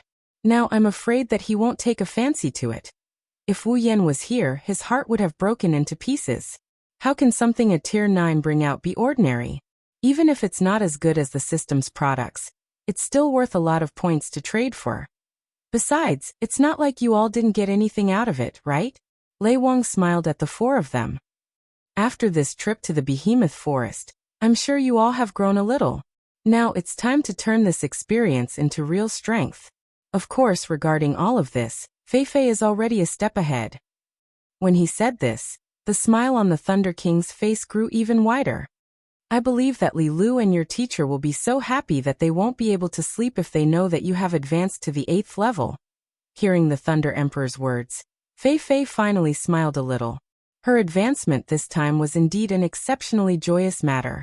Sylph suddenly spoke up. "Master Lei Wang, that Lady Yakumo." The Thunder Sovereign gradually withdrew his smile. His expression sank, and he appeared somewhat uncertain. Did Lady Yakumo really defeat the Beast King? Fei Fei, Sylph, Bingling, and Bishi nodded solemnly. They saw Yukari defeating the Beast King with her own eyes. How could it be fake? She defeated the Beast King without breaking a sweat. Lei Wang's eyes were filled with respect. This Lord Z, just where did this super expert come from? Did that little guy summon her with a summoning spell? But I've never heard any rumors about that lord. He doesn't seem to be like the other 5 legendary peak demigod level powerhouses either. Fei Fei and the other 3 kept their mouths shut. It was impossible for them to have heard of the rumors of the 5 peak demigod rank experts. Therefore they couldn't give any opinions. Could it be? The Thunder Sovereign tapped the table lightly as his eyes darted around. That Lady Yakumo is a newly ascended demigod? No, that's impossible. Lei Wang denied his own thoughts. If that's the case, then it's too scary. It's impossible for a newly ascended demigod to defeat a newly ascended demigod. If she's really a newly ascended demigod, there should be rumors about her when she was still a demigod. Lei-sama. Bingling stepped forward. He hesitated for a bit before continuing. Yasa-sama, you seem to be very close to Wu Yan. You seem to be very close to him. Lei Wang glanced at Bingling and said expressionlessly. So what? Bingling was stunned. Lei Wang sighed softly when he saw Bingling's expression. I know what you're thinking. Indeed, if we can recruit a demigod expert, he'll definitely be a pillar that can support both heaven and earth. But have you thought about it? A demigod is a world-class existence. We can't predict how powerful they are. The Beast King looked at Bingling. Are you sure you won't get into trouble if you try to get Lady Yakumo from that little guy? Be careful not to implicate your own family. You'll be in deep trouble if that happens. Bingling's expression stiffened when he heard Lei Wang's words. Finally, he turned pale. Lei Wang turned around and waved his hand. No matter what, don't try to get Lady Yakumo. It's the same for that little guy. I trust him. It's better if you keep your little schemes to yourself. Bingling pursed his lips and exchanged glances with Bai Shi. He had a complicated look in his eyes. In the end, he left. In any case, he had to report everything to the higher-ups of his family, and let them have a headache. In a certain corner that the Thunder Sovereign and the others were unaware of, a faint spatial ripple flashed and arrived. In one of the tents in the camp, Lady Yakumo was holding a parasol and looking ahead. There was a crack there. It was a hideous black crack filled with eyes. Inside the crack was the conversation between Lei Wang and Fei Fei and the rest. Lady Yakumo's lips curled. She waved the fan in her hand and smiled. Then she opened another spatial crack filled with eyes. This was her ability, spatial crack ability. Chapter 599. After the discussion in the tent, Fei Fei, Sylph, Bingling, and Bishi left the tent and returned to their respective residences. On the other hand, the Thunder Emperor hastily contacted the members of the Academy. No matter what, the matter of the Beast King was no small matter. The 12 level 9 powerhouses of the Academy had to unite in order to find the Beast King and resolve this crisis before the Beast King recovered from his injuries. Of course, this is the best outcome. The council must also prepare for the worst. As for the specifics, it's up to the council to decide. After Sylph parted ways with Fei Fei, Bingling and Bishi, she returned to her tent alone. She looked normal, but if you look closely, you'll notice that Sylph's footsteps are a little impatient. There is a crystal ball in Sylph's tent. It's used to communicate with her faction. Bingling and Bishi have one as well. Only Fei Fei doesn't have one. Lei Wang is here so Fei Fei can report to him directly. There's no need for her to go through so much trouble like Sylph and the other two. It's a pity that the crystal ball can only be used for communication. There's a limit to the amount of information that needs to be prepared. It can't be brought into the giant beast's forest. Otherwise, Fei Fei and the others wouldn't need to constantly report to the giant beast's forest. They could just take out the crystal ball. Sylph walked in front of the crystal ball and placed her hand on it. She slowly channeled her mana into it. The surface of the crystal ball flashed with a trace of luster, and gradually became transparent under the effect of mana. Not long after, the crystal ball flashed with a halo, and a projection screen appeared in the air. At the same time, a man in his 40s with a calm face, shrewd eyes, and a crown on his head appeared on the projection screen. Imperial Father. Sylph bowed when she saw the man. She then informed the others about the man's identity. It's Sylph's father, the current emperor of the Ailu Empire. Sylph.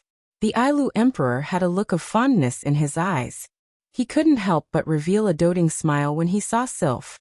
Sylph is the Ailu Emperor's favorite child. Not only is she the prettiest among all his children, she's also very talented in cultivation. She's only 20 years old, and she's already a rank 8 powerhouse. She was also the strongest person in the Spalier World Academy for quite some time. Whether it's from the perspective of an emperor or a father, the Ailu Emperor can't help but love Sylph. Even though I heard from Old Lei that you've returned from the Behemoth Forest, I'm relieved to see that you're safe and sound, the Ailu Emperor said with a smile. Sylph's heart warmed up. Her cold expression melted a little. She would only show this in front of her father who loves her dearly. Sylph seemed to be reminded of the time she spent in the giant beast's forest. Her expression loosened up a little, but she still replied. Yes, father. When I came back yesterday, I had to report to the Thunder King, and there were many things I had to do personally. That's why I didn't get in touch with you in time. If someone familiar with Sylph was here, they would have been shocked by her words. Sylph has never spoken so much before. Child, didn't I tell you that you don't have to be so respectful when there are no outsiders around? The Ailu Emperor shook his head. It's clear how much he dotes on his daughter from his words. Sylph was aware of this, but she didn't change her mind in the slightest. The Ailu Emperor was helpless. There was nothing he could do about his daughter. He shook his head and didn't bring it up again. I've heard from Old Lei about what happened in the Behemoth Forest. The Ailu Emperor's voice sank, but it wasn't hard to hear the relief in his voice. Thank goodness Lady Z was there. Otherwise, I can't imagine what would have happened to you. The Ailu Emperor's expression turned ugly. He was the one who decided to send Sylph into the Behemoth Forest to investigate. It wasn't just to give Sylph more experience, it was also to show off the royal family's bearing. Sylph may be young, but she's already a rank 8. She also had a gold armament and some gifts from the royal family. It's hard to say if she would succeed in the mission, but she should be able to keep her life. What he didn't expect was for Sylph to run into a beast king right in front of him. This caused him to shudder in fear. Father. Sylph raised her head and looked at the Ailu Emperor on the screen. I found something else during my trip to the Behemoth Forest. Something else? The Ailu Emperor looked at Sylph with a hint of surprise in his eyes. Oh. What did you find? You don't even want to talk about your trip to the Behemoth Forest? Sylph pondered for a moment as if she was weighing her words carefully before she spoke. Father, I found my ancestors' ring of authority. What did you say? The Ailu Emperor's expression changed after hearing Sylph's words. His expression changed even more than when he heard the news of the Beast King's birth. His face couldn't help but inch closer to the crystal ball. You said you found the ring of authority? The Ailu Emperor asked anxiously. Where is it? Where's the ring of authority? As the ruler of a nation, he should be able to face everything with a calm and collected attitude. That's how a proper ruler should be. That's how the Ailu Emperor usually acts. But now he completely lost it. Sylph, on the other hand, wasn't surprised at all. It was as if this was how the Ailu Emperor should act. Father. Sylph paused for a moment before continuing. Do you know Wu Yan? Wu Yan. The Ailu Emperor muttered under his breath. A smile tugged at the corner of his lips. You're talking about Wu Yan, the one who fought Jafar in the Silveria World Institute tournament? Sylph nodded in agreement. That's him. That little brat. The Ailu Emperor chuckled. Back then, we even used our projection to meet him in the academy. We didn't expect him to be related to a demigod. Moreover, he even has a level 9 girl by his side. Father is very curious about his background. With that, the Ailu Emperor changed the topic. Since you mentioned him, is the ring of authority in his hand? Sylph slowly nodded.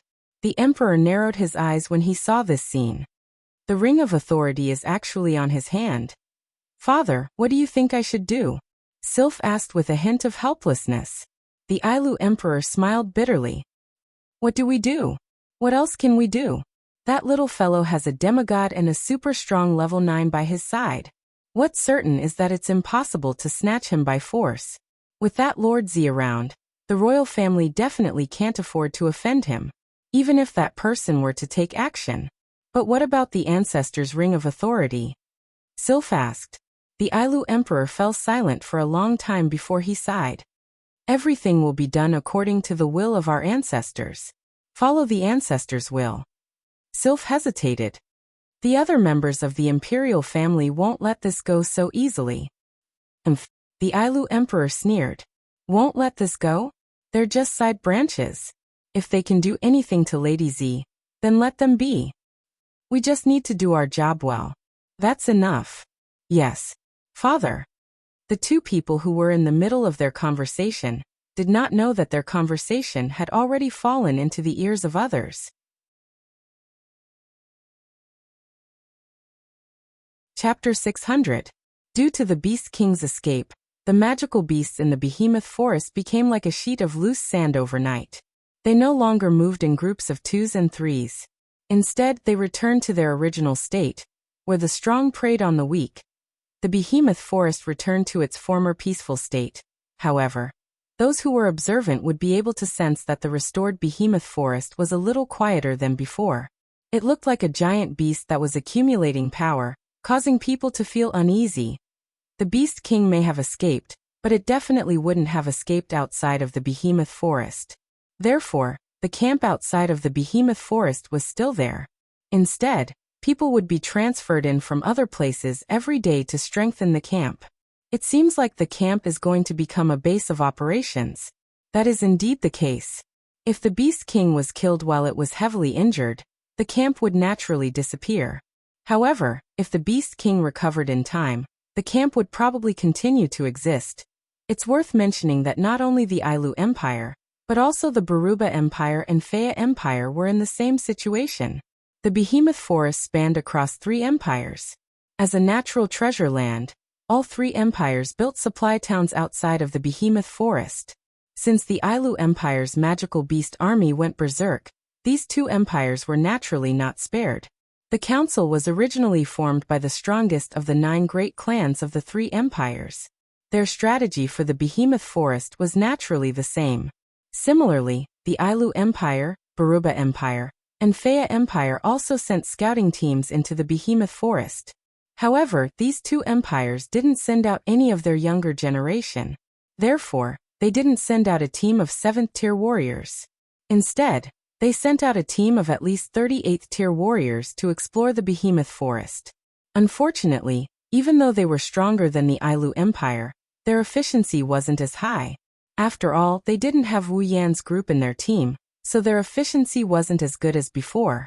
Instead, the Ailu Empire's Tier 7 exploration team was able to complete their mission. How ironic!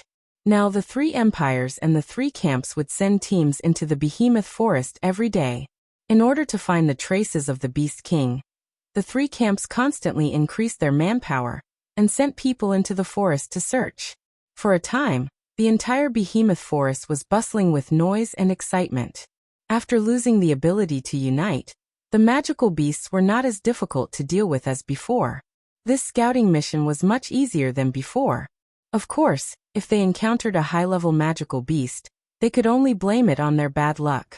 Coincidentally, ever since they returned from the Behemoth Forest, Wu Yan had been in this state of admitting that he was unlucky for the past 3 days. Not for anything else but for the Beast King. Logically speaking, a demigod-level Beast King should have given them a lot of experience points after being defeated by Violet. Perhaps they could even create a few more 9th-stage Beast Kings. However, the problem was that the Beast King had been defeated without giving them any experience points. Maybe it was because of Yukari's rejection. The system became arrogant and gave a reason that Yukari is temporarily summoned, unable to give any experience points. Just like that, a large amount of experience points flew away from Wu Yan's eyes. When he heard the news, Wu Yan almost fainted from anger. It took him a long time to catch his breath. But from then on, he was in a state of admitting that he was unlucky. Fortunately, the rest of the journey was smooth sailing. The Beast King escaped, and the 12 peak-level magical beasts guarding the Beast King also disappeared without a trace. They didn't have to go through another battle. Although the experience points were gone, Yukari couldn't give them any experience points. They didn't have much confidence that they could rely on themselves to gain experience points. Speaking of Yukari, it was necessary to mention her. Ever since she came out of the behemoth forest, Yukari's whereabouts became unpredictable. She disappeared from everyone's sight from time to time, and she didn't tell them what she was doing. When they asked her, she gave them a mysterious smile and didn't say anything. She really needed to be taught a lesson. Of course, even if Wu Yan had 100 times the courage, he wouldn't dare to teach Yukari a lesson. There was a 99% chance that he would be taught a lesson by Yukari, and then be killed by Yukari. Wu Yan had no choice but to let Yukari run around. Anyway, with Yukari's combat strength, even if everyone in this world worked together, they wouldn't be able to do anything to her. Plus, Yukari had the ability to appear and disappear mysteriously. In this world, where could she be trapped? Fortunately, Yukari didn't run around randomly. She might disappear from time to time, but at least Yukari can still see her every day. It's a relief. Plus, Yukari used some unknown method to get close to the girls in just 2 to 3 days. Yukari didn't have to worry about being ostracized. Most importantly, Yukari didn't put on airs. She always smiles whenever she's with the girls, and they get along very well. However, Wu Yan has a feeling that Yukari likes to hang out with the girls because Astria called her Yukari sister. Now, other than Chuju, Mikoto, Shokuho Misaki, and Ikaros, the rest of the girls are calling her Yukari sister. As a girl who was forever 17 years old, the effect of calling her sister Z was outstanding. She was only a step away from raising Z's favorability to the maximum. That was why Z liked to hang out with other girls. As for the reason, only Heaven, Earth, and the two of them knew about it. Wu Yan is currently in his own tent. There's no one around him. Ikaros, who always stuck to him, was handed over to Yukari. Yukari brought her to Chuju, Mikoto, and the others. Wu Yan sat alone on a blanket in his tent. He looked at the space ring in his hand, and thought for a moment. He sank his consciousness into the space inside the ring. What entered his vision was a sea of monster corpses, monster crystals, and even monster eggs. Some of these items were looted by the Misaka sisters when they were hunting in the behemoth forest. One of the sisters just handed it over to him. The other part was given to him by Feifei, Sylph, Bingling, and Bishi. They wanted to thank Wu Yan and the girls for saving their lives. To put it simply, these things fell into his hands because he wanted to make friends with Z. That was why he was able to benefit from them. He has to admit that the gifts given by Feifei and the others are in line with Wu Yan's wishes. Monster corpses can be exchanged for item points, monster crystals can be exchanged for ability points, and monster eggs can be exchanged for summoning points. With these items, Wu Yan's net worth will increase by quite a bit. What caught Wu Yan's attention the most is the monster eggs that can be exchanged for summoning points. After some thought, Wu Yan swiped his finger across the screen and opened the system projection. He clicked on the summoning tab and stopped after a while. Itsuka Coterie. Date battle character. Fire spirit. Dual personality. Originally a human, but later transformed into a spirit. Identification name is Efreet. 100,000 summoning points. Tokisaki Kurumi. Dating battle character. Time spirit. Dual color pupils. Identification name, Nightmare. 95,000 summoning points. Night Sword God Toka. Date battle character Sword Spirit. Identification name Princess. 100,000 summoning points. Yoshino. Date battle character Ice Spirit. She created a unique personality, Yoshino. The two of them almost never leave each other. Identification name. Hermit. 85,000 summoning points. Wu Yan started to feel conflicted. Chapter 601. Honestly, Wu Yan wanted to summon Kotori, Kurumi, Toka, and Yono to Silveria. It's not just because he missed them, it's also because he wanted to meet Hinajiku, Mikoto, and the other girls. That's why he wanted to do so.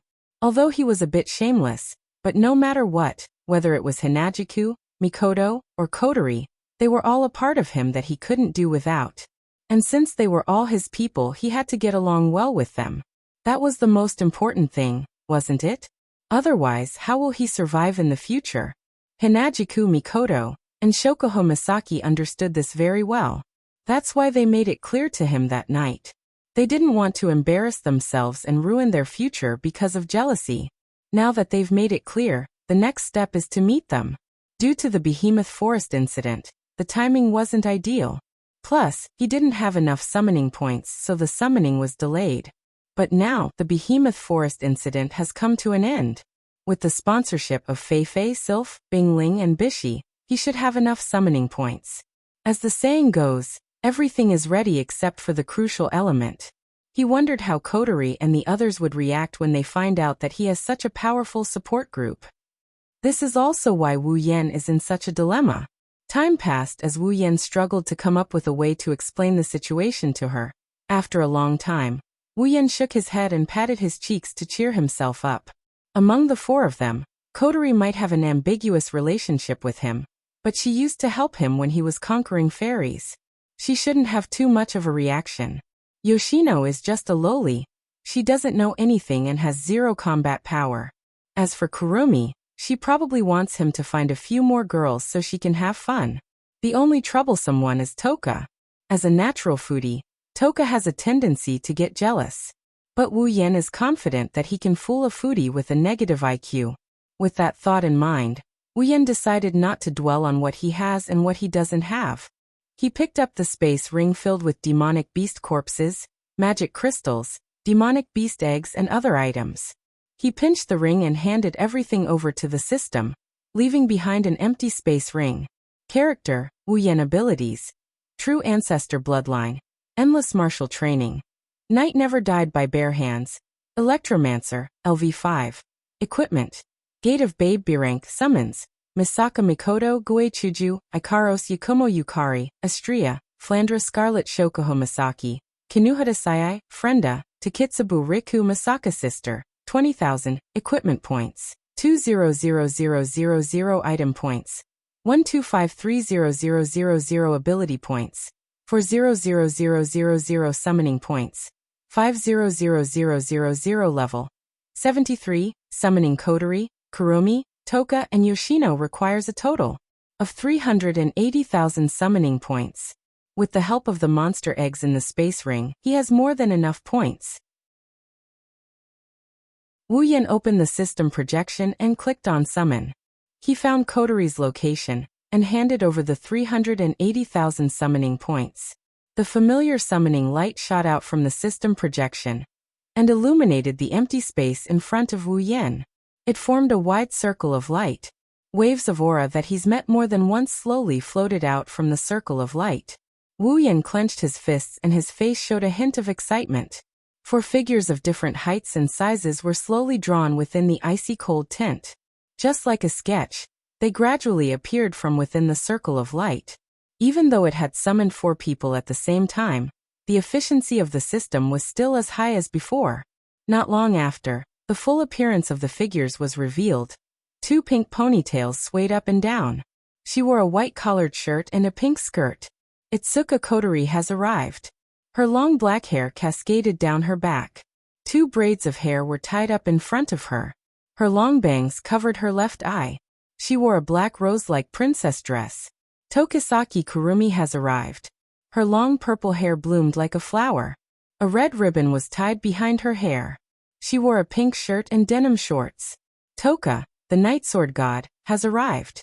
She has long blue hair and a small figure. She wore a white hat and held a rabbit plushie in her hand.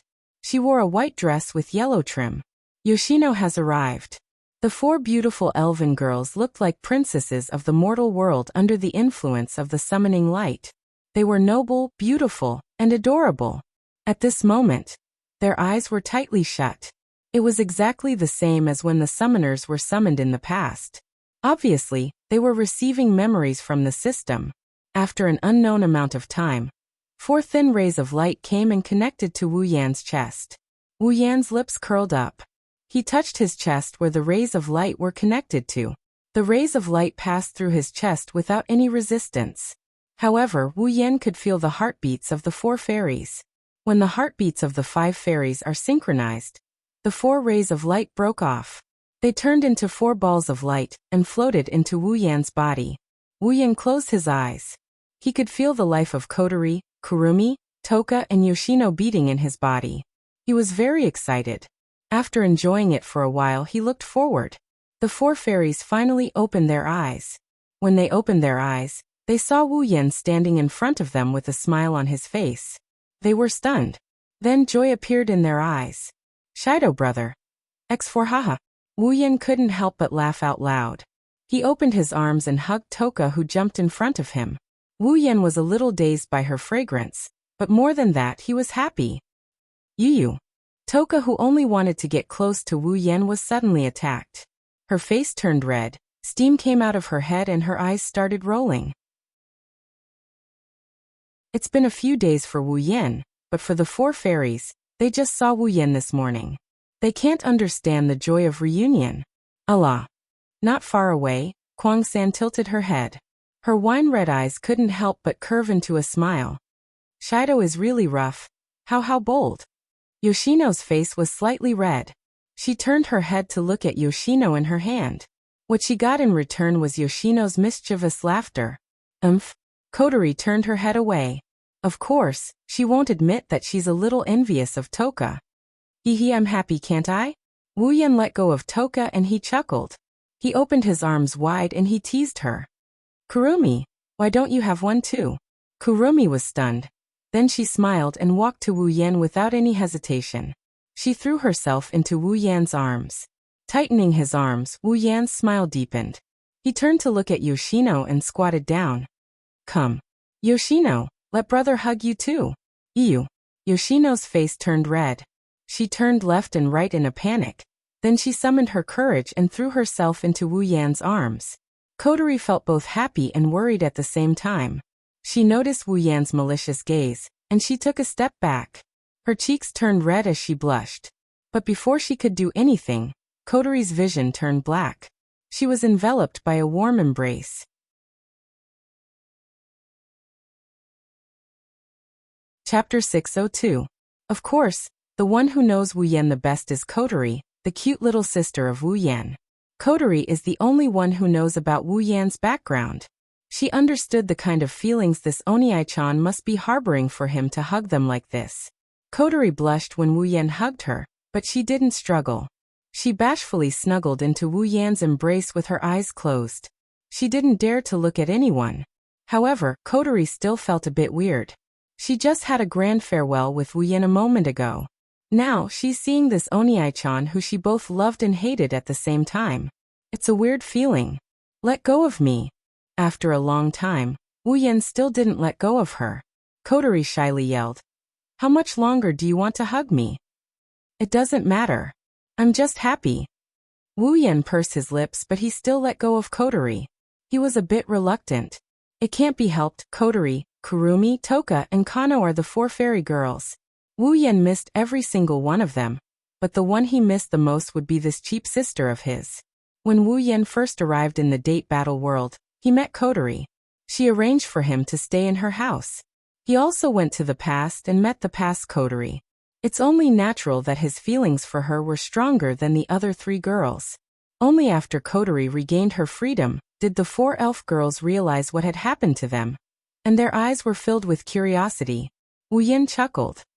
Did you guys get the necessary memories from the system? The 4 girls nodded in unison. Kotori looked around and exclaimed, although I've heard about this from you a long time ago, I still feel like I'm dreaming after experiencing it for myself. Kotori, you already know everything from Shido. Kurumi pointed a finger at her lips and looked at Wu Yan. Shido, that's not fair. We were kept in the dark. Wu Yan scratched his head, embarrassed. I was afraid you wouldn't believe me. Are we really in another world now? Ten Incense looked around curiously and pointed at the top of her head. Sherdao, what is this? She asked. This is a tent. Wu Yan shrugged. Toka opened her mouth and said, Don't ask me what a tent is. I don't know how to explain it to you. Toka pouted and turned her head away. Wu Yan found it funny. Squatting down, Wu Yan picked up the 4 Yunai who were also looking around curiously. Wu Yan continued. You guys already know about my memories from the system, so I don't need to explain too much. In short, we will be living here for a long time. We need to get used to it as soon as possible. Sherdao is really overbearing. Obviously, I haven't agreed to live in this world with you. Kwang-san smiled and lowered her head. Wu Yan shook his head and bitterly smiled. Alright, don't call me Shido. My real name is Wu Yan. Just call me Yan. Yan. The bow-tied hairband on 10 Fragrance's head fluttered like a kitten. That's not a nice name. Shido sounds better. Wu Yan was speechless. Kotori raised her head proudly. Of course, that's the name I gave him. You guys. Wu Yan chuckled and he raised his voice. Whether it sounds nice or not is one thing. Anyway, this is my name. Don't call me by the wrong name. The 4 girls wanted to retort, after all, they're used to it. But when they saw Wu Yan's unquestionable expression, they gave up on the idea and reluctantly agreed. The name issue is a small matter, but it has to be emphasized. Wu Yan doesn't want them to call out Shido's name when they're showing off their love. It's the name of the main character of the original work after all. Seeing how reluctant the girls are, Wu Yan rolled his eyes in annoyance. Why do you all look like that? It's not that different. Kotori, Yoshino, you all call me Big Bro. Just call me Big Bro. As for Kurumi and Toka, just remember them. Is it that hard? Fine. Since Wu Yan put it that way, the girls had no choice but to compromise. Kotori was the only one who wasn't happy about this. In her commander mode, she can't bring herself to call Wu Yan Oniai-chan in front of everyone. Alright. Wu Yan chuckled. He paused and pretended to be casual. Come with me. Let's go meet my companions in this world. Companions. Toka and Yoshino didn't think much of Wu Yan's words. But Kotori and Kurumi narrowed their eyes and looked at Wu Yan. Swoosh. Wu Yan's back was drenched in sweat. His face is still as innocent as ever. He doesn't look like he's guilty at all. But the more Wu Yan acted like this, the more suspicious Kotori and Kurumi became. They looked at each other and stared at Wu Yan without saying anything. The entire place fell silent. At a certain moment, Kotori wrinkled her nose and turned her head away. Since they're companions, it's not a bad idea to meet them. Wu Yan started crying inside. He looked at Kotori with a very touched expression. As expected of a good sister. Her support, whether it's against the elves or against the outside world, never changed. Kotori, I love you so much. Kurumi covered her mouth and smiled. She nodded. She didn't care at all. Carrying Yoshino, Kotori, Kurumi, and Toka, the 5 of them walked out of the tent. They walked towards Chuju, Mikoto, and the other girls. Wu Yan started to get nervous as he got closer to the tent. I wonder what kind of meeting scene it will be.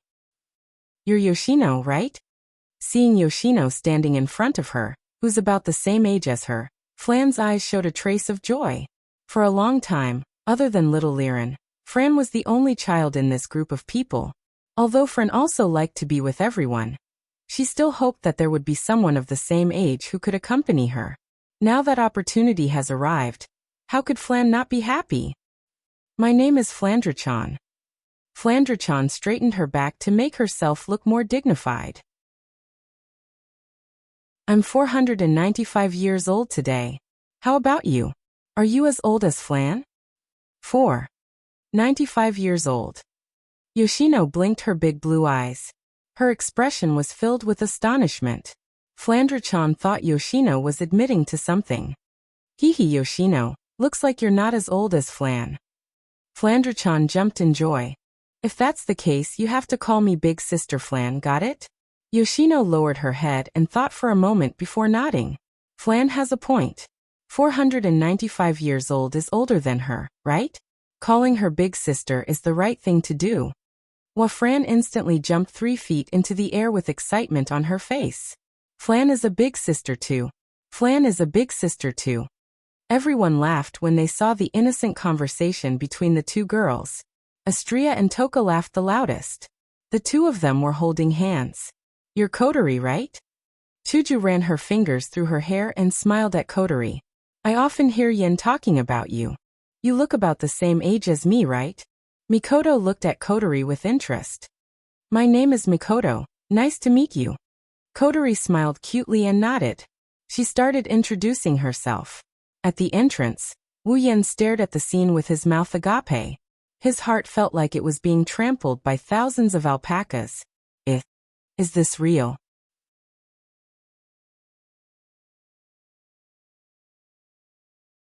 Chapter 603. Wu Yen felt like he didn't need to be so conflicted when he saw this peaceful scene. With Kotori's personality, unless it's absolutely necessary, she won't fight with others over something. She may be a bit of a tsundere, but she's different from Hanajiku and Mikoto. She doesn't like to get jealous.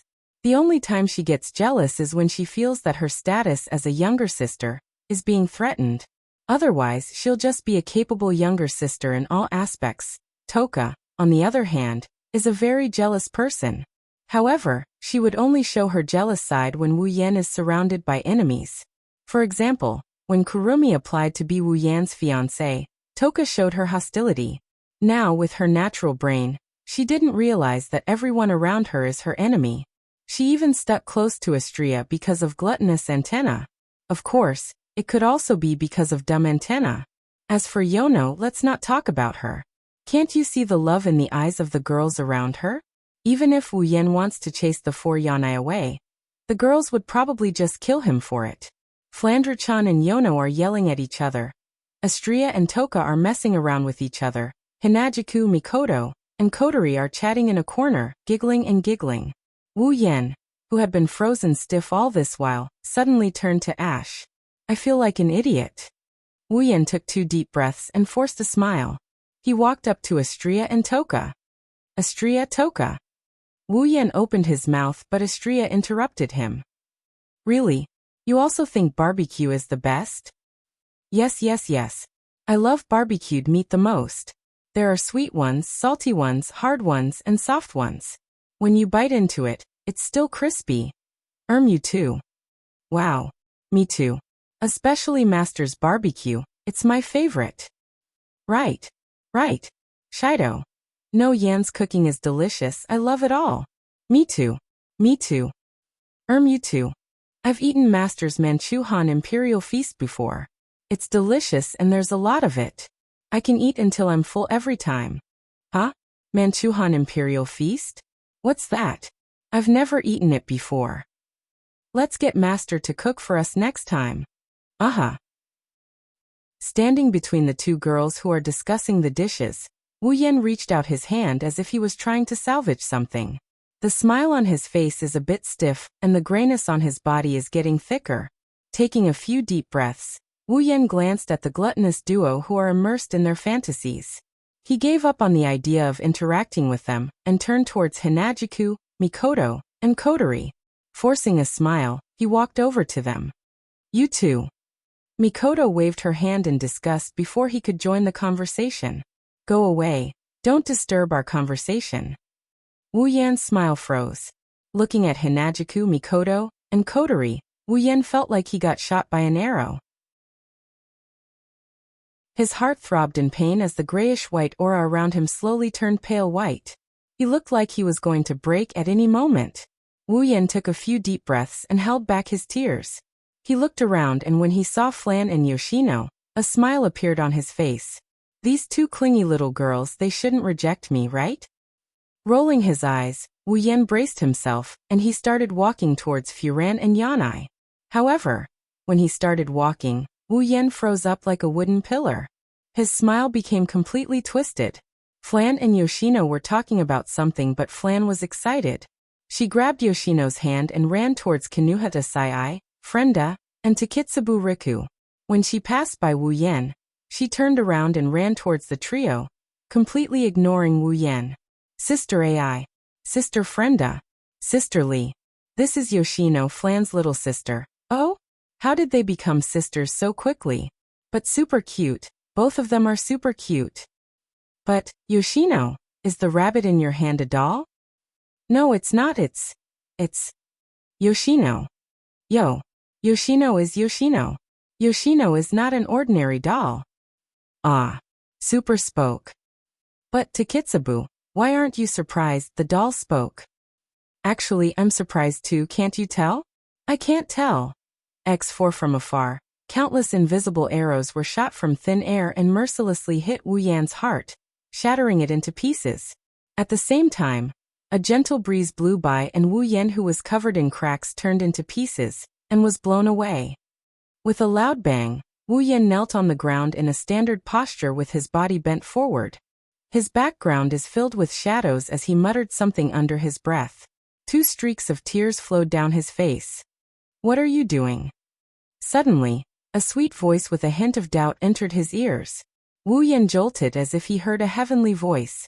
He looked up and saw Yukaro's holding Ikaro's hand and holding a parasol. Yukari stood elegantly in front of Wu Yan. Wu Yan couldn't help but notice her holding Ikaro's hand and holding a parasol in her hand. The moment he saw Yukari, Wu Yan's tears collapsed. Yukari, with tears streaming down his face, Wu Yan threw himself in front of Yukari and hugged her thigh. He rubbed his face against her thigh as if he was holding a carrot instead of a thigh. Yukari jumped in fright. She looked at Wu Yan, who was desperately rubbing his face on her thigh and crying his eyes out. She was stunned. What kind of blow did you go through to turn you into such a person? Stop. Stop it, stop it. Wu Yan said with tears streaming down his face. His words were full of vicissitudes of life, making people feel pity for him. Ikaros's ear-like headwear moved slightly, and she walked to Wu Yan's side. She reached out and patted his head like a saint comforting a child. It's quite a comical scene. Chuju, Mikoto, and Kotori, who were chatting happily, stopped and looked at each other. In the end, Kotori couldn't bear to see him like this. Aren't we being a bit too much? Kotori, you mustn't pity him. Mikoto stepped forward and said angrily. If you pity him, he'll take advantage of you. But, Kotori, you have to know that we have to do this. Chuju narrowed her eyes and said seriously. If we don't teach him a lesson, he'll definitely bring more girls back. Do you want to see him bring more girls back every once in a while? Kotori furrowed her brows. She doesn't mind this, but she doesn't want her group to be drowned in the sea of people either. Mikoto decided to strike while the iron is hot. That's why we have to teach him a lesson. He needs to remember that not everyone can be brought home. Hinajuku and Kotori turned to look at Mikoto with a strange expression. Oh, Mikoto, so you've already thought of home? Chuju teased. Mikoto's face turned red. She waved her hand and shook her head. I didn't. Don't deny it. Kotori looked at the two teasing each other and couldn't help but laugh. It's not bad, this feeling.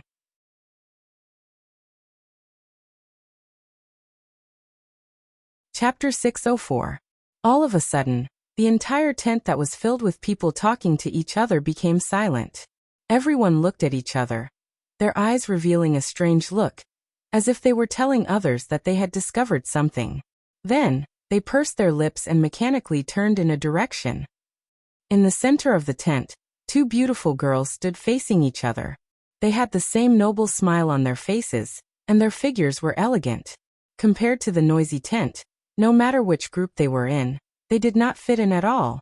They were like young ladies who had lowered their status and walked into the market. They are Shokoho Misaki and Tokisaki Kurumi. Looking at the 2 young ladies who didn't say anything and only had elegant and noble smiles on their faces, everyone present came to a sudden realization.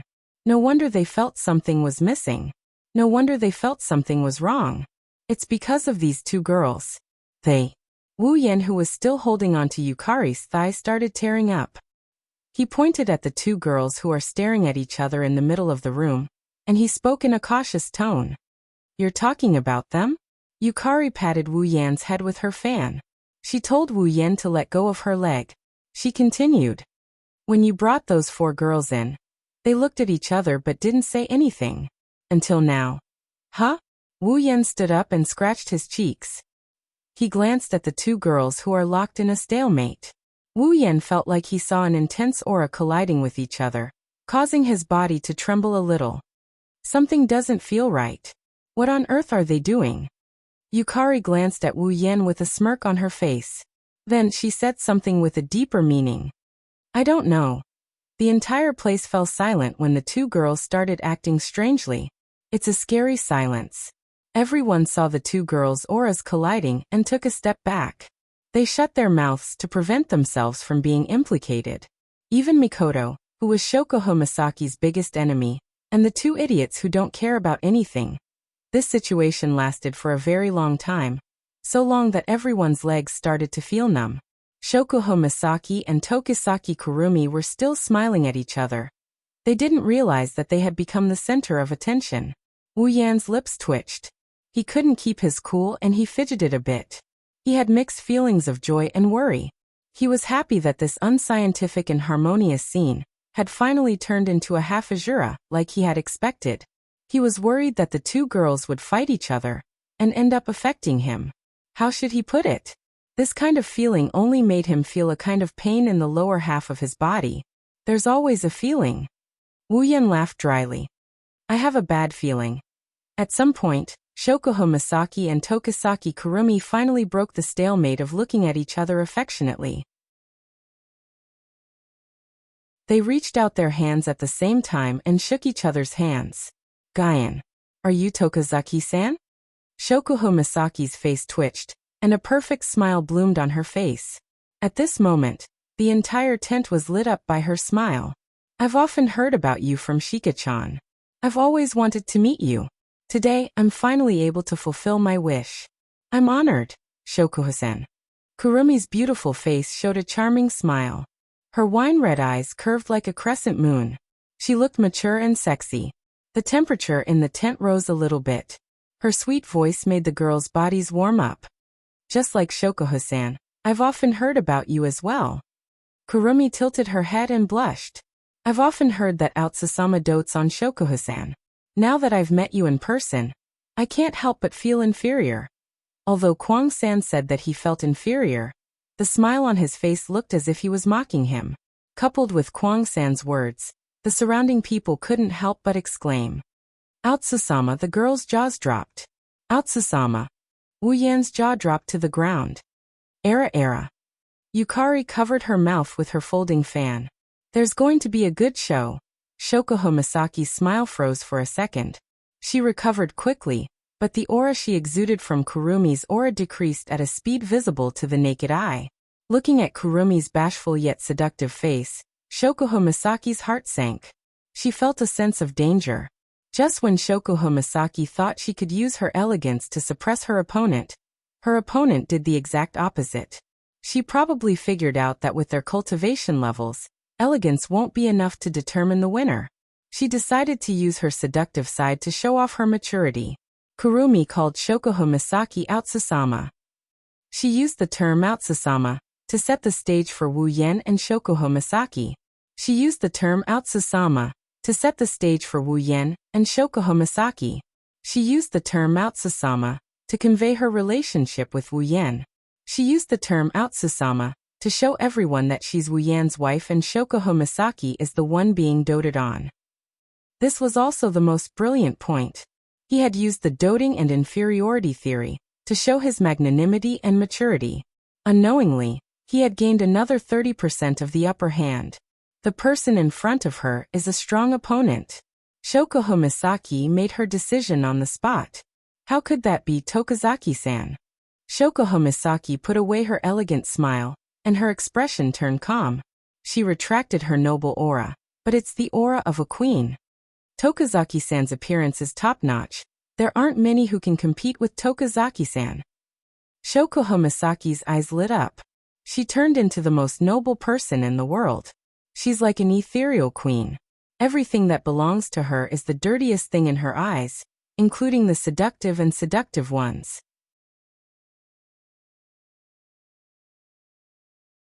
Shokuho Misaki is just lucky to be able to be with my sisters by the side of my beloved. I'm happy with my current situation. I won't be greedy for more doting. Shokuho Misaki covered her mouth and giggled. If Yen-chan could look at me a few more times, I would be satisfied. In an instant, everyone's jaws dropped even further. Listening to Shokuho Misaki's extraordinary speech, the table in their hearts was blown away again and again.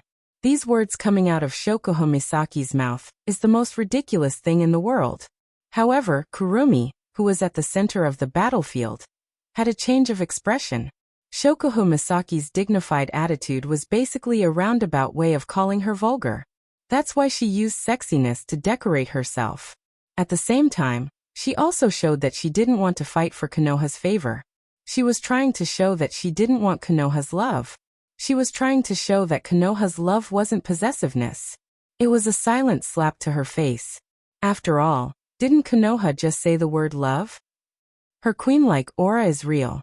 If she didn't hold a high position for so long, she wouldn't be able to display such an aura. She's trying to show that she's suppressing her opponent. It's like a princess versus a commoner. It's clear who's superior and who's inferior. Kurumi, who originally had the upper hand, was pushed back by Shokuho Misaki's beautiful counterattack. How could Kurumi's expression not change? The person in front of her is a strong opponent. Kurumi almost immediately came to the same conclusion as Shokuho Misaki did.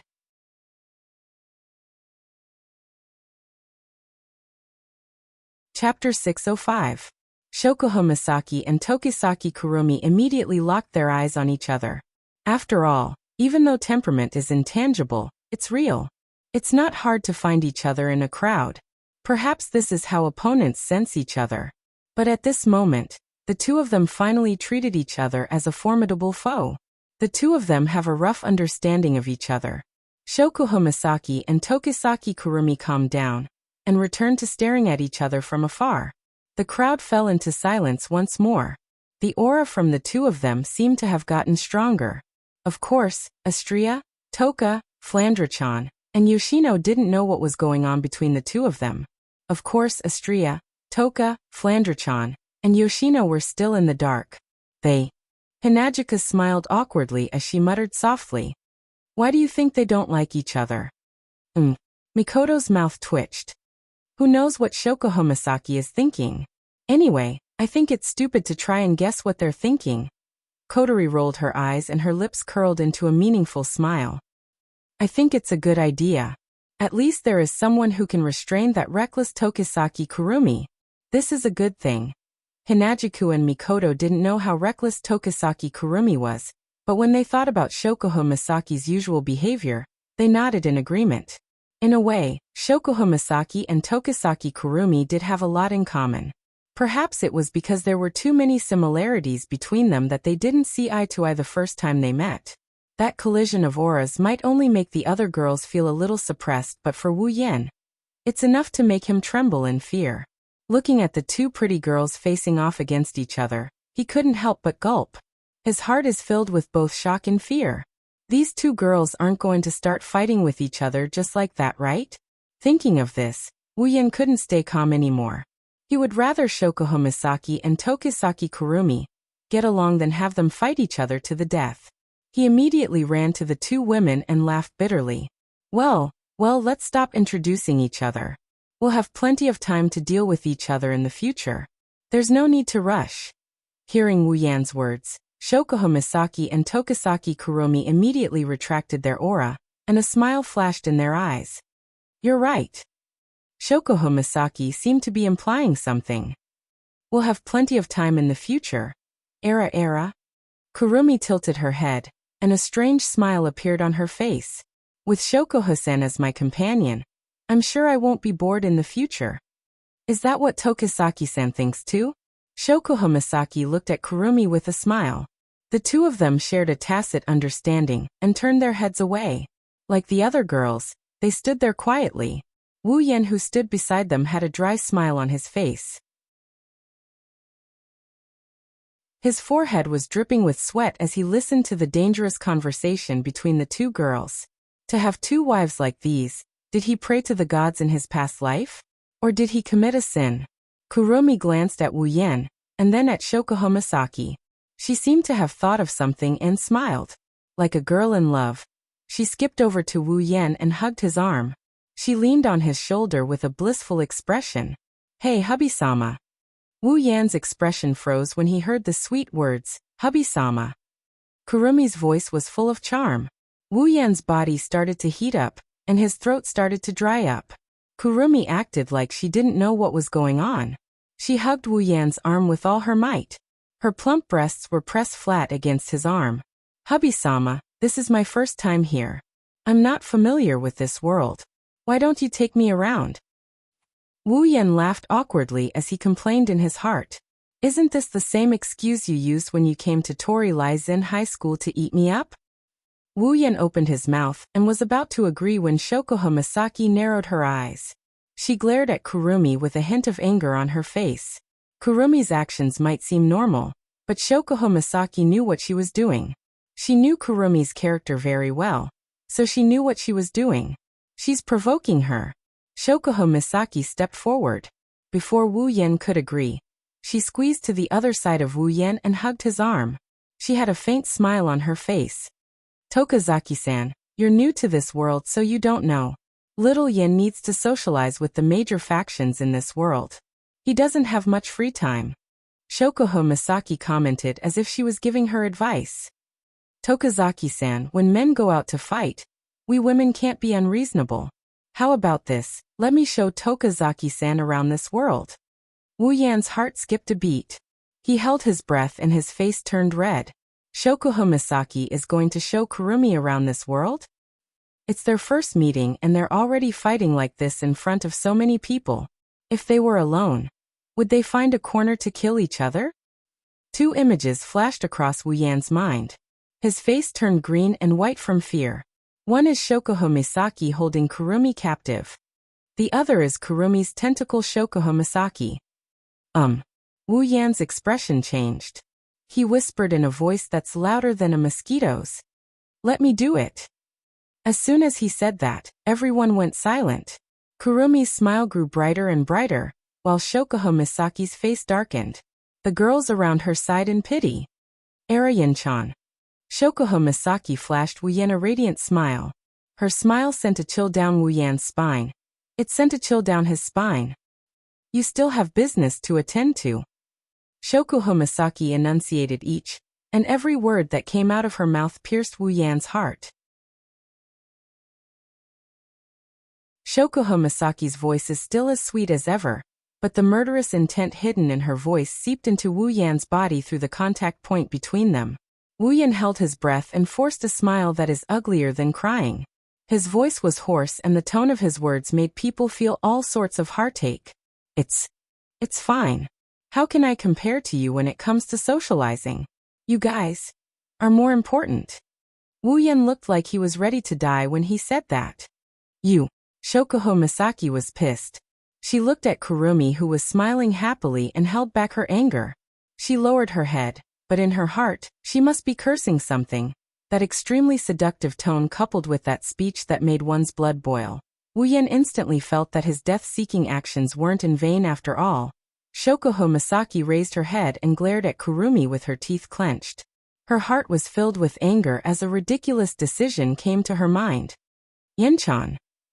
Shoko Misaki chuckled and said, Shoko Misaki has a reward for you tonight as well. Heaven and hell are separated by only a split second. This is what Wu Yan is experiencing right now. Not far away, Yukari shook her head and turned her head away. Looks like the final victor has been decided from the very beginning.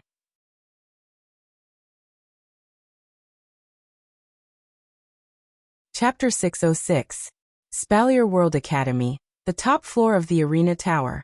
This is an open-air platform with no signs of human activity.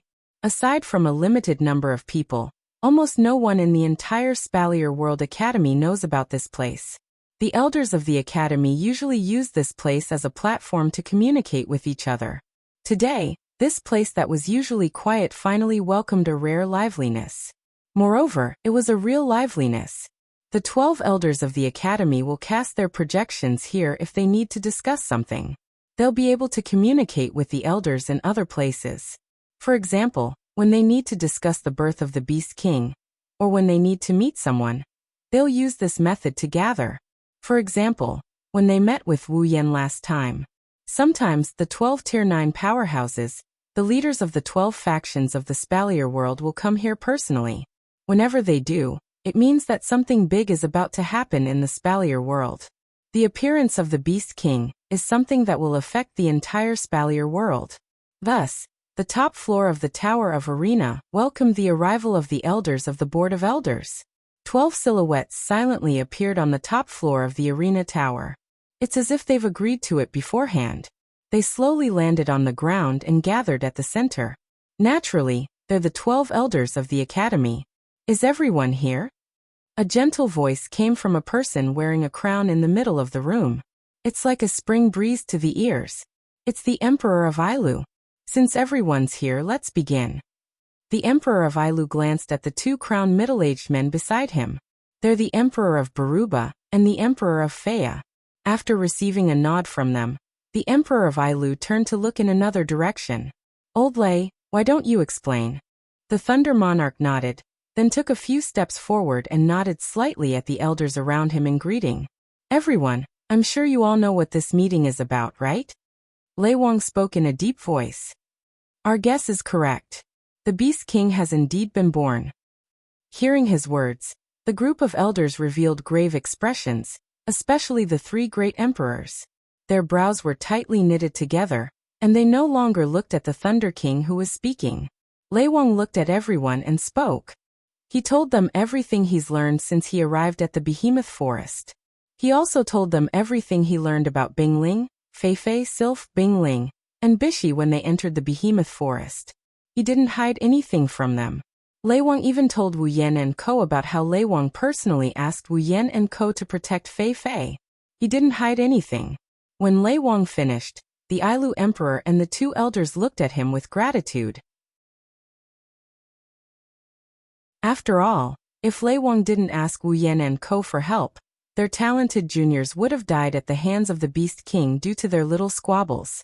However, due to the matter with the Beast King, they did not have the leisure to thank the Thunder King.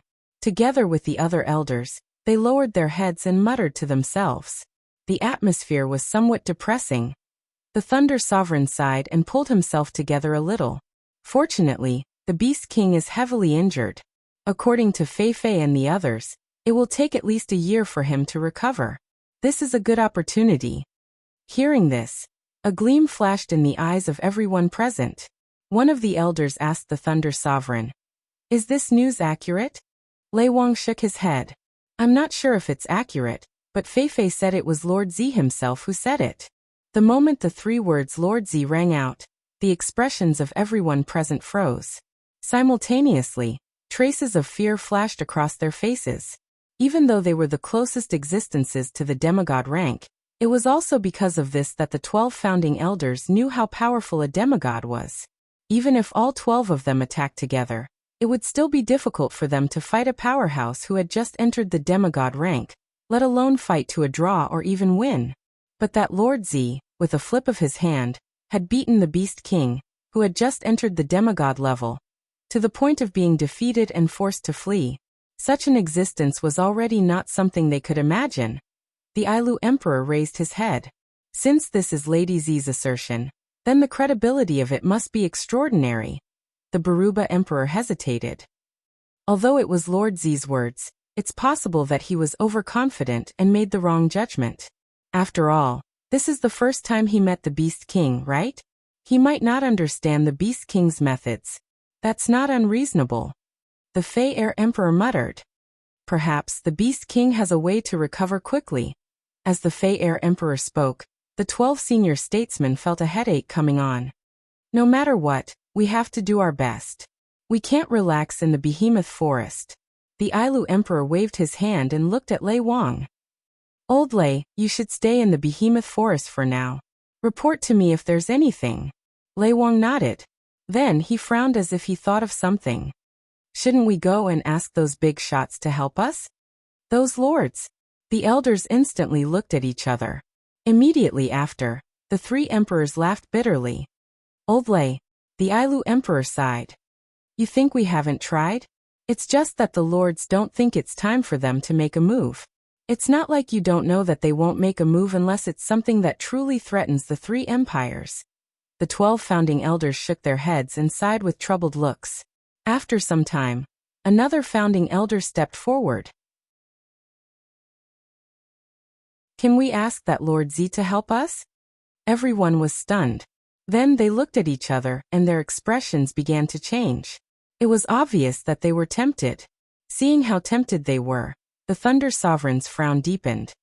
Lord Z was the one who defeated the Beast King. It's most suitable for Lord Z to make a move. However, will Lord Z agree? You don't agree? A white-haired old man sneered. Maybe that Yasasama won't agree, but we can start with that Wu Yan brat. What are you talking about? Lei Wang's face darkened. Old man, I advise you not to make a move on him. Lei Wang. The elder roared. I know you're on good terms with Wu Yan, but don't forget how big of a threat the Beast King is to us. This isn't the time to care about relationships. If that brat really cares about your relationship, why doesn't he ask Lord Z for help? You. Lei Wang was furious. Old man, he doesn't owe us anything. He doesn't need to do anything for us. Do you think he's your subordinate? Aren't you the one who holds a grudge against him? Because that little fellow defeated 2 of your grandsons in succession. Venomous slander. The old man roared, and his face began to turn ferocious. Fine. Since you care about our relationship, I'll do it. I don't believe that a mere level 8 dares to rely on others to go against me. As soon as the voice fell, a black crack filled with eyeballs suddenly appeared in the void in front of everyone. At the same time, an invisible wave violently shot out and hit the old man heavily. Puff. A mouthful of blood spurted from the elder's mouth. He flew backward and crashed into a wall. His head tilted and he fainted. What? The remaining 11 elders exclaimed in shock. While they were still in shock, a voice rang out from the crack that was filled with eyeballs, causing everyone's bodies to tremble. Since you've done it, you have to pay the price.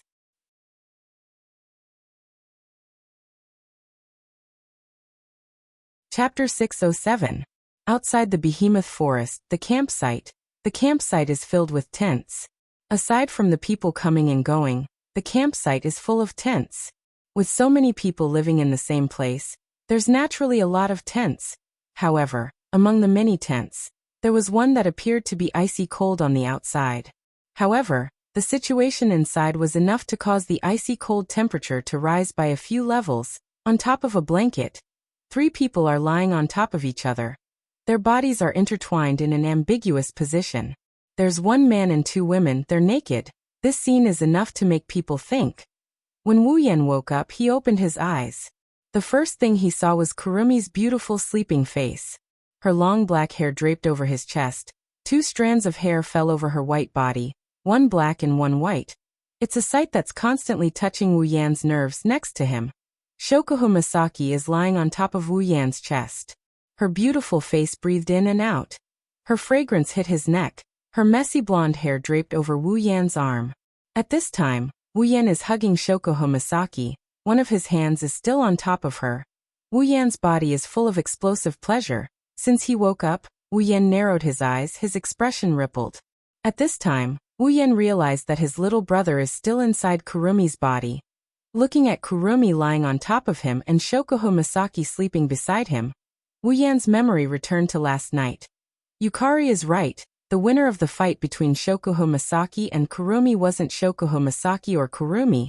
It was Wu Yan originally. Wu Yan didn't want the 2 women to fight each other, but because of this, he received a reward from Kurumi and Shokuho Misaki, who didn't want to lose to Kurumi. It's all fate. With Shokuho Misaki's personality, she shouldn't have agreed to sleep with Wu Yan with other women, but now, she took the initiative to sleep with him. From this, it can be seen how dangerous Kurumi is to Shokuho Misaki. Kurumi didn't care about these things. Maybe, her feelings for Wu Yan are the only thing holding her back. Kurumi, who lost her dreams, is the most open-minded of them all. Otherwise, she wouldn't be lying in Wu Yan's arms with a rival she was fighting in the dark yesterday. In the end, these 2 women, who have similar personalities and differences, ended up benefiting a certain wolf for one night. Recalling Kurumi's bold actions last night, Shokuho Misaki's shameful actions, and how the two women threw themselves at him, Wu Yen couldn't help but grin. A smug smile appeared on his annoying face. Kurumi lightly moved her lower body, her beautiful brows furrowed, as if she was complaining about someone disturbing her sleep. She opened her eyes with dissatisfaction and looked at Wu Yan's smirking face. She felt her body uncontrollably moving up and down. Electricity coursed through her body, hitting every cell in her body. Kurumi's face turned red. She started moaning, "Era, era, era." Kurumi panted as she tried to suppress the trembling in her heart. She smiled at Wu Yan with a blushing face. "How-sama, you sure are energetic. Last night, we had a lot of fun." Wu Yan giggled. He calmly let go of Shokuho Misaki and sat up. He hugged Kurumi's butt and started moving. "Good wife, are you looking down on your husband? Last night was last night. It's morning now. Your husband's body is soft. Only one part of his body is hard. Do you need me to prove it?" Kwang-san's delicate body trembled as she let out a soft moan. She was gasping for breath. I'm all ready." "Ugh." Licking the corner of his lips, he tightened his grip on her perky butt. The frequency of his thrusts increased, and the moans became even more frequent as well. Shokuho Misaki seemed to have been woken up by Kurumi's moans. Her beautiful eyes were slowly exposed to the air without her eyelids. When she saw the scene in front of her, she was shocked. She closed her eyes at a speed 10 times faster than when she opened them and pretended to be a dead body again. Jusama is an exercise idiot. She used up all of her energy last night. This isn't admitting defeat, it's just taking a break.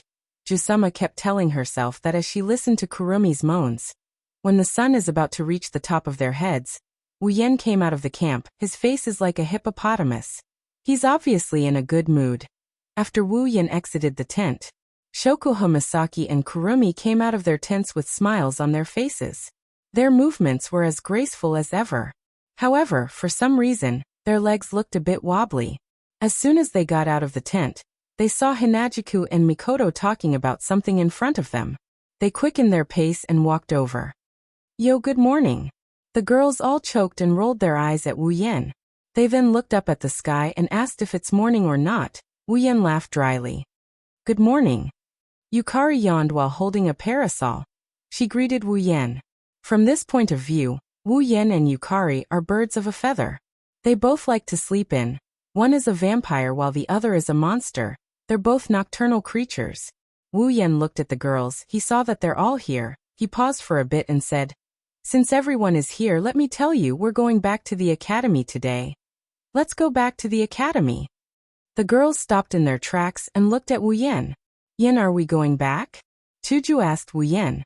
Wu Yen nodded. Now that the Behemoth Forest situation is more or less settled and the Beast King's matter has nothing to do with us anymore, there's no need for us to stay here any longer. Hearing this, the girls fell silent for a moment and felt that this was the case. Only Mikoto furrowed her brows. "Do we really have to go back?" Mikoto said reluctantly, causing everyone to be surprised. "What?" Wu Yen asked. "You don't want to go back?" "Not really," Mikoto said gloomily. "I'm worried about the sisters. The situation in the Behemoth Forest is very unstable right now. Will it be okay for them to stay here alone?" Wu Yen paused. He frowned. "You're right, it's worrying to leave the sisters here alone." Mikoto hesitated. She made a decision and said, "Yen, how about I stay here with the sisters for the time being?" "You?" Wu Yen looked at Mikoto. "Can you do it alone?" "I'll stay too." Takitsubu Riku raised her hand and said, "My ability will be helpful to the sisters. I'll stay here." "Takitsubu will stay too." Kinuhata Sai and Frenda said at the same time, "I'll stay too." Shokuho Misaki chuckled. "You'll be worried if it's just them. You girls."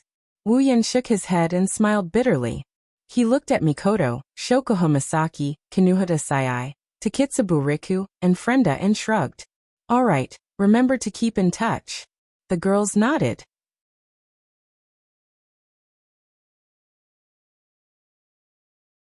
Chapter 608. Spalier World Academy, Villa District. It has been 3 days since Wu Yan's group left the Behemoth Forest and returned to the Spalier World Academy. After Mikoto, Shokuha Misaki, Kinuhata Sayai, Frenda, and Takitsubu Riku parted ways, Wu Yan Chuju, Ikaros, Astria, and Flandre-chan brought Yukari, Kotori, Kurumi, Toka, and Yoshino back to the academy to participate in the entrance ceremony. With the addition of the 5 special students, the group of 10 returned to the villa area and resumed their peaceful life in the academy once again. Since Shokuha Misaki, Kinuhata Sayai, Frenda, and Takitsubu Riku didn't return, Astria didn't want to live alone, so she moved into Wu Yan's villa. Kotori, Kurumi, Toka, and Yoshino lived under the same roof as Wu Yan in the date battle world. Yukari also didn't want to live alone. She didn't want to live alone, so the villa gained a lot of life despite the absence of Mikoto. When they arrived at the academy, Wu Yan removed the seals on Kotori, Kurumi, and Toka. There's no AST here. There are no weak and powerless mortals. Instead, there's no power here. This is the strangest part of this place. There's no need to hide their powers like in the date battle world. Here, Kotori, Kurumi, and Toka can show off their powers without fear of repercussions. Here, Kotori, Kurumi, and Toka can show off their powers. This made the 3 elves very happy. They can show off their power to their heart's content and live openly under the sun. There's nothing more exciting than this. Of course, Yoshino is an exception. No matter the world, Yoshino is a kind person. He doesn't want to bring pain and fear to others. It doesn't matter to Yoshino whether he has power or not. Fortunately, Flandre-chan was the same. She didn't really care about whether she had her powers sealed or not. Plus, the 2 girls looked to be around the same age. Since they were the only ones with their powers sealed, they were even crazier than Kotori, Kurumi, and Toka, who didn't have their powers sealed. Naturally, Flandre-chan was the one leading the way. Now, Kotori has overcome the side effects of using elven power with the help of the system item. Although the sealing bracelet can't be removed for life once worn, it doesn't matter to the 3 elves in the Spalier world. Wu Yan didn't seal their powers anymore. Without the shackles of cowardice, the 3 elven girls developed a strong interest in the Otherworld's academy. Under Violet's lead, they thoroughly toured the entire academy in 3 days. They even went to the arena tower. Because of this, the rumor of the new students creating new glory once again spread throughout the entire academy. For a time, the 4 beautiful new students became the center of attention in the academy. Of course, Kotori, Kurumi, and Toka are all above level 70, which means they're close to the peak of Tier 8. They won't be able to find a match for them in the current academy, let alone Yukari. Let's not talk about the academy. There might not be many who can match her in the entire world. What was worth mentioning was that Violet seemed to be very excited about becoming a student. She wore that special student uniform all day long and wandered around the entire academy. Even when she encountered some restricted areas, she would directly open a gap and break in. She was having so much fun that even now, her excitement had yet to subside. According to Yukari, it's an interesting world, an interesting academy, and interesting experiences. Of course she wants to have fun. According to Wu Yan's point of view, being a student would bring out the youthfulness of a 17-year-old girl. That's why Yukari is so excited about it. Meanwhile, in the mansion, Wu Yan, Chuju, Kotori, and Kurumi are enjoying their lunch in the living room. Ikaros is standing beside Wu Yan with a teapot in her hand, acting as his nanny. Flandre-chan and Yoshino are sitting on the floor. They seem to be playing some interesting game. Only Astria is complaining about something to Toka. He bitterly smiled when he saw Astria glancing at him from time to time while Toka glared at him with an indignant look on her face. The reason for this is because Wu Yan gave Astria a beating. Astria is the current #1 student of the academy, and Wu Yan has a mission to compete for a spot in the ranking. It's inevitable for him to get into a fight with Astria. Astria is already level 79. She's going to reach level 80 soon. If I don't take her out before she reaches Tier 9, I'll have to take her out. Not only Astria, even Wu Yan managed to reach the 8th floor of the arena tower. If it wasn't for the fact that the tower master of the 9th floor is an elder of the academy and Flandre-chan's red jade mode can only last for a short period of time, Wu Yan would have been the first student in history to reach the top of the arena tower. However, the news of Wu Yan reaching the 8th floor and becoming number 1 caused quite a commotion. This is also why Wu Yan is being squatted at home. Shaking his head, Wu Yan chose to ignore Astria's resentment. At this time, a tall figure floated down from the 2nd floor. Little Yan. Yukari narrowed her eyes. She looked like she was half asleep as she yelled, "Hurry up and cook for me." By the way, Yukari's stomach was conquered by Wu Yan's cooking after spending a week with Wu Yan. Yukari. Wu Yan bitterly smiled. "I'm not that fox in your house. To think that you can order me around so naturally every day." Yi Zichen sneered. "Aya, Azura's cooking isn't bad, but it's not as good as yours." Yukari floated to Wu Yan's side like she was sleepwalking. She didn't try to hide her body from him. "Hurry up and cook for me. You're not Yuyuko. Don't try to act cute." Wu Yan stood up despite saying that. Yukari couldn't help but giggle when she saw this. Suddenly, Violet's expression changed slightly. Her tall and slender figure began to dim at the same time, and gradually became transparent. "Yukari!" Wu Yan jumped in fright. The girls who were doing their own things were also shocked. They all jumped up and yelled, "What's going on?" "Ah!" Yukari's dazed expression disappeared and a shrewd smile returned to her face. However, there was a trace of helplessness on her face. "Looks like it's about time for the power of cultivation realm to last." Yukari. Everyone's expression darkened when they saw Yukari's body slowly disappearing. Although they had only been with Purple for a week, many of the girls had already developed strong feelings for Purple during that time. Now that Yukari is going back, none of them are willing to part with her. Taking in everyone's expressions, the smile on Purple's face did not change, but it became much gentler. Everyone treated Yukari this way, but she treated them the same way too. In this 1 week, she didn't have to worry about Fantasy Village, the barrier, or the mutation. She only had to live a carefree life and everyone's sincere companionship. Yukari has long regarded these people as her most important friends. They were as important as Yukari, Yukari, Yukari, Yukari, and Yukari. Yukari also couldn't bear to part with them. "Little Yan, everyone." Violet waved her hand at everyone and put on her most radiant smile. "See you next time." "Goodbye, Yukari." Z nodded with a light smile. Her figure disappeared from where she stood.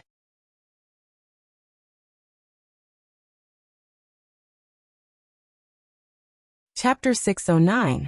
As Z's figure slowly disappeared from the spot, an oppressive atmosphere pervaded the entire villa. Everyone present lowered their heads in silence as they looked at the spot where Z had disappeared. They remained silent for a long time.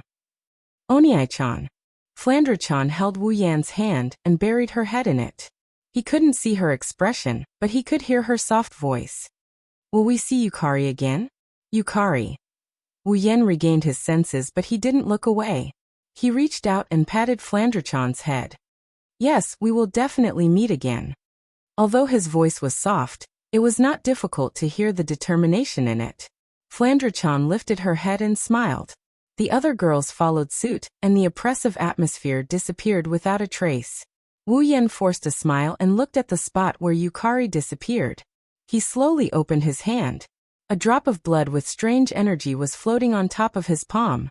This drop of blood had flown into his hand from where Amethyst had disappeared. Wu Yan clenched his fists and he looked at the sky outside the window. He mumbled to himself. Fantasyland. The system notification rang in Wu Yan's mind. Beep. Temporary summon character has returned. Free summoning service has ended. Mandatory mission activated. Mandatory mission, clear the dungeon. Mission, enter the Sword and Saber Dominion world, and enter the SEO game world. Clear all 100 floors of Aincrad. Mission requirement. During the mission, the user is not allowed to borrow the system's help, use abilities, equipment, items, or bring other characters into the Sword and Saber Dominion world. Beep. Sword and Saber Dominion dungeon activated. Countdown to entering the dungeon. 1098. What? Wu Yan didn't know what to do. When he heard the countdown, he quickly looked at the girls. My mandatory mission is activated. I'm being teleported to the dungeon. Mandatory mission? Wu Yan's sudden shout startled the girls. Hinajuku was the first one to react since she knows what's going on. I got it, be careful. Hinajuku ran up to Wu Yan and told him in a hurry. Got it. Wu Yan's countdown reached its end. After Yukari, Wu Yan's figure slowly disappeared from the spot. The disappearance of two people in succession made the women feel very uncomfortable. However, they also knew that there was nothing they could do about it. They sorted out their emotions and pulled themselves together. Chuju turned around and looked at everyone. All right, Yin just entered the dungeon. Based on the time ratio between the dungeon and the Spalier world, he will be back soon. Don't worry. The girls nodded, but they still stared at the direction where Wu Yan disappeared, including Chuju. When he was dealing with the Beast King, the system gave Wu Yan a chance to summon for free. However, he had to complete the mandatory mission given by the system. Although the summoning could only last for 10 minutes, under Violet's intervention, the 10 minutes had been extended to a week. Yukari has returned after a week. The mandatory mission given by the system was given at the same time. Thanks to Yukari's intervention, Wu Yan had a week's time to summon Kotori, Kurumi, Toka, and Yoshino. Otherwise, he wouldn't have been able to summon Kotori, Kurumi, Toka, and Yoshino. Beep. This dungeon is a mandatory mission. The mission is cancelled. When the user completes the mandatory mission, the user may leave the dungeon. The time ratio between the dungeon and the real world is 100. 1. Therefore, the user can train in the dungeon without any worries. Have a good time. Sword and Saber Dominion, huh? Standing in the middle of a street, Wu Yan surveyed his surroundings. Looking at the pedestrians coming and going, the cars stopping and stopping, the skyscrapers all around him. This is a scene of a modern city. He couldn't help but sigh. It's no wonder the system restricted me from using illegal items in such a world. Wu Yan closed his eyes and felt the blood flowing in his body, the electromagnetic waves invisible to the naked eye and the golden key sword floating in his sea of consciousness that represents the gate of Babylon. He let out a sigh of relief. Fortunately, the system didn't force me to use my abilities or equipment. Wu Yan can use his abilities and equipment if he wants to. However, if he uses them, the mandatory mission will be considered a failure. Wu Yan already knew that if he fails the mandatory mission, the system will give him a new one. It won't end until Wu Yan completes the mandatory mission. Regardless, Wu Yan is happy that the system didn't force him to use his abilities and equipment. Yukari was right. The system has merged with my soul, so it won't harm me. Although I can be a little immoral sometimes.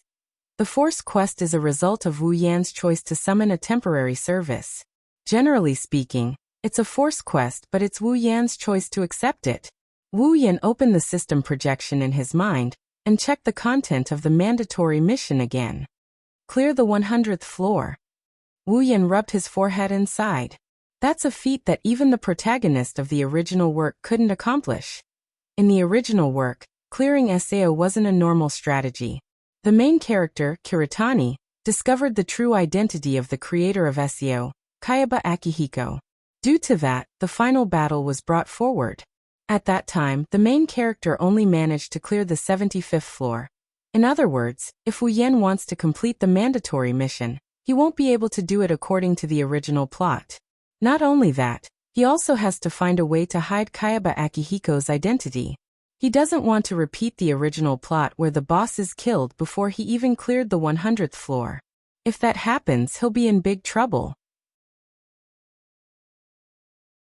Well, I guess I don't have to worry about that for the time being.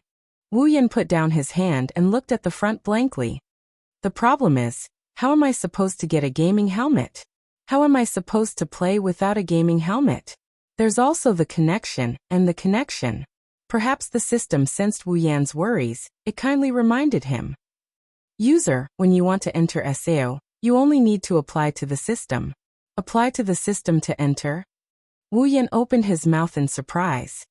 System, you have such a function? The system ignored Wu Yan and continued to remind him. The system can provide the user with a connection function. When the user applies to enter SEO, the system will automatically connect the user, provided that SEO is open. Okay, this saves me a lot of time. Wu Yan chuckled and suddenly remembered something. By the way, system, the infinite armory ability is a skill, and the method of using it is directly instilled in me in the form of memories. Using the skills from the infinite armory in SEO shouldn't be against the rules, right? Or do you want me to not bring the memory into the game? The system paused for a while, but it quickly reminded him again. Skills are obtained by instilling memories into the user. It belongs to the user's own ability. It's not restricted by the system's rules. Wu Yan's lips curled up when he heard the system's words. With the infinite armory ability, it's a piece of cake for him to win a game. Well, let me enjoy the life of a game for once. He looked around and after confirming a direction, he started running towards it. The time he entered the dungeon is the day before the storyline starts, which means tomorrow will be the opening day of SAO.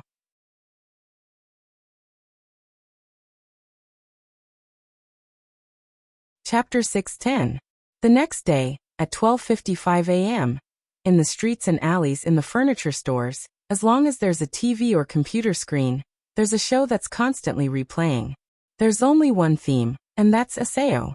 As a game that allows players to directly enter the game world and experience life in the game, SAO has attracted the attention of everyone, including those who like games, those who don't like games, those who are interested, and even those who are not interested. Now, as long as you walk on the street, you'll hear about SAO. Almost everyone is talking about this game.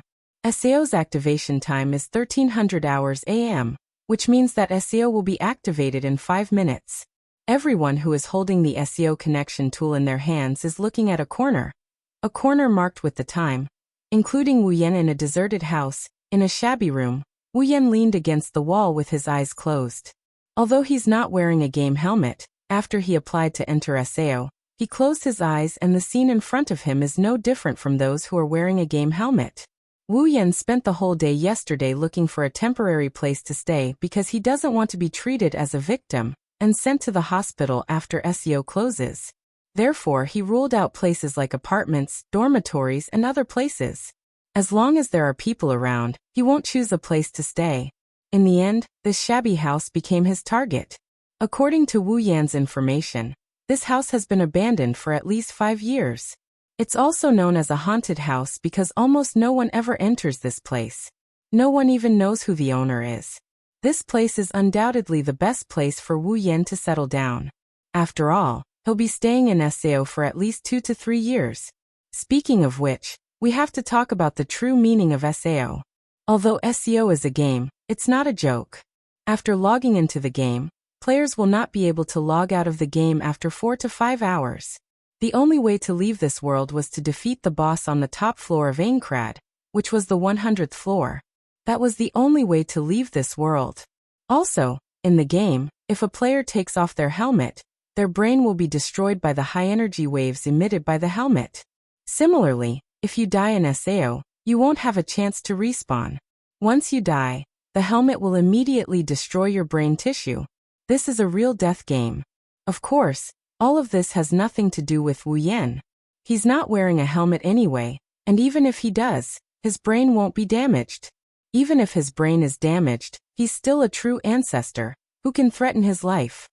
Plus, he has infinite mastery, so there's no telling if he's going to die in SAO or not. Looking at the countdown timer in the corner, he pursed his lips when it reached 12:59.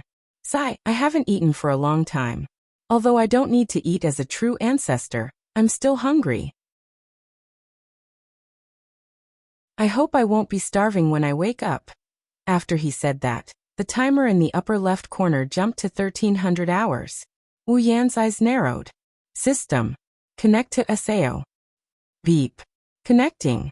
As soon as the system notification finished, the scene in front of Wu Yan suddenly changed.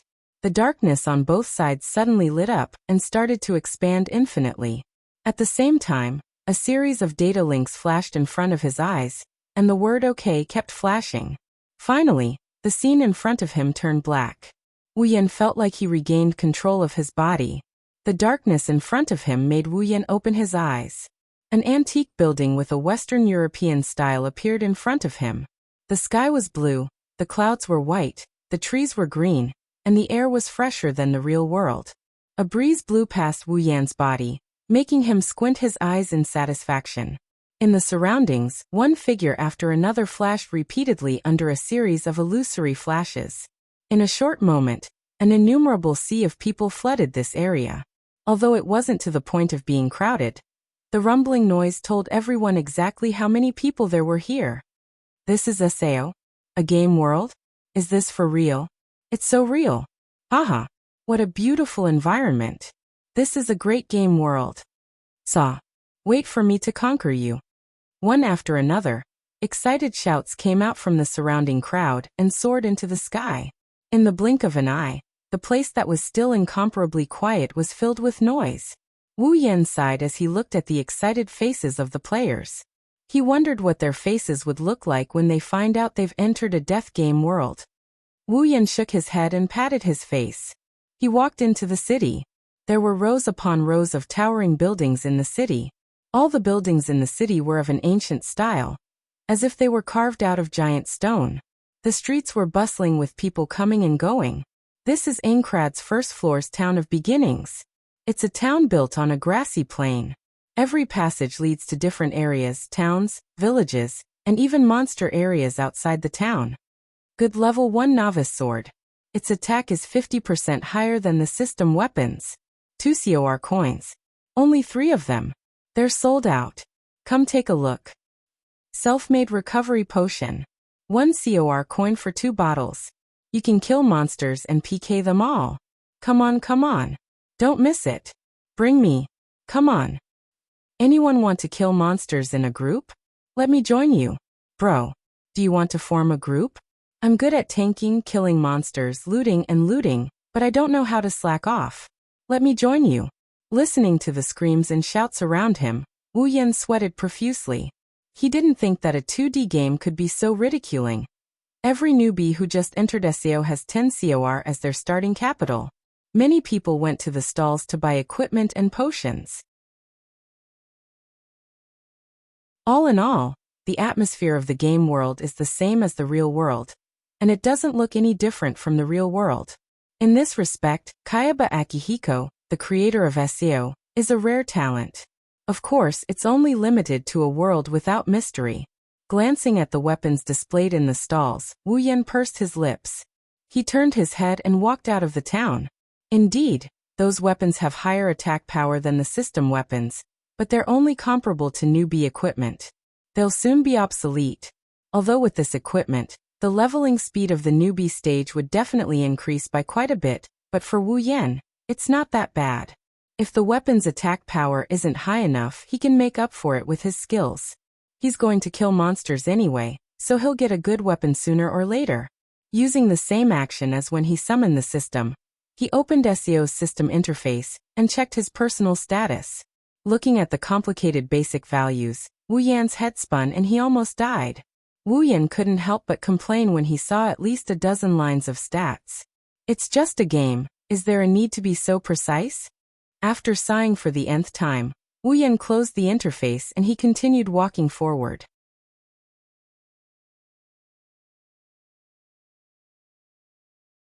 Chapter 6:11. Aincrad's first floor, the outskirts of the town of beginnings.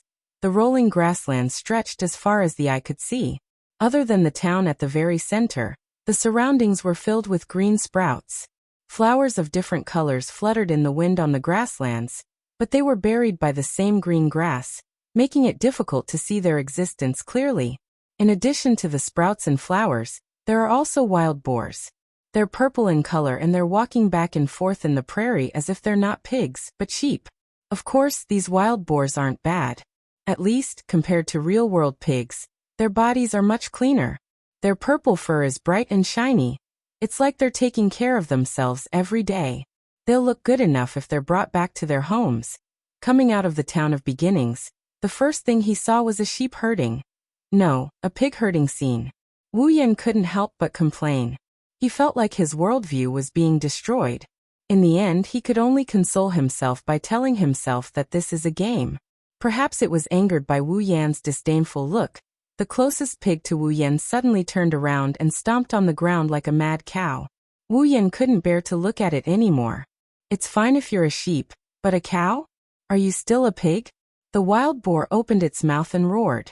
It finally looked a little like a pig. With two sharp teeth it charged towards Wu Yan. How should I put it? It's really slow. Wu Yan facepalmed as he waited for the wild boar to get close to him. To him, the speed of this wild boar is too slow. It can't even compare to a Tier 1 magician.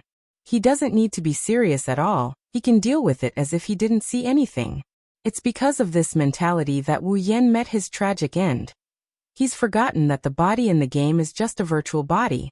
It's not as strong as his ancestor body. Whether it's strength, defense, or speed, Wu Yan's body is no different from a normal person.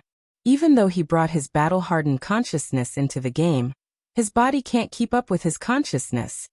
Thus, when Wu Yan tried to sidestep the boar in a carefree manner, his body felt like it's being weighed down by a dozen mountains. He didn't feel the weight, but his speed was so slow that he barely moved his body before the boar came crashing into him. Bang! With a muffled sound, the wild boar came into close contact with Wu Yan's belly. Wu Yan's eyes bulged out, his body bent over and his mouth opened wide. He couldn't help but spit out a mouthful of saliva before he was sent flying. I was hit by a pig. His mind is filled with this thought. His body is parallel to the ground as he slowly flew out. It wasn't until he was about to hit the ground that he regained his senses. He used his hand to support himself on the ground and flipped his body in the air. His feet touched the ground, and he slid backwards. It took him 2 to 3 seconds to stabilize himself.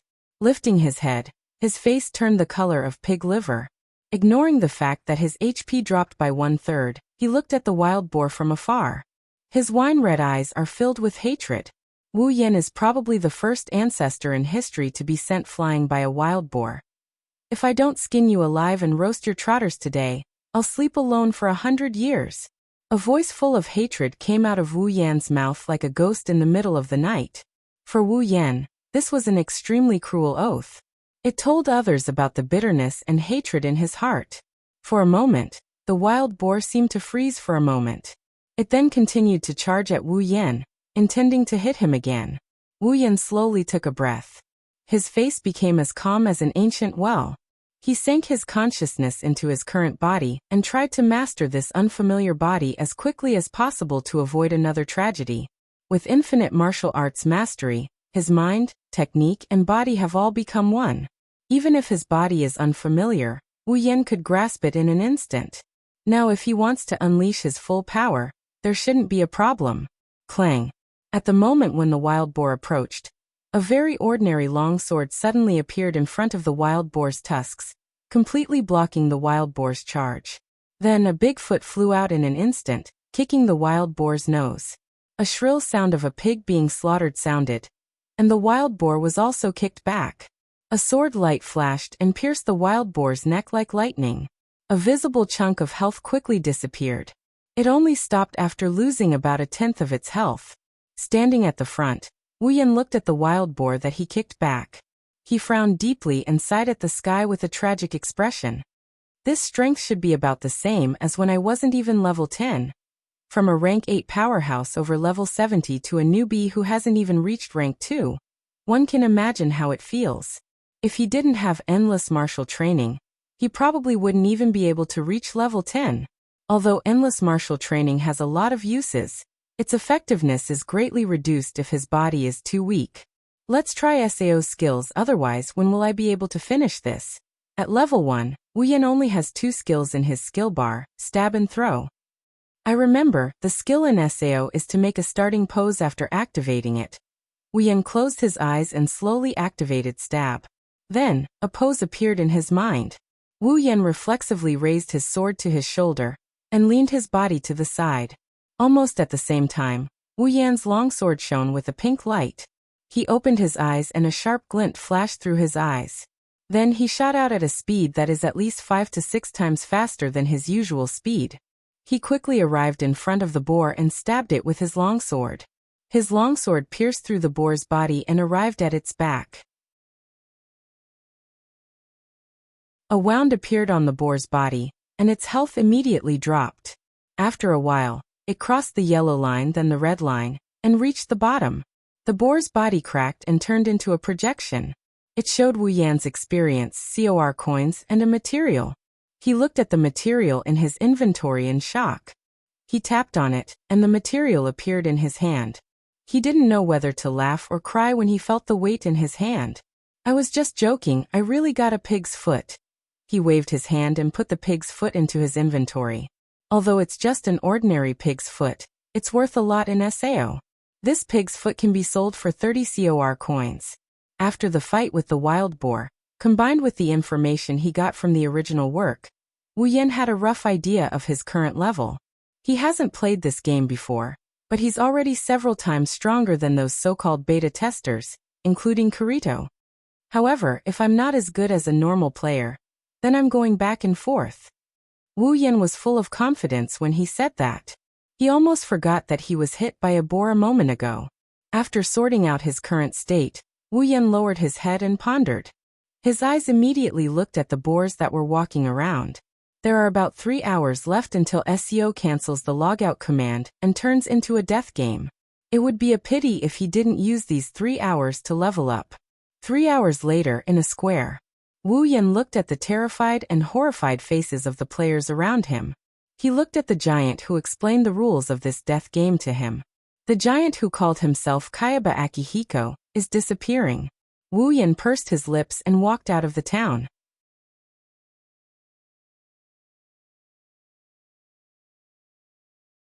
Chapter 6:12. Bang! He used sudden thrust to turn one of the wolves into a mosaic. Wu Yan turned around and checked his COR coins and other items. He then looked around. Unlike the players who are still immersed in fear and confusion, Wu Yan didn't care about the threat of death. After watching Kayaba Akihiko's performance, he immediately left the town of beginnings and headed to the next town while clearing the monsters on the way. Wu Yan knows that by the time the players recover from their shock and fear, killing monsters would become one of the most contentious activities in the game. In order to survive in this world, the only way for the players was to constantly strengthen themselves. Leveling up, hunting for treasures, equipment, tools, anything that could strengthen one's strength would become a luxury. And there was only one way to obtain these luxuries, and that was through these monsters. In other words, the monsters would become a hot commodity that would constantly attract players. When that time comes, the monsters would become something that everyone would have to fight over. Therefore, Wu Yan wants to increase his level as much as possible before the players recover from the shock. After all, this world is also unfamiliar to him. However, it's almost midnight since Kayaba Akihiko's explanation. Shouts and shouts could be heard in the wilderness. Flashes of skills could be seen in the darkness of the night. It was clear that some players were beginning to face reality. Let's end it here, Wu Yan muttered as he looked into the distance. There, a town slightly bigger than the town of beginnings is slowly glowing in the dark. At this point, Wu Yan's level has increased quite a bit. Compared to the other players, he's a lot stronger. Plus, he's very skilled. Every monster can't even last a second against Wu Yan. In order to maintain this state, Wu Yan has been fighting for several hours. One can only imagine how high his level is. I wonder what level the original protagonist Kirito is at right now. With this thought in mind, Wu Yan tidied up and walked towards the town. Right now, most of the players are still in the town of beginnings. Aside from the beta testers, there's not enough time for the newcomers to understand the game. Naturally, there's not a single player in this town that's quite far away from the town of beginnings. Of course, it's impossible for there to be no one in the town, but they're all NPCs. Even though it's night time, the town is still very bright. It feels like a city of the night. After entering the town, Wu Yan found a shop and stopped by. I want to exchange all of these for COR coins. Wu Yan didn't say much to the NPCs. He laid out all the loot he got from SEO on the shop floor. Some of them are pelts that can be used to make armor and special items. Some of them are equipment that can be sold for a decent amount of money, but most of them are still food ingredients. Ingredients shouldn't be that easy to drop, but Wu Yan's loot is mostly ingredients. He doesn't know if he's lucky or not. In Wu Yan's mind, the NPC in front of him would just exchange his items for COR coins. Who knew? After looking at his items, the NPC said something else. Sir, you seem to have a lot of ingredients in your loot. Did you get them from monsters? Wu Yan paused for a second, then he nodded. Seeing this, the NPC sighed. It seems like you have a high drop rate for ingredients. If you can become a chef, then these ingredients will be useful. Hearing the NPC's words, Wu Yan curled his lips. Indeed, with his cooking skills, it won't be difficult for him to become a chef. However, Wu Yan doesn't want to be a chef. Among the life professions, there were tailors who could create leather, armor, and helmets, blacksmiths who could forge swords, knives and spears, and pharmacists who could create recovery potions and all sorts of potions. These 3 life professions would undoubtedly be of great help to players. Chef, that was the only life profession that had nothing to do with combat. Those who choose to become a chef are either interested in it, or they want to find a market, or they want to improve their health. Although Wu Yan's cooking skills are good, he's not interested in cooking. As for finding a market, with his combat skills, he's not worried about money. Of course, Wu Yan also wants to make his internal organs feel better, but he can always buy them later. There's no need for him to become a chef. Just as Wu Yan was about to say something, a box suddenly popped up in front of him, causing him to freeze on the spot. Due to the shop owner's advice, you are very lucky to have been given a clear path. You have automatically changed your profession to a chef. After reading the message in the box, Wu Yan's face lit up. Automatic profession change? Very lucky? Clear path. Clear path my ass. Lucky my ass. I've been a chef for my wives for so long. Why am I still a chef after entering the game? It's a forced profession. Do you even give me human rights? The frame in front of him disappeared, and he glared at the NPC, who forced him to pick up the kitchen knife. He looked like he couldn't wait to go up and take a bite out of that NPC. Too bad that NPC didn't give a damn about him. After taking a few deep breaths, Wu Yan put away the bag of COR coins that the NPC handed him, and left without looking back. After changing his profession to a chef, he still has to buy a kitchen knife. For the rest of the time, Wu Yan strolled around the town. He personally visited every shop to get a better understanding of the uses of these shops. He also took out some useful items, and checked if there are any quests. Of course, he also bought a kitchen knife. In addition to buying a kitchen knife, Wu Yan also bought a lot of equipment and a lot of recovery items. Finally, he changed out of his ugly beginner equipment. When he walked out of a clothing store, Wu Yan's outfit had completely changed. A black coat wrapped around Wu Yan's upper body, and the equipment under it couldn't be seen clearly. The coat was like a cloak, and there were ribbons that fluttered between the arms, the hem, and the waist. It looked very casual, but there was a hint of coldness. A black greatsword with a standard handguard was carried on Wu Yan's back. It matched perfectly with the black coat, so it didn't look out of place. The blade of the greatsword was about half the width of a palm, which was similar to a normal sword, but it was about 1.7 meters long from Wu Yan's shoulder to his heel. It was quite long. This greatsword was not bought from a shop, but dropped from a monster. Moreover, the shops run by NPCs would not be able to sell such an eye-catching weapon, and the quality of this greatsword was dozens of times better than the weapons sold in normal shops. Its name was Sky Gazer. With the rating of this greatsword, it was more than enough to be used until level 30. This was from Wu Yan's perspective. If it were a normal player, they wouldn't be able to use it until level 30. To be able to drop such a weapon from a normal low-level monster, although it wasn't impossible, it was almost the same as having no chance at all. Wu Yan's luck was really good. In addition to the equipment under the coat, Wu Yan's strength had at least increased by a few levels. Touching his handsome outfit, Wu Yan's lips curled up. My leveling speed can be increased by quite a bit. After saying that, Wu Yan lifted his feet and walked in the direction of the inn.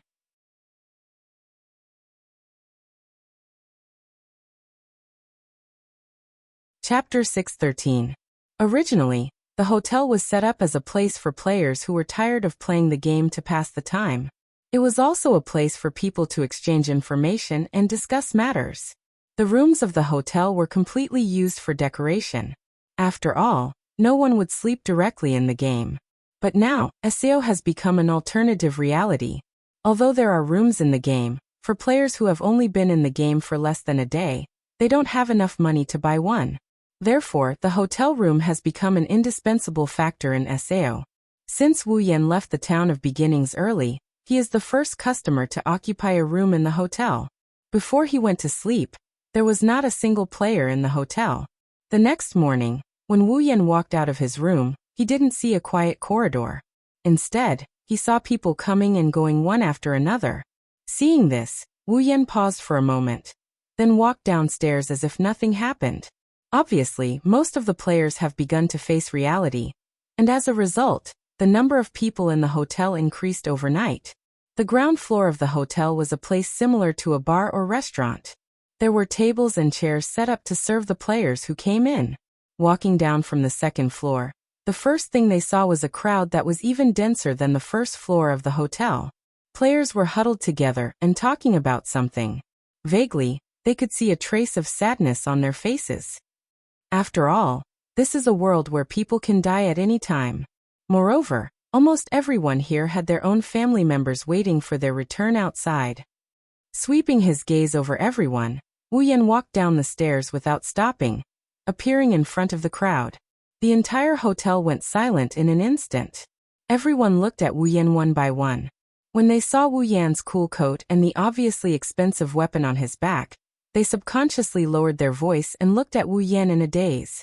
Under everyone's gaze, Wu Yan walked to a table with an expressionless face, sat down casually, poured himself a free drink, and began to slowly drink it. In the eyes of the other players, his actions had turned into a form of intimidation. Who is that person? His equipment seems to be very high level. To be able to equip such equipment, this person's level must be very high. He must be an expert. It can't be. SAO's server has only been open for less than a day. How can someone get such equipment? Even if you're lucky, there's a limit to it. That's not necessarily true. Maybe he's a beta tester who knows first-hand information about SAO. It's only natural for him to be able to get good equipment. As soon as he said that, the players who were pointing and whispering suddenly became silent. Then pairs of unfriendly, angry, and jealous eyes were cast on Wu Yan. Beta testers, as the name suggests, are a group of players who played SAO during the closed beta. A month before the launch of SAO, there was a group of players who spent a month in the closed beta testing of the game. It was said that they cleared a lot of floors, and they can be considered as veteran players of SAO. Now SAO has officially opened, and it's a death game. It's undoubtedly a nightmare for new players, but for those who have played SAO before, they have a huge advantage. After all, they have played SAO before. It's the second day in SAO. Not only the players began to cheer up, but the beta testers also began to rely on their first-hand information to maximize their strength. The beta testers know where to receive quests, where to get good equipment, how to attack monsters, their weaknesses, etc. Just like those transmigrators who were reborn in the past, they have advantages. It's not hard to imagine that most of the top players in SAO will be the beta testers in the future. Unfortunately, being a beta tester doesn't only bring benefits, but it also brings negative effects. For those beta testers who have most of the game's information, the new players don't have admiration or respect for them, they only have jealousy and hatred. They hate the beta testers for having such favorable conditions, they hate the beta testers for being able to climb up the ranks, and they hate the beta testers for being able to live a better life in this world. Coupled with the selfish subconscious of human beings, these beta testers have the idea of monopolizing the game's resources, and they began to explore the game world alone, leaving all the new players behind. As a result, the players who are not beta testers resented the beta testers even more. Naturally, when these people heard that the person in front of them was a beta tester, they couldn't help but vent their anger. Wu Yan couldn't help but frown when he was stared at by so many pairs of eyes full of negative emotions. Of course, he knows why these players are treating him like this, but even if he is a beta tester, so what? Does a beta tester have to stand up and help them? Who made this rule? Because the future is bleak, the ugly side of human beings has been completely exposed. Wu Yan slowly put down the glass in his hand. His cold wine-red eyes glanced at everyone in the room. The pressure from his eyes made the players' faces pale. The jealousy in their eyes turned into fear. They lowered their heads. They didn't dare to look at Wu Yan anymore. Unfortunately, there are still some who are not afraid of death. Hey kid. A tall man surrounded Wu Yan with 5 or 6 people. He looked at Wu Yan condescendingly. His face was full of evil intentions. Wu Yan glanced at him. Then he continued to drink as if he didn't see him. The tall man's forehead suddenly bulged. Bang! The tall man slammed his big hand on the table, causing the table to tremble. He shouted angrily. Kid! I'm calling you, didn't you hear me? Hearing this, Wu Yan raised his head. His emotionless eyes made the tall man feel a bit uneasy. What's the matter? Yes, of course. The tall man sneered. He glanced at Wu Yan's equipment. You look quite rich. We are a bit short on money. Why don't you lend us a hand? Lend us a hand? Wu Yan shook his head with a smile. In other words, you are here to rob me? What's the matter? The tall man said with a bit of jealousy. You beta testers are capable. You don't need money. Wu Yan curled his lips and continued to drink from his glass. I'm sorry, I'm not a beta tester. Not a beta tester? The tall man laughed and pointed at Wu Yan's equipment. If you're not a beta tester, how can you get such good equipment in one night? Don't lie to me. Lie? Wu Yan tilted his head. Lie to you? Do you need it? You. The tall burly man's face was filled with anger. The follower beside him immediately hooted. Brat! Don't be too arrogant. Good equipment doesn't mean you're strong. Wu Yan laughed when he heard that. That's right, you're right. Wu Yan stood up and glanced at those people. He laughed. You're tall and fierce, but it doesn't mean you're not insects. Stinky kid. The burly man stepped in front of Wu Yan and out of habit, he tried to pull at Wu Yan's collar. Unfortunately, he was stopped by an invisible barrier. According to the game's rules, players are not allowed to fight in the town, unless the player's action will not cause harm to others. That includes mental harm, such as harassment. Pulling the collar is an insulting action.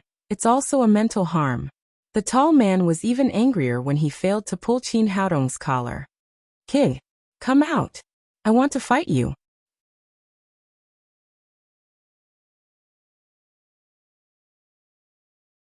Chapter 6:14. The word duel echoed ceaselessly in the sky above the hotel. Everyone in the hotel was shocked for a moment, before a delighted expression appeared on most of their faces. That beta tester is going to be in trouble. At the end of the day, no one here is willing to believe that Wu Yan isn't a beta tester. Duel. Wu Yan snickered. Everyone could hear the disdain in his voice. You. His eyes turned cold as he looked at the tall man. Are you sure? With just a glance, the tall burly man's expression changed drastically. He retreated a few steps as if it was a conditioned reflex, and some fine sweat dripped down his forehead. Wu Yan shook his head in disdain. He turned around and walked towards the door. Good equipment doesn't mean you're strong, but you can't even compare to me. What do you have to fight me? His voice was still echoing in the hotel, but he had already disappeared at the entrance of the hotel, while everyone was still in a daze. Inside the inn, some of the players who didn't get caught up in Wu Yan's words snuck out of the inn and left in different directions. For Wu Yan, it was just a small farce. He completely forgot about it after he turned around. He didn't know that the news about a beta tester had spread like wildfire among the players. After the game started, the beta testers all disappeared from the eyes of ordinary players. Because they needed to turn their resources into strength, they couldn't be found even if they wanted to. Now that a beta tester appeared, most of the players started to think about how to get close to him. In a way, a beta tester was equivalent to a moving treasure trove. Because of the information they must have a lot of money. If they can make a fortune, it means that they can live a better life and increase their chances of survival. Of course, these were the thoughts of those petty people. Those who truly had great wisdom and brains would not cast their gaze on these external objects. Why are beta testers called beta testers? Isn't it because they have information about the game? That's the real wealth. Plus, a beta tester must be a good player. At least they can get the upper hand and level up. If they can get the help of a beta tester, they will get the most benefits.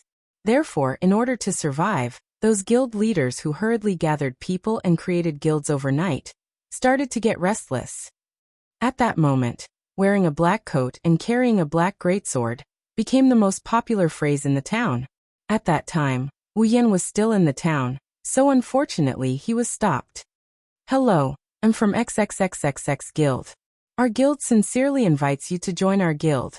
As long as you join us, you will enjoy the best treatment in our guild. Hello, I'm from XXXXX Guild. Our guild strength is definitely the best among all the guilds. As long as you join us, you will immediately sit on the top of the guild and enjoy the protection of all guild members. Hello, I'm surrounded by a group of people who are enthusiastically gesticulating at him. Some of them are even spitting saliva while talking. Wu Yan was scared stiff for a while before he came back to his senses. He didn't know whether to laugh or cry. Who would have thought that his attire would bring him so much trouble? Wu Yan shook his head as he listened to those unfamiliar guild names. In the original game, there are 4 top guilds in SAO. They are Knights of the Blood, Divine Dragon Alliance, Furing Kazan, and Army. Wu Yan doesn't know if there are other guilds that are on par with these guilds.